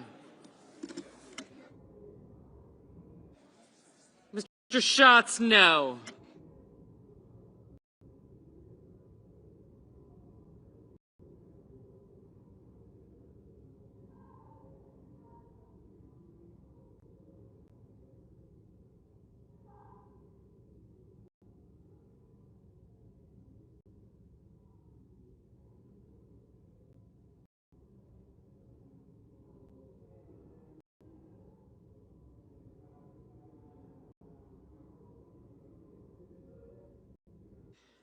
Mr. Cotton, aye.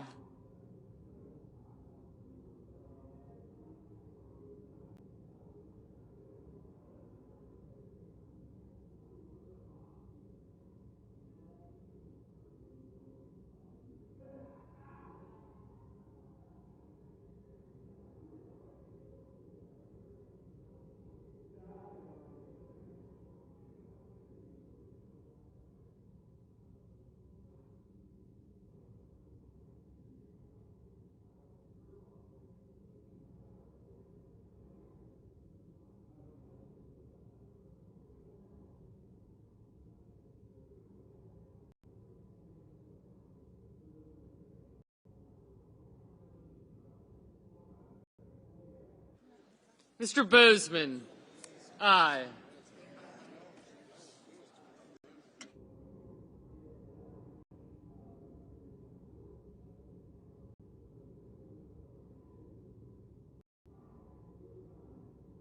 Mr. Kane? No.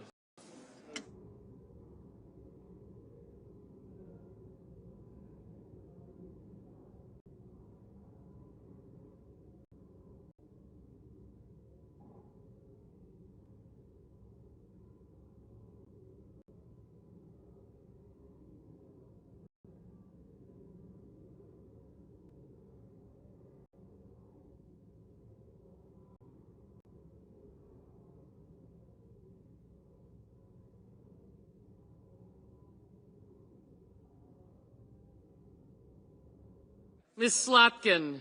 No.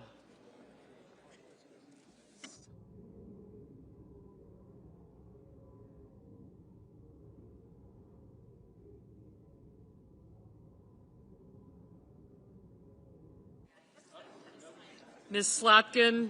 Aye. Ms. Cortez Masto? Aye.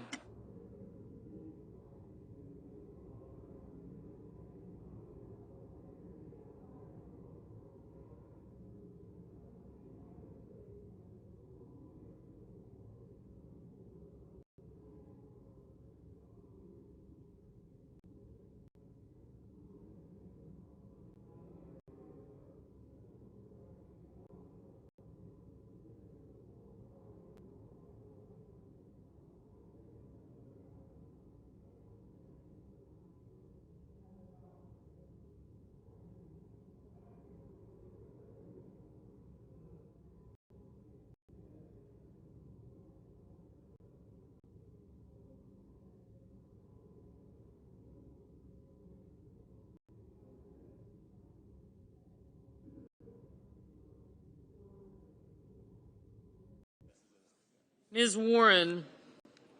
No.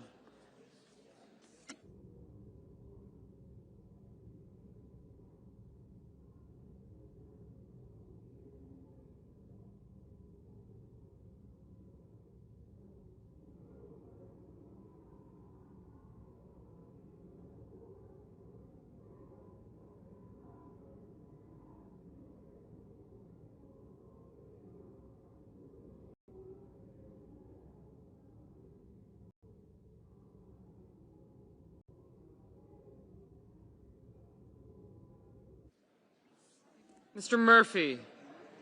No.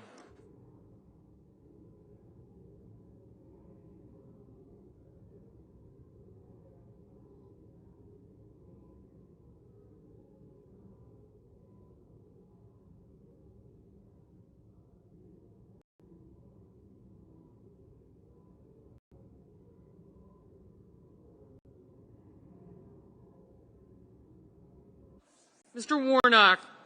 No.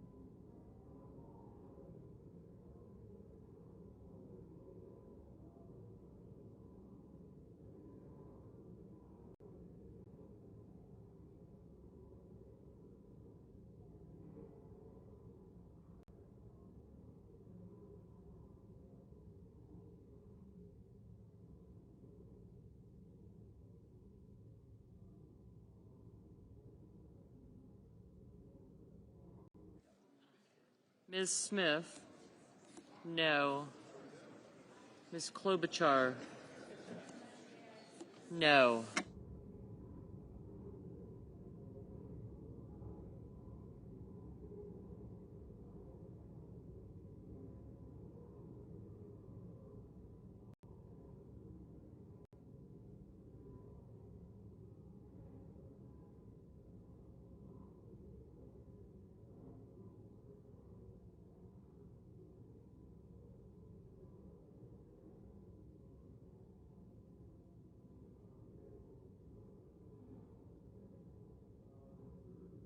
The yeas are 76, the nays are 24, and the motion is agreed to.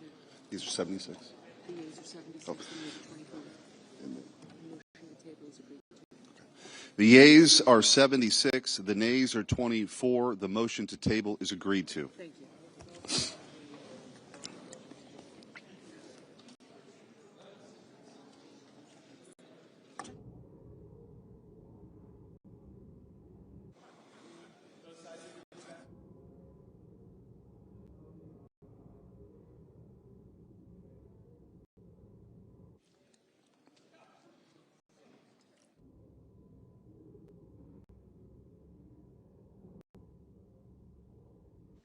Mr. President, Senator from Maine. I yield back all remaining time.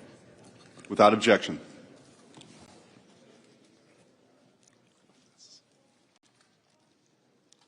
Just under the previous order, the clerk will report the motion to invoke cloture. Cloture motion. We, the undersigned senators, in accordance with the provisions of Rule 22 of the Standing Rules of the Senate, do hereby move to bring to a close debate on Substitute Amendment 3937 to Calendar 168, H.R. 5371, an act making continuing appropriations and extensions for fiscal year 2026 and for other purposes, signed by 17 senators. Under the previous order, the mandatory quorum call under Rule 22 has been waived. The question is it the sense of the Senate that debate on amendment number 3937 offered by the Senator from Maine to H.R. 5371, an act making continuing appropriations and extensions for fiscal year 2026 and for other purposes, shall be brought to a close. The yeas and nays are mandatory under the rule. Under the rule, the clerk will call the roll. Ms. Alsobrooks. Ms. Baldwin.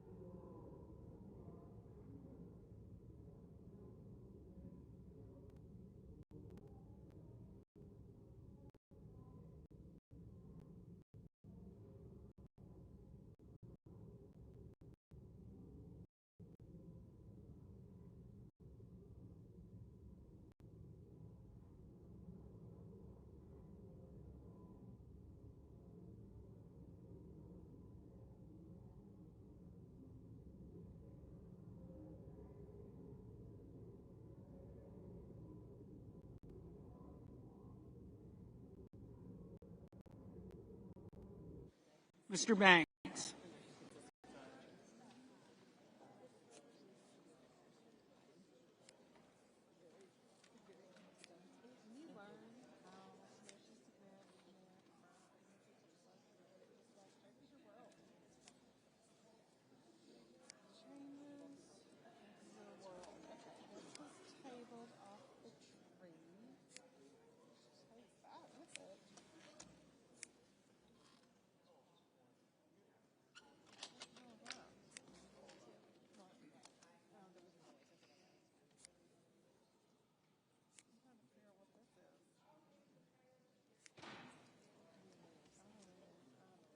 Mr. Barrasso. Mr. Bennett. Mrs. Blackburn.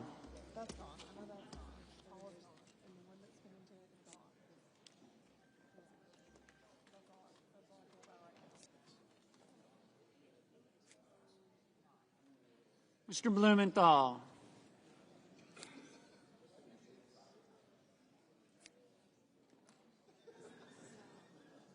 Ms. Blunt Rochester.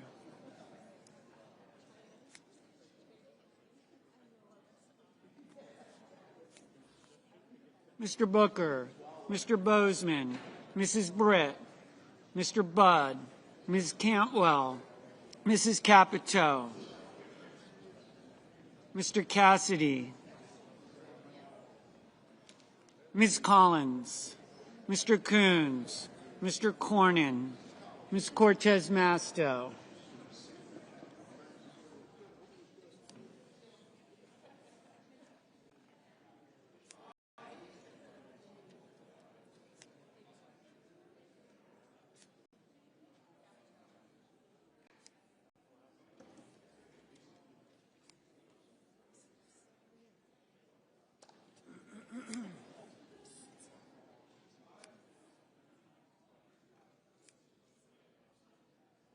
Mr. Cotton, Mr. Kramer, Mr. Crapo, Mr. Cruz, Mr. Curtis, Mr. Daines, Ms. Duckworth,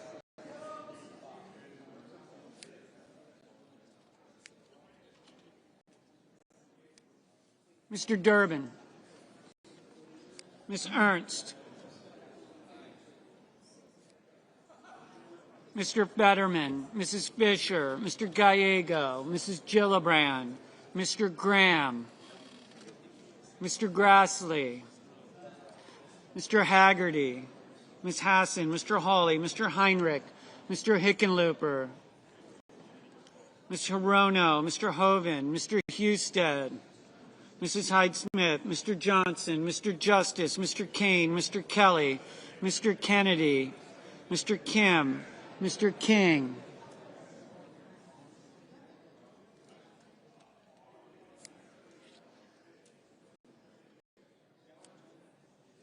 Ms. Klobuchar, Mr. Langford, Mr. Lee,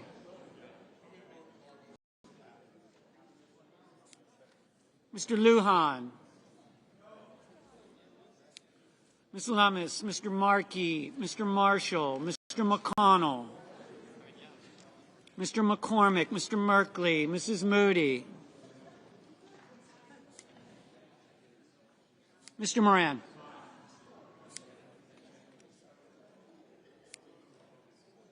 Mr. Moreno, Mr. Mullen, Ms. Murkowski, Mr. Murphy, Mrs. Murray, Mr. Ossoff,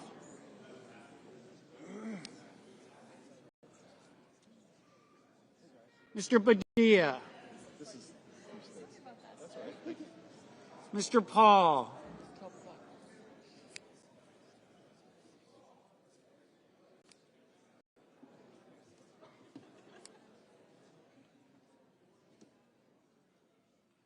Mr. Peters, Mr. Reed, Mr. Ricketts, Mr. Risch, Ms. Rosen,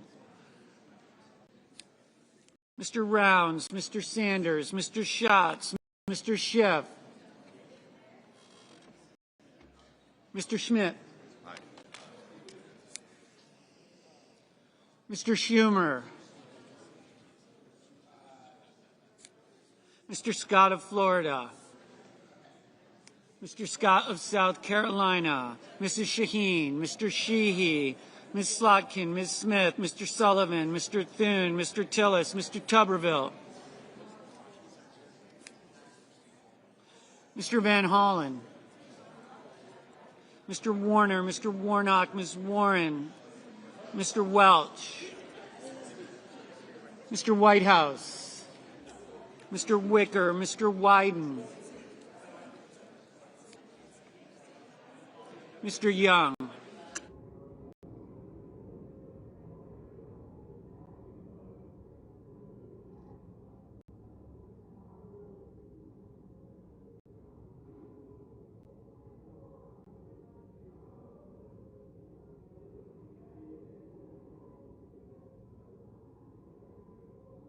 Senators voting in the affirmative: Banks, Barrasso, Bozeman, Britt, Budd, Capito, Cassidy, Cornyn, Cortez Masto, Cotton, Crapo, Daines, Durbin, Ernst, Fetterman, Fisher, Graham, Grassley, Hassan, Hawley, Hoven, Hyde-Smith, Johnson, Kane, King, Langford, Lummis, Marshall, McCormick, Moody, Moran, Moreno, Ricketts, Risch, Rosen, Rounds, Schmidt, Scott of Florida, Scott of South Carolina, Shaheen, Sheehy, Tillis, Tuberville, Wicker, Young. Senators voting in the negative: Alsobrooks, Baldwin, Bennett, Blumenthal, Blunt Rochester, Coons, Duckworth, Gallego, Heinrich, Hickenlooper, Hirono, Kelly, Kim, Lujan, Markey, Merkley, Murphy, Murray, Ossoff, Hall, Peters, Reed, Sanders, Schiff, Slotkin, Smith, Van Hollen, Warner, Warnock, Warren, Welch, Whitehouse.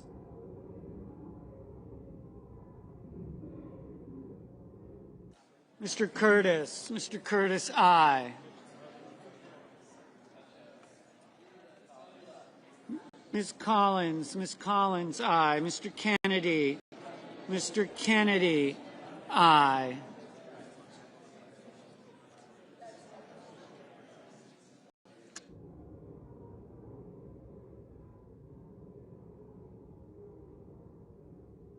Mr. Schatz, no.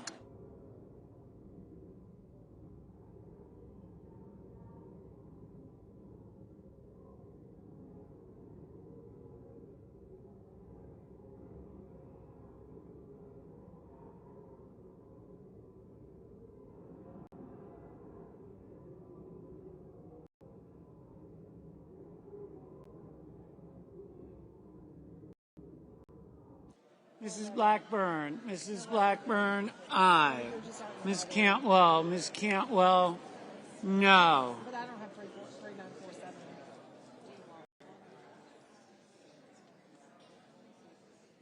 Normally I would care Mr. Cruz, aye.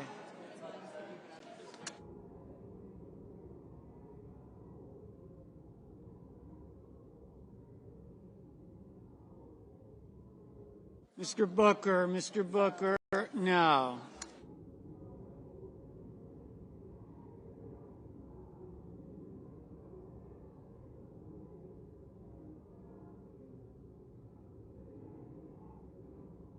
Mr. Mullen, aye. Mr. McConnell, aye.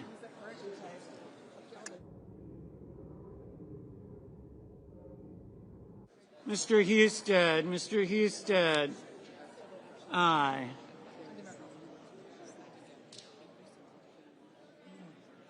Mrs. Gillibrand, no. Mr. Padilla, no.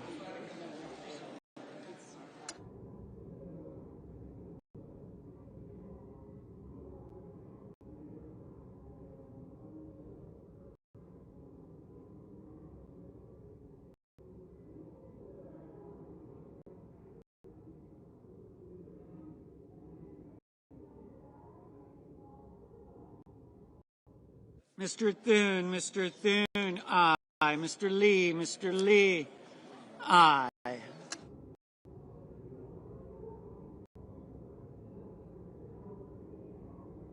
Mr. Schumer, no. Mr. Haggerty, aye. Mr. Wyden, no. Ms. Murkowski, aye. Mr. Kramer, aye.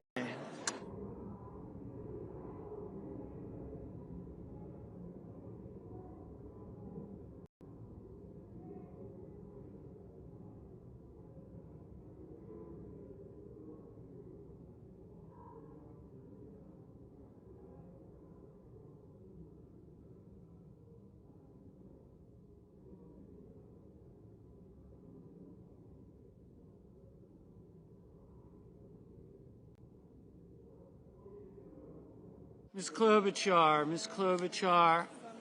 no.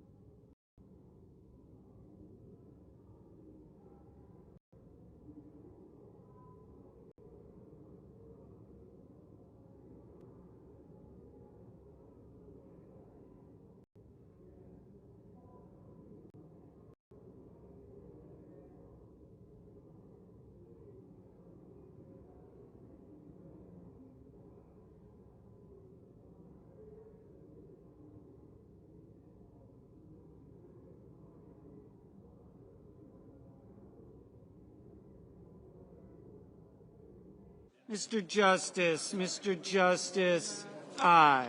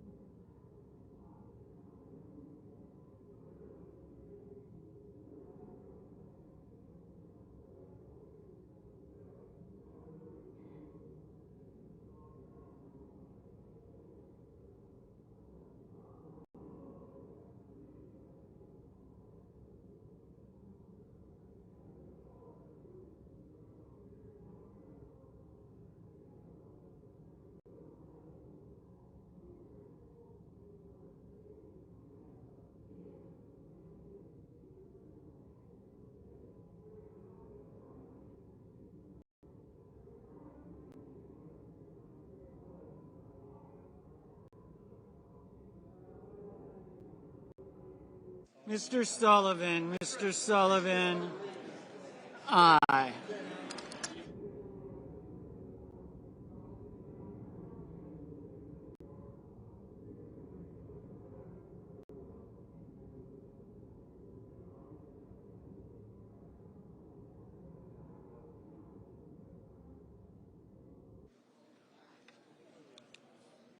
On this vote, the yeas are 60 and the nays are 40.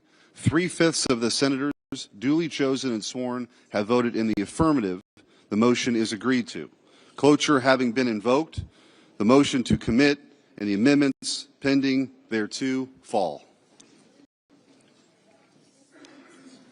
Under the previous order, the pending amendments, other than the substitute amendment number 3937, are withdrawn and all post-cloture time is expired. The question occurs on the substitute amendment. Mr. President, I yield back all. Mr. President, yield back all debate time. Without objection.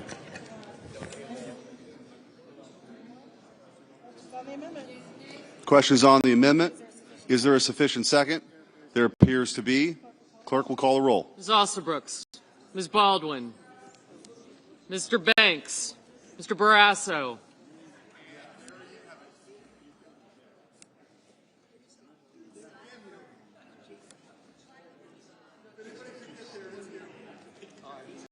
Mr. Bennett, Mr. Blumenthal,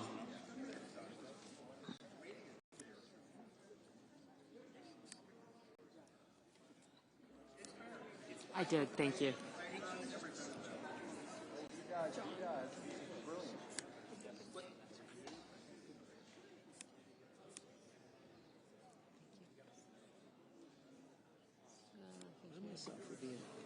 Thank you.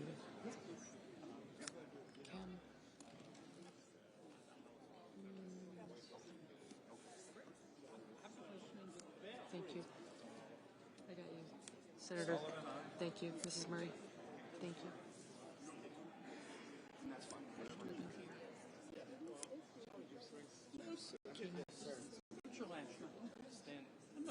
Sheehy, McCormick. Your dad's a great guy. Yes, sir, he is. You ought, not every week, but every now and then you ought to listen to him. I try to. You don't always have to now. You ought to listen to him. He knows stuff. Yes, sir. Tell him what happened. Yes, sir. Thank you.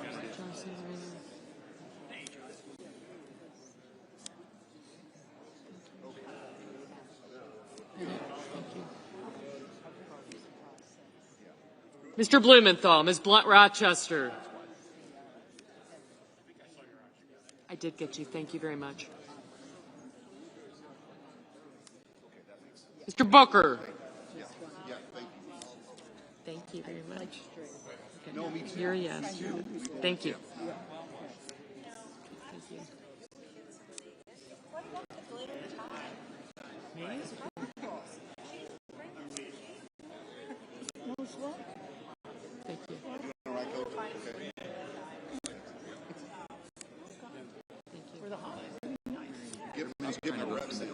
Who? Oh, tell him I got him. Thank you.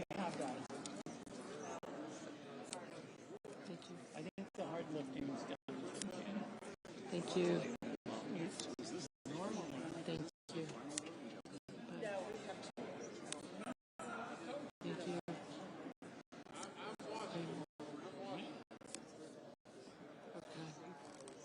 Mr. Booker, Mr. Bozeman, Mrs. Britt.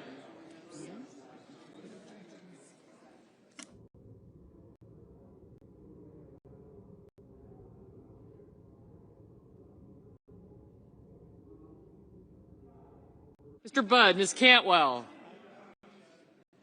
Mrs. Capito, Mr. Cassidy.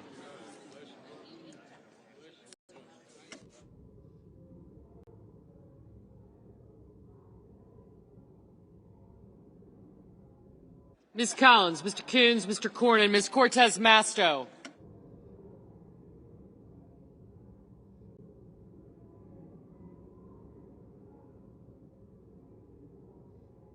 Mr. Cotton, Mr. Kramer, Mr. Crapo.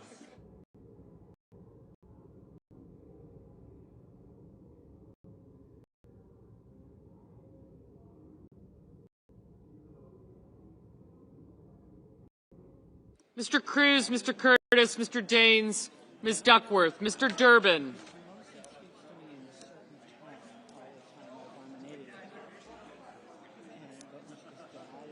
Ms. Ernst, Mr. Fetterman, Mrs. Fisher. Mr. Gallego.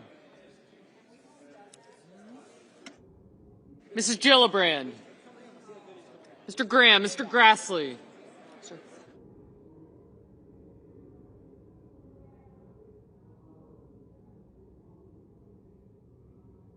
Mr. Haggerty, Ms. Hassan.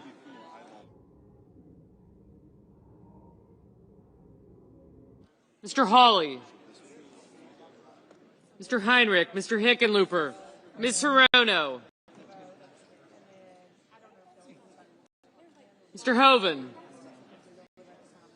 Mr. Husted, Mrs. Hyde-Smith, Mr. Johnson, Mr. Justice. Mr. Kane. Mr. Kelly, Mr. Kennedy, Mr. Kim. Mr. King, Ms. Klobuchar.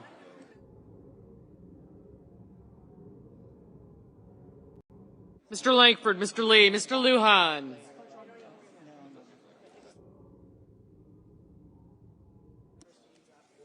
Ms. Lummis, Mr. Markey. Mr. Marshall, Mr. McConnell, Mr. McCormick, Mr. Merkley, Mrs. Moody. Mr. Moran. Mr. Marino, Mr. Mullen. Ms. Murkowski. Mr. Murphy, Mrs. Murray, Mr. Ossoff. Mr. Padilla, Mr. Paul, Mr. Peters, Mr. Reed. Mr. Ricketts, Mr. Risch, Ms. Rosen, Mr. Rounds.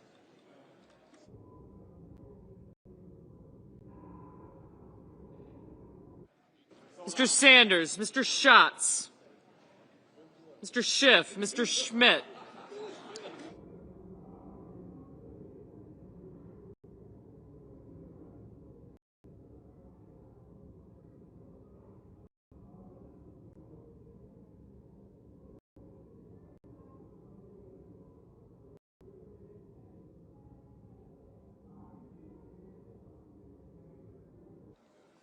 Mr. Schumer. Mr. Scott of Florida, Mr. Scott of South Carolina, Mrs. Shaheen, Mr. Sheehy, Ms. Slotkin.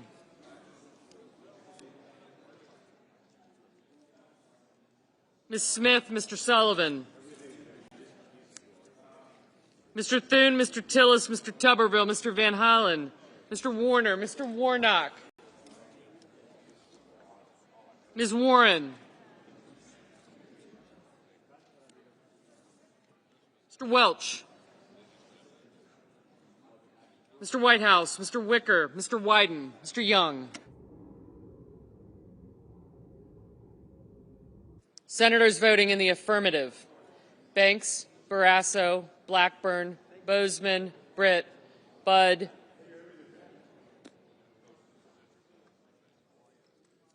Capito, Collins, Cornyn, Cotton, Kramer, Crapo, Cruz, Curtis, Daines, Durbin, Ernst, Fetterman, Fisher, Graham, Grassley, Haggerty, Hassan, Hawley, Hoven, Husted, Hyde-Smith, Johnson, Justice, Kane, Kennedy, King, Lankford, Lee, Lummis, Marshall, McConnell, McCormick, Moody, Moran, Marino, Mullen, Murkowski, Ricketts, Risch, Rosen, Rounds, Schmidt, Scott of Florida, Scott of South Carolina, Shaheen, Sheehy, Sullivan, Thune, Tillis, Tuberville, Wicker, and Young.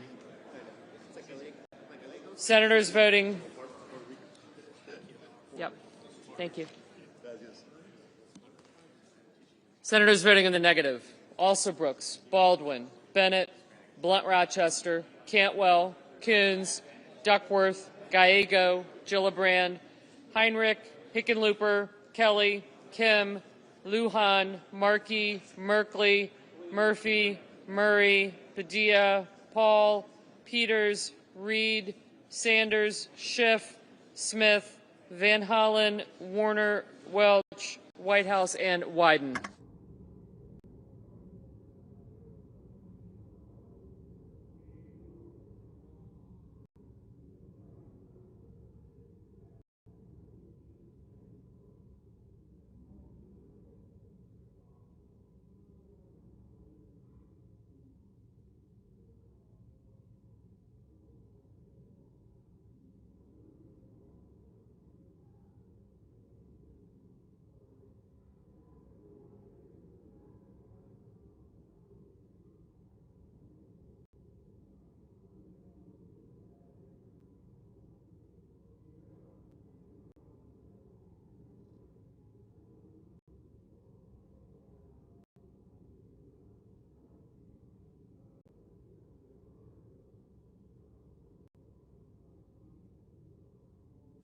Mr. Cassidy, aye.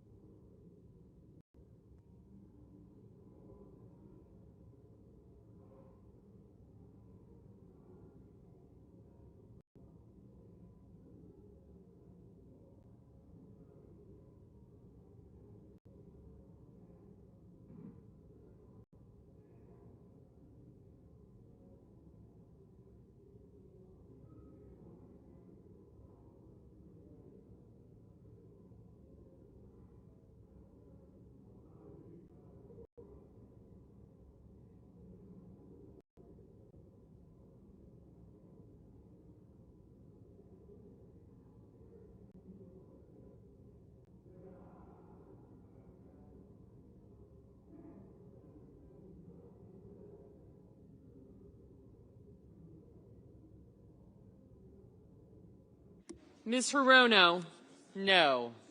Mr. Booker, no.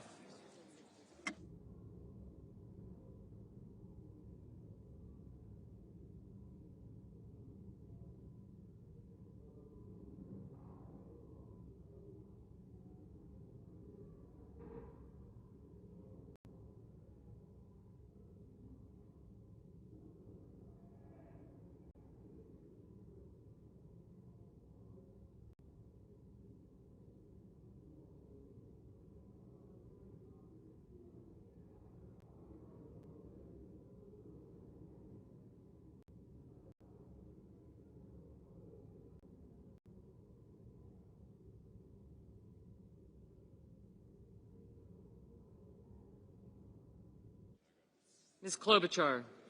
No.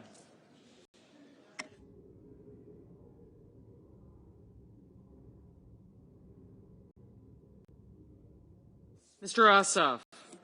No. Mr. Schatz? No.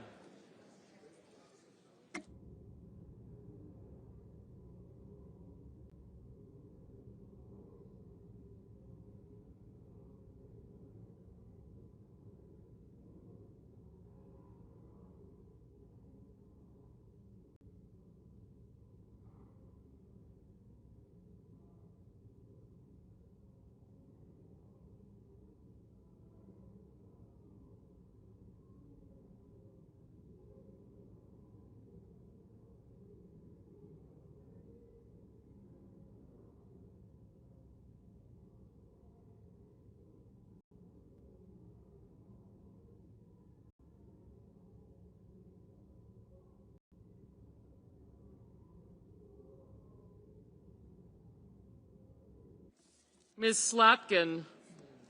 No. Ms. Warren? No. Ms. Cortez Masto?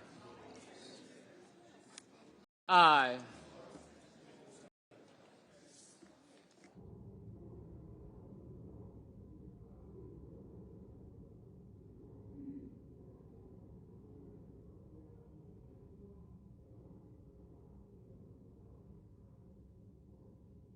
Mr. Schumer? No.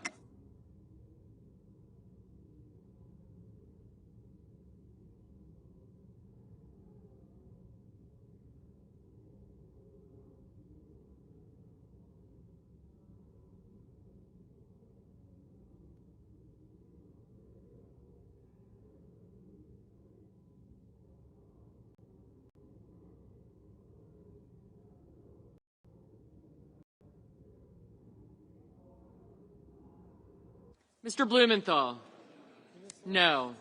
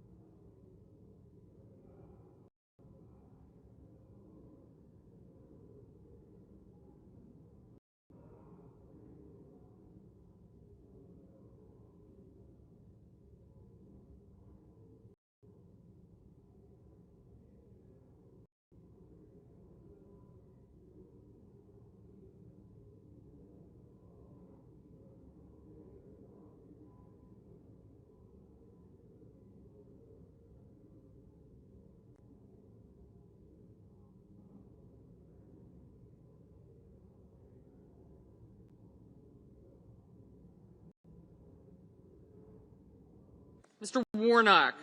No.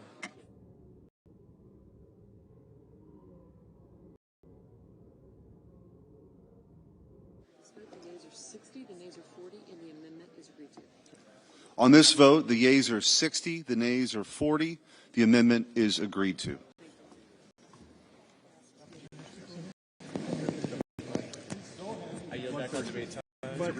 Mr. President. Senator from Wyoming. I yield back all debate time. Without objection. The clerk will report the motion to invoke cloture. Cloture motion. We, the undersigned senators, in accordance with the provisions of Rule 22 of the Standing Rules of the Senate, do hereby move to bring to a closed debate on Calendar 168, H.R. 5371, an act making continuing appropriations and extensions for fiscal year 2026 and for other purposes, as amended, signed by 17 senators. Under the previous order, the mandatory quorum call under Rule 22 has been waived. The question is it the sense of the Senate that debate on H.R. 5371, an act making continuing appropriations and extension for fiscal year 2026 and for other purposes, shall be brought to a close? The yeas and nays are mandatory under the rule. The clerk will call the roll. Ms. Also Brooks.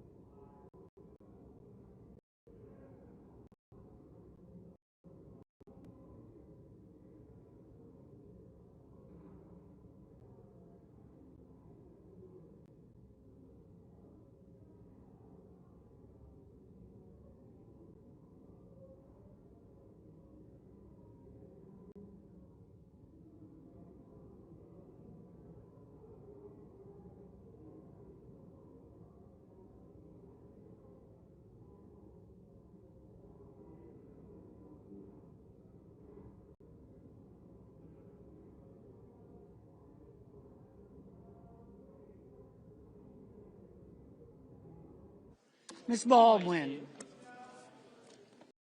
Mr. Banks.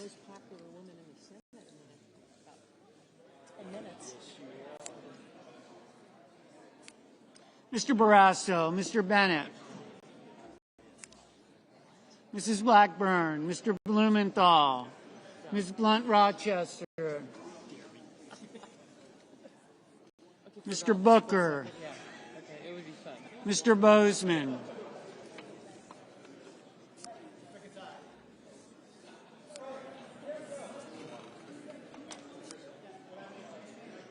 Mrs. Britt, Mr. Budd, Ms. Cantwell, Mrs. Capito, Mr. Cassidy, Ms. Collins, Mr. Coons, Mr. Cornyn, Ms. Cortez Masto, Mr. Cotton, Mr. Kramer,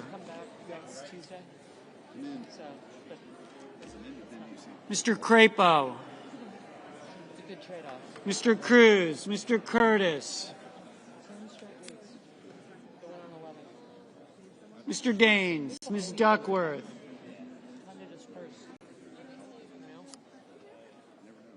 Mr. Durbin,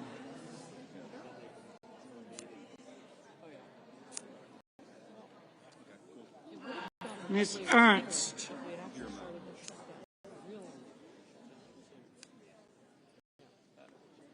Mr. Betterman,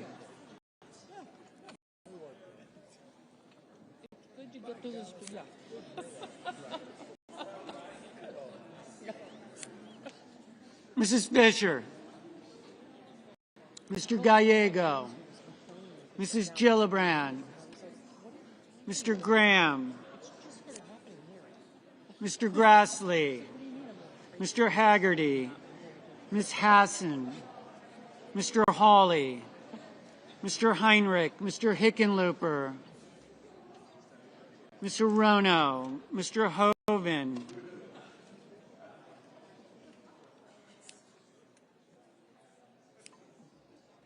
Mr. Husted, Mrs. Hyde-Smith, Mr. Johnson, Mr. Justice, Mr. Kane, Mr. Kelly, Mr. Kennedy, Mr. Kim, Mr. King, Ms. Klobuchar, Mr. Langford, Mr. Lee, Mr. Lujan, Ms. Lummis, Mr. Markey, Mr. Marshall, Mr. McConnell, Mr. McCormick, Mr. Merkley, Mrs. Moody, Mr. Moran, Mr. Moreno, Mr. Mullen, Ms. Murkowski, Mr. Murphy, Mrs. Murray, Mr. Ossoff,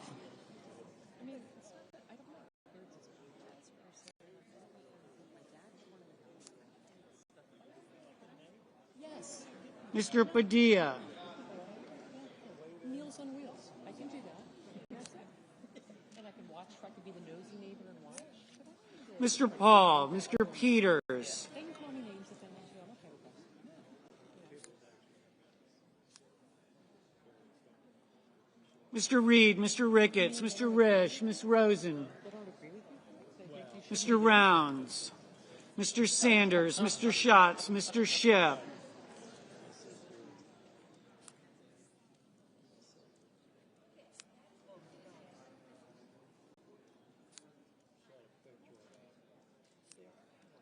Mr. Schmidt, Mr. Schumer, Mr. Scott of Florida, Mr. Scott of South Carolina, Mrs. Shaheen, Mr. Sheehy, Ms. Slotkin, Ms. Smith, Mr. Sullivan, Mr. Thune,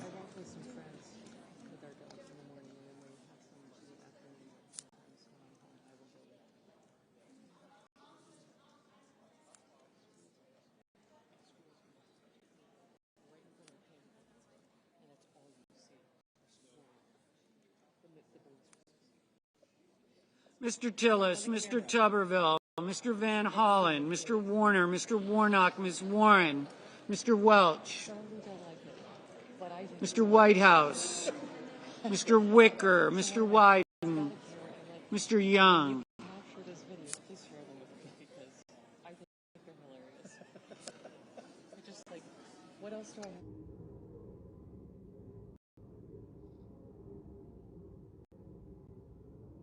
Senators voting in the affirmative: Banks, Barrasso, Blackburn, Bozeman, Budd, Capito, Cassidy, Cornyn, Cortez Masto, Cotton, Kramer, Curtis, Daines, Ernst, Betterman, Haggerty, Hassan, Hovind, Husted, Hyde-Smith, Johnson, Justice, Kane, Kennedy, King, Lee, Marshall, McCormick, Moran, Moreno, Mullen, Murkowski, Ricketts, Risch, Rounds, Schmidt, Scott of Florida, Scott of South Carolina, Shaheen, Sheehy, Sullivan, Tillis, Tuberville, Wicker, Young. Mrs. Moody, aye. Mrs. Fisher, aye. Mr. Crapo, aye. Mr. Graham, aye.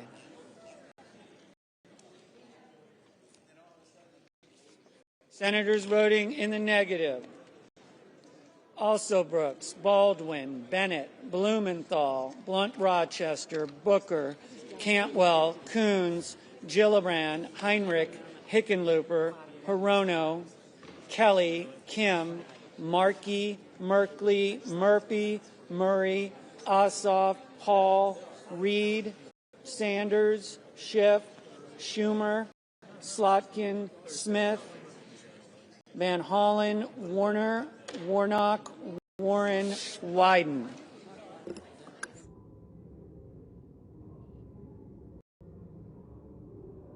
Mr.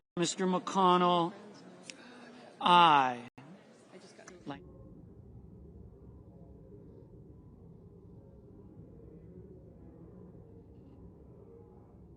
Mr. Langford, aye. Mr. Hawley, aye. Mr. Durbin, aye. Mr. Peters, no.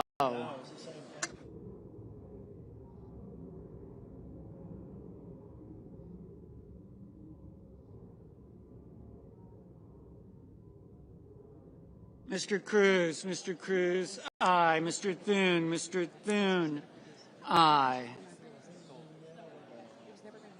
Miss Lummis, aye.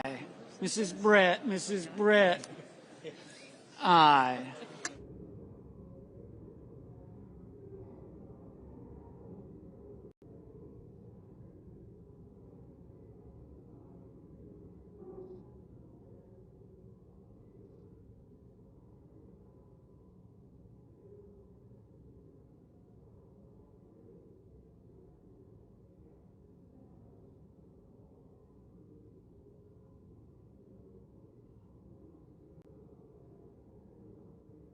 Mr. Schatz, no.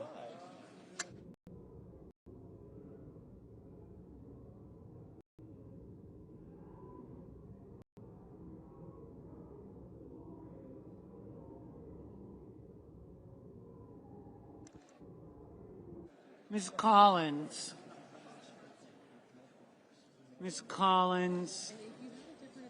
aye.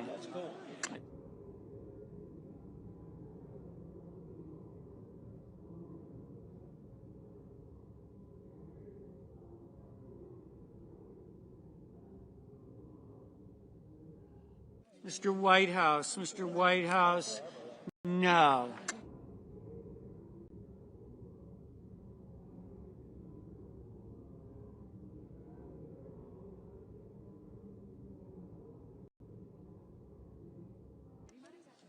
Ms. Klobuchar, no. Mr. Grassley, aye.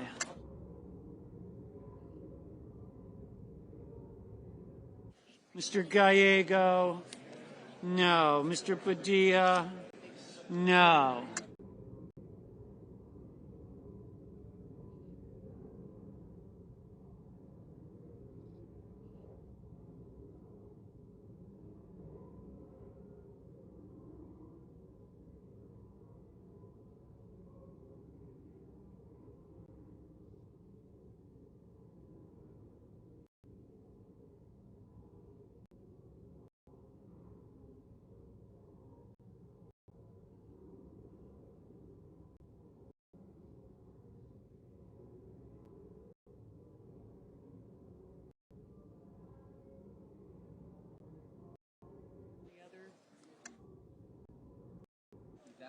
Ms. Duckworth. Ms. Duckworth, no.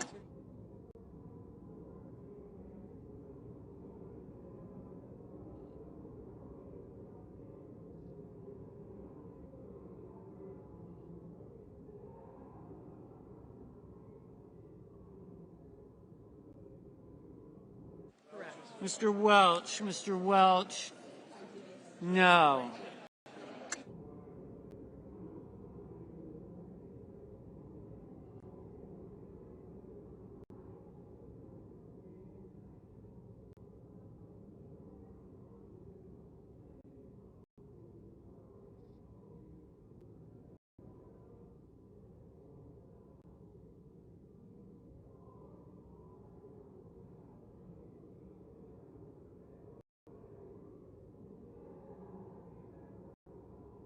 Mr. Lujan. Mr.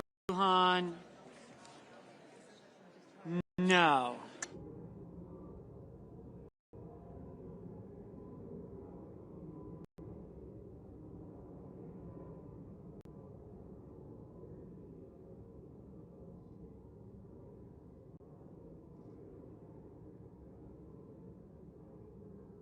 Ms. Rosen, aye.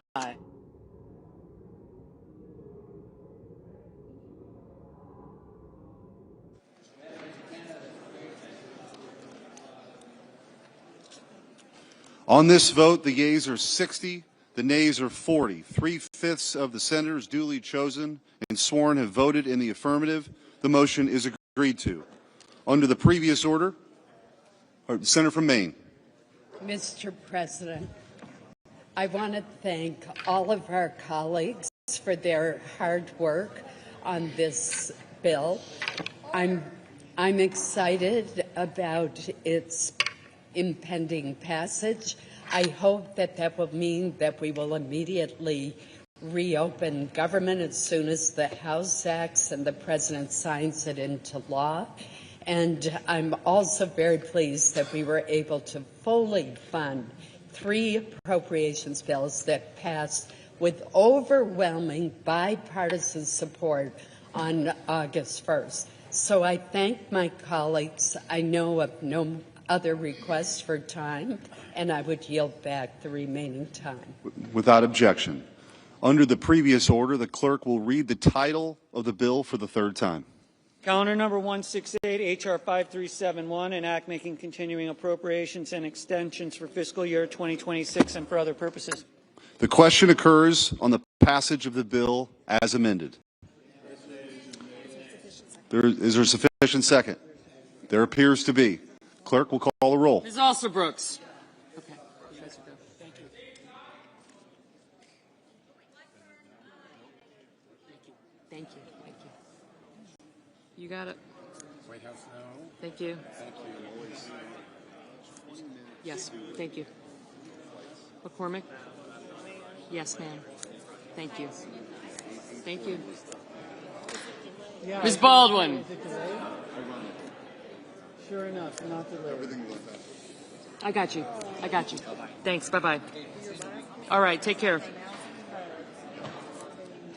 I got you. Yes. Thank you. Sanders. Here now. And Coons. Thank you. I do. I'm coming right over. Johnson. Just list your name out. Johnson, Cruz, and Scott. Thank you. Thank you. Cornyn. Thank you. Got you. Tuberville. Justice, yeah.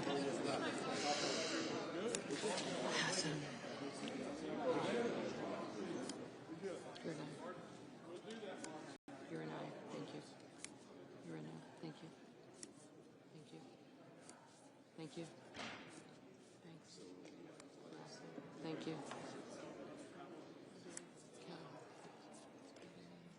Okay, good. Thank you. Thank you. Okay, Bo. You're an aye. Thank you. You're an aye.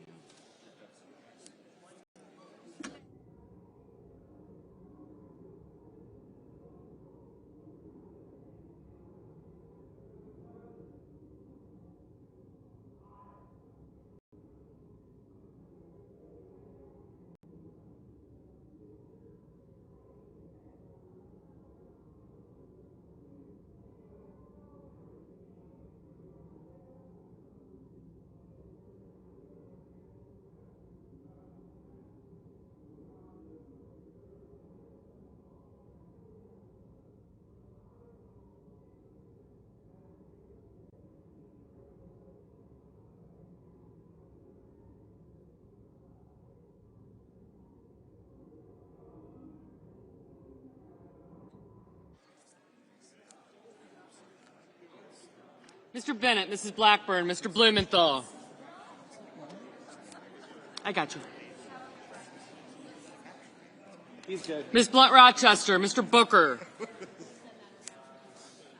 Mr. Bozeman. Mrs. Britt, Mr. Budd. Thank you. Ms. Cantwell. Mrs. Capito, Mr. Cassidy, Ms. Collins. Mr. Coons, Mr. Cornyn. Thank you. Thanks. Thank you.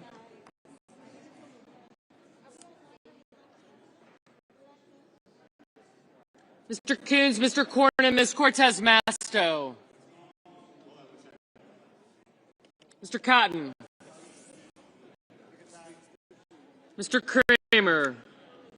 Thank you. Thank you. Thank you. Mr. Crapo, Mr. Cruz, Mr. Curtis, Mr. Daines. Thank you. Yes, I do. Thank you. Ms. Duckworth, Mr. Durbin, Ms. Ernst, Mr. Fetterman. Mrs. Fisher, Mr. Gallego, Mrs. Gillibrand, Mr. Graham, Mr. Grassley. Mr. Haggerty. Thank you. I will.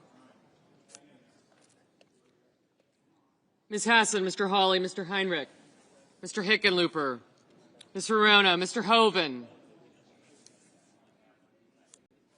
Mr. Husted, Mrs. Hyde-Smith, Mr. Johnson, Mr. Justice, Mr. Kane, Mr. Kelly, Mr. Kennedy, Mr. Kim, Mr. King, Ms. Klobuchar, Mr. Lankford, Mr. Lee, Mr. Lujan.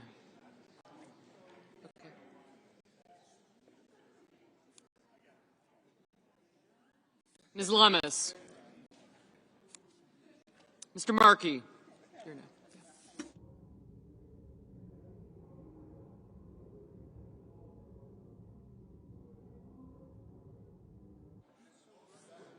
Mr. Markey, Mr. Marshall, Mr. McConnell, Mr. McCormick, Mr. Merkley, Mrs. Moody, Mr. Moran, Mr. Marino, Mr. Mullen, Ms. Murkowski, Mr. Murphy, Mrs. Murray, Mr. Ossoff, Mr. Padilla, Mr. Paul, Mr. Peters, Mr. Reed, Mr. Ricketts, Mr. Risch, Ms. Rosen, Mr. Rounds, Mr. Sanders, Mr. Schatz, Mr. Schiff, Mr. Schmidt, Mr. Schumer, Mr. Scott of Florida, Mr. Scott of South Carolina, Mrs. Shaheen, Mr. Sheehy, Ms. Slotkin, Ms. Smith, Mr. Sullivan, Mr. Thune. Yep. Mr. Tillis, Mr. Tuberville, Mr. Van Hollen, Mr. Warner, Mr. Warnock. Thank you.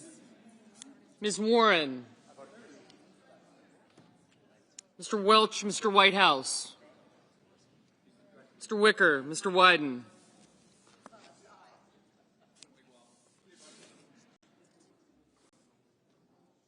Mr. Young.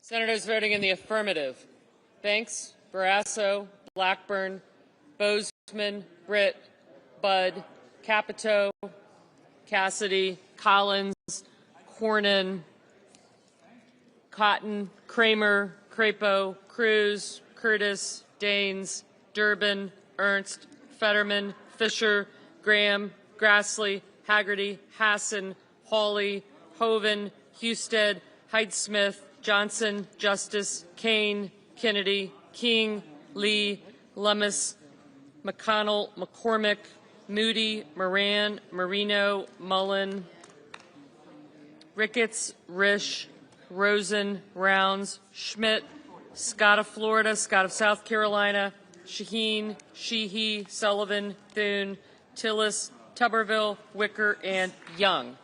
Yep. Senators voting in the negative: Alsobrooks, Baldwin, Bennett, Blumenthal, Blunt Rochester, Cantwell, Coons, Duckworth, Gallego, Gillibrand, Heinrich, Hickenlooper, Hirono, Kelly, Kim, Klobuchar, Lujan, Markey, Murphy, Murray, Ossoff, Padilla, Hall, Peters, Reed, Sanders, Schatz, Schiff, Slotkin, Smith, Van Hollen, Warner, Warnock, Welch, Whitehouse, and Wyden. Ms. Murkowski? Aye. Ms. Warren? No. Ms. Cortez Masto? Aye.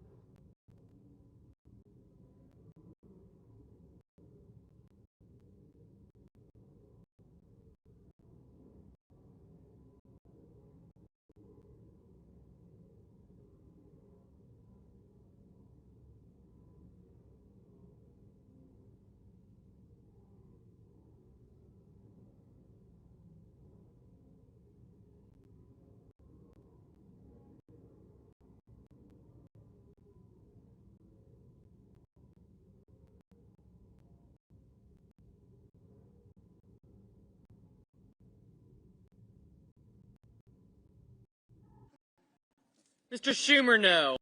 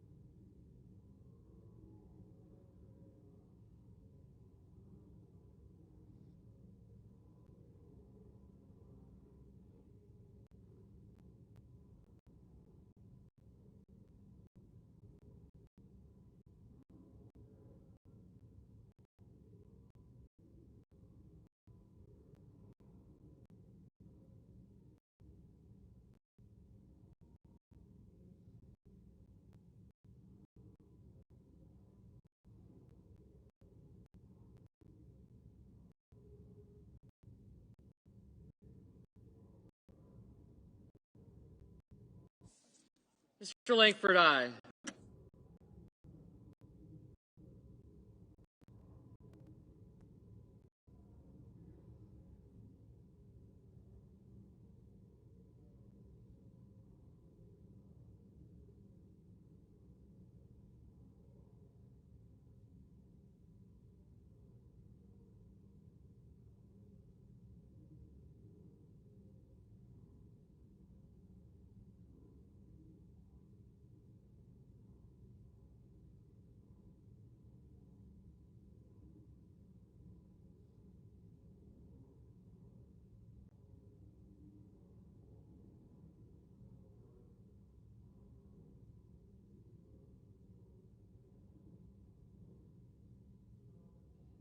Mr. Booker, no.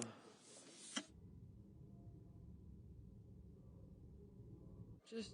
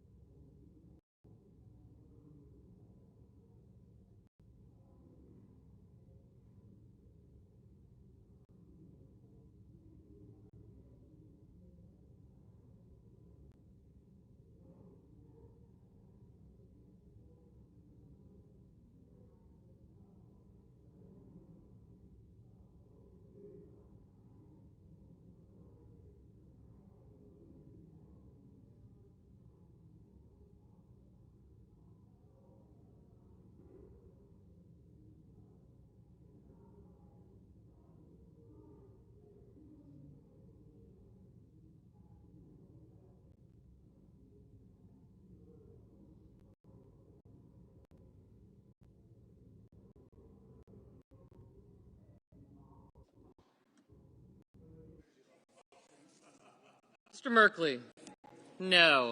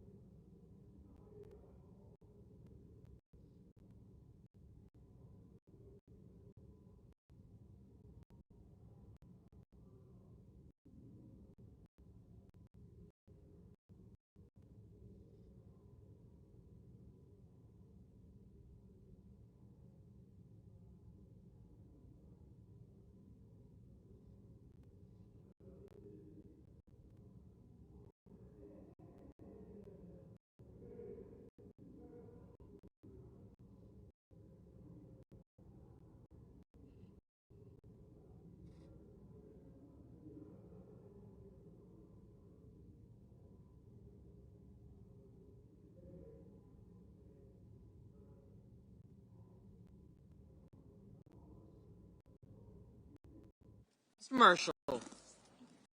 Aye.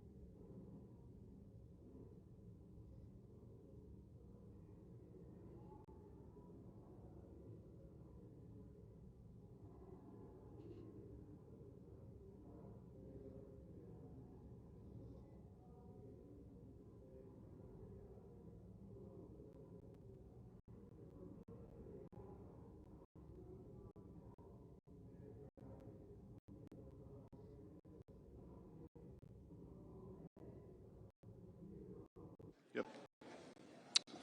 On this vote, the ayes are 60, the nays are 40. The bill as amended is passed. Under the previous order, the motion to reconsider is considered made and laid upon the table.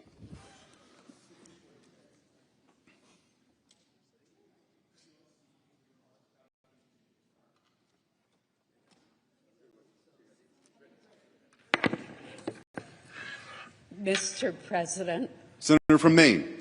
Mr. President, I just want to reiterate my gratitude for my colleagues, our staff who have worked night and day, literally, and all of those who have brought us to this point. We are going to reopen government. We're going to ensure that federal employees, whether they were furloughed or laid off or forced to work without pay, will now receive compensation that they've earned and deserve. And we will also be able to celebrate on Veterans Day tomorrow the fact that we have passed the appropriations bill for the VA. And this would not have come about without the work of so many people, too numerous to mention. But I do want to thank my fellow appropriators, particularly the chairs of the three committees, Senator Bozeman, Senator Hoeven, and Senator Mullen, for their hard work. I want to thank our House counterparts, particularly Chairman Cole, who worked night and day with us on getting conference agreements, and our Democratic colleagues who courageously realized that we could not let this shutdown continue to go on with the harmful consequences growing worse with each passing day. So I also want to particularly thank my staff. They literally went without sleep and worked continuously to do all that needed to be done. I want to thank Leader Thune and Leader Barrasso for their hard work and the work of their staff as well. So my list of gratitude could go on, but the hour is getting late, and I do want people to be able to go on. home for the night and home, finally. Again, I think this is a great victory for the American people, and it shows that the Senate can work, that we can produce the results that are needed. I want to give a shout out to Senator Katie Britt, who is here this evening. She helped in so many ways with the negotiations. Senator Shaheen, Senator Kaine, Senator Angus King, my colleague, and the rest of the 8 Democrats who are willing to cross party lines for the good of the people of this country. So thank you, Mr. President, for all that has been done and for your personal participation as well. I yield the floor.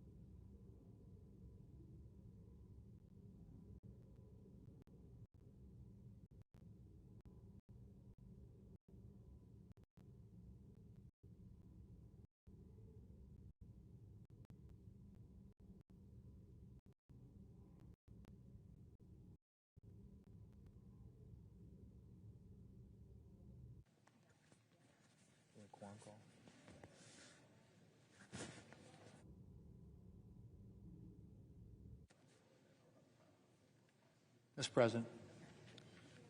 Majority Leader. Mr. President, this has been a very long road, quite literally the longest shutdown in history. I am very, very happy to be able to say that we are coming to the end. And before we close today, I want to take the time to say thank you to my staff who have worked around the clock tirelessly now for the past 6 weeks. To the staff of the Appropriations Committee, who have played a critical role in getting us to where we are here today.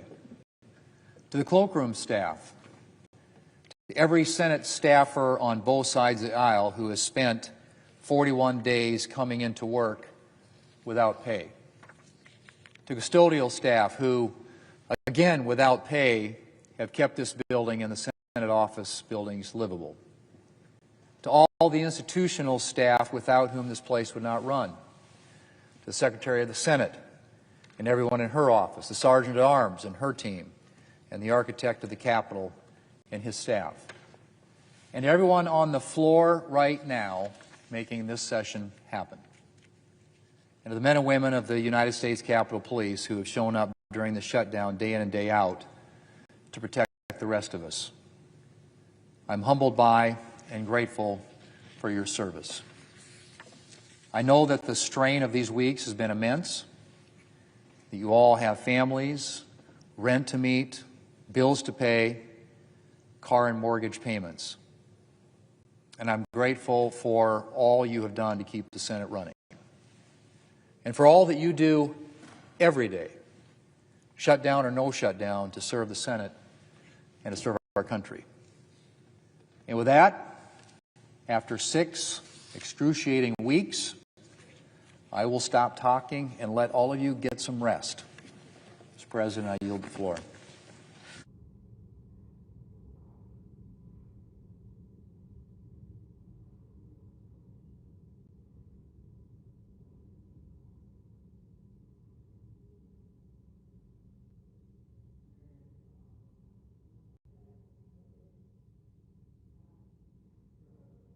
Majority Leader. I move to proceed to executive session to consider calendar number 515. The question is on the motion.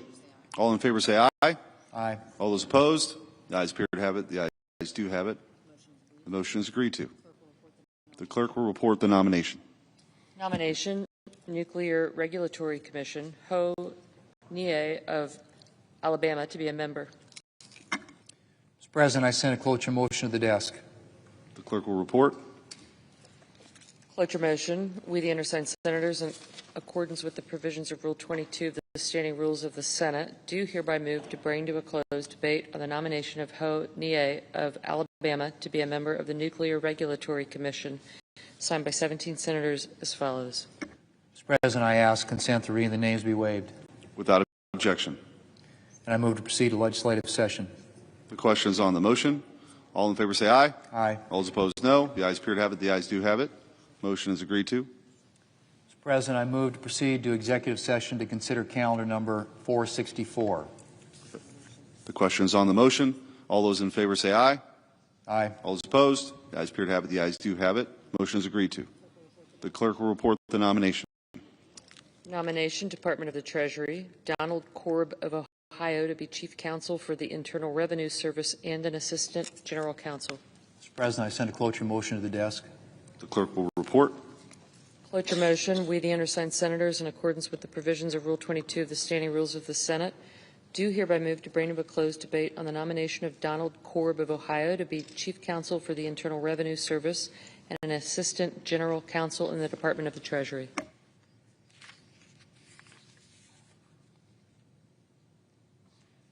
Mr. President, I sent a cloture motion to the desk. I did that, yeah. But do we waive the names, reading the names? Yeah. Without objection.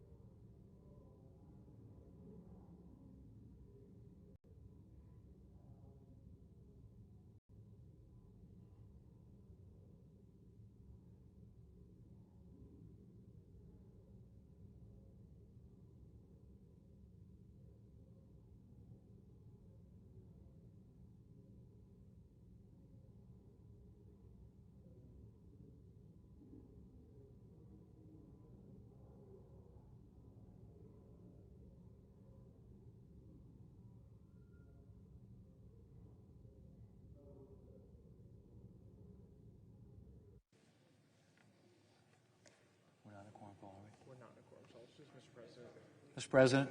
Majority Leader. Mr. President, I ask unanimous consent that the Senate resume legislative session and be in a period of morning business with senators permitted to speak therein for up to 10 minutes each. Without objection. And I ask unanimous consent that all members of the Republican Conference be authorized to sign duly enrolled bills or joint resolutions from November the 11th through November the 18th. Without objection, so ordered. Mr. President, I ask unanimous consent the Senate proceed to the consideration of SRS 497, which is at the desk. The clerk will report. SRS 497, permitting the collection of clothing, toys, food, and housewares during the holiday season for charitable purposes in Senate buildings. Is there an objection to proceeding to the matter? Without objection, the Senate will proceed. Mr. President, I ask unanimous consent the resolution be agreed to and the motion to reconsider be considered made and laid upon the table with no intervening action or debate. Without objection. Mr. President, I ask unanimous consent that the Senate now proceed to the en bloc consideration of the following resolutions which are at the desk: SRS 494, SRS 495, SRS 496, and SRS 498. Is there an objection to proceeding en bloc? Without objection, the Senate will proceed en bloc. Mr. President, I ask unanimous consent that the resolutions be agreed to, the preambles be agreed to, and that the motions to reconsider be considered made and laid upon the table all en bloc. Without objection. Mr. President, I ask unanimous consent that when the Senate completes its business today, it adjourn to then convene for pro forma session only with no business being conducted on the following dates and times: Thursday, November 13th at 6:30 p.m. and Monday, November 17th at 3 p.m. Further, that when the Senate adjourns on Monday, November the 17th, it stand adjourned until 3 o'clock p.m. on Tuesday, November 18th, that following the prayer and pledge, the morning hour be deemed expired, the journal proceedings be approved today, at the time for the two leaders be reserved for the use later in the day, and the Senate be in a period of morning business with senators permitted to speak therein for up to 10 minutes each. Finally, notwithstanding Rule 22, that cloture motions filed today ripen at 5:30 p.m. Without objection, so ordered. Mr. President, if there's no further business to come before the Senate, I ask that it stand adjourned under the previous order. The Senate stands adjourned until Thursday at 6:30 p.m.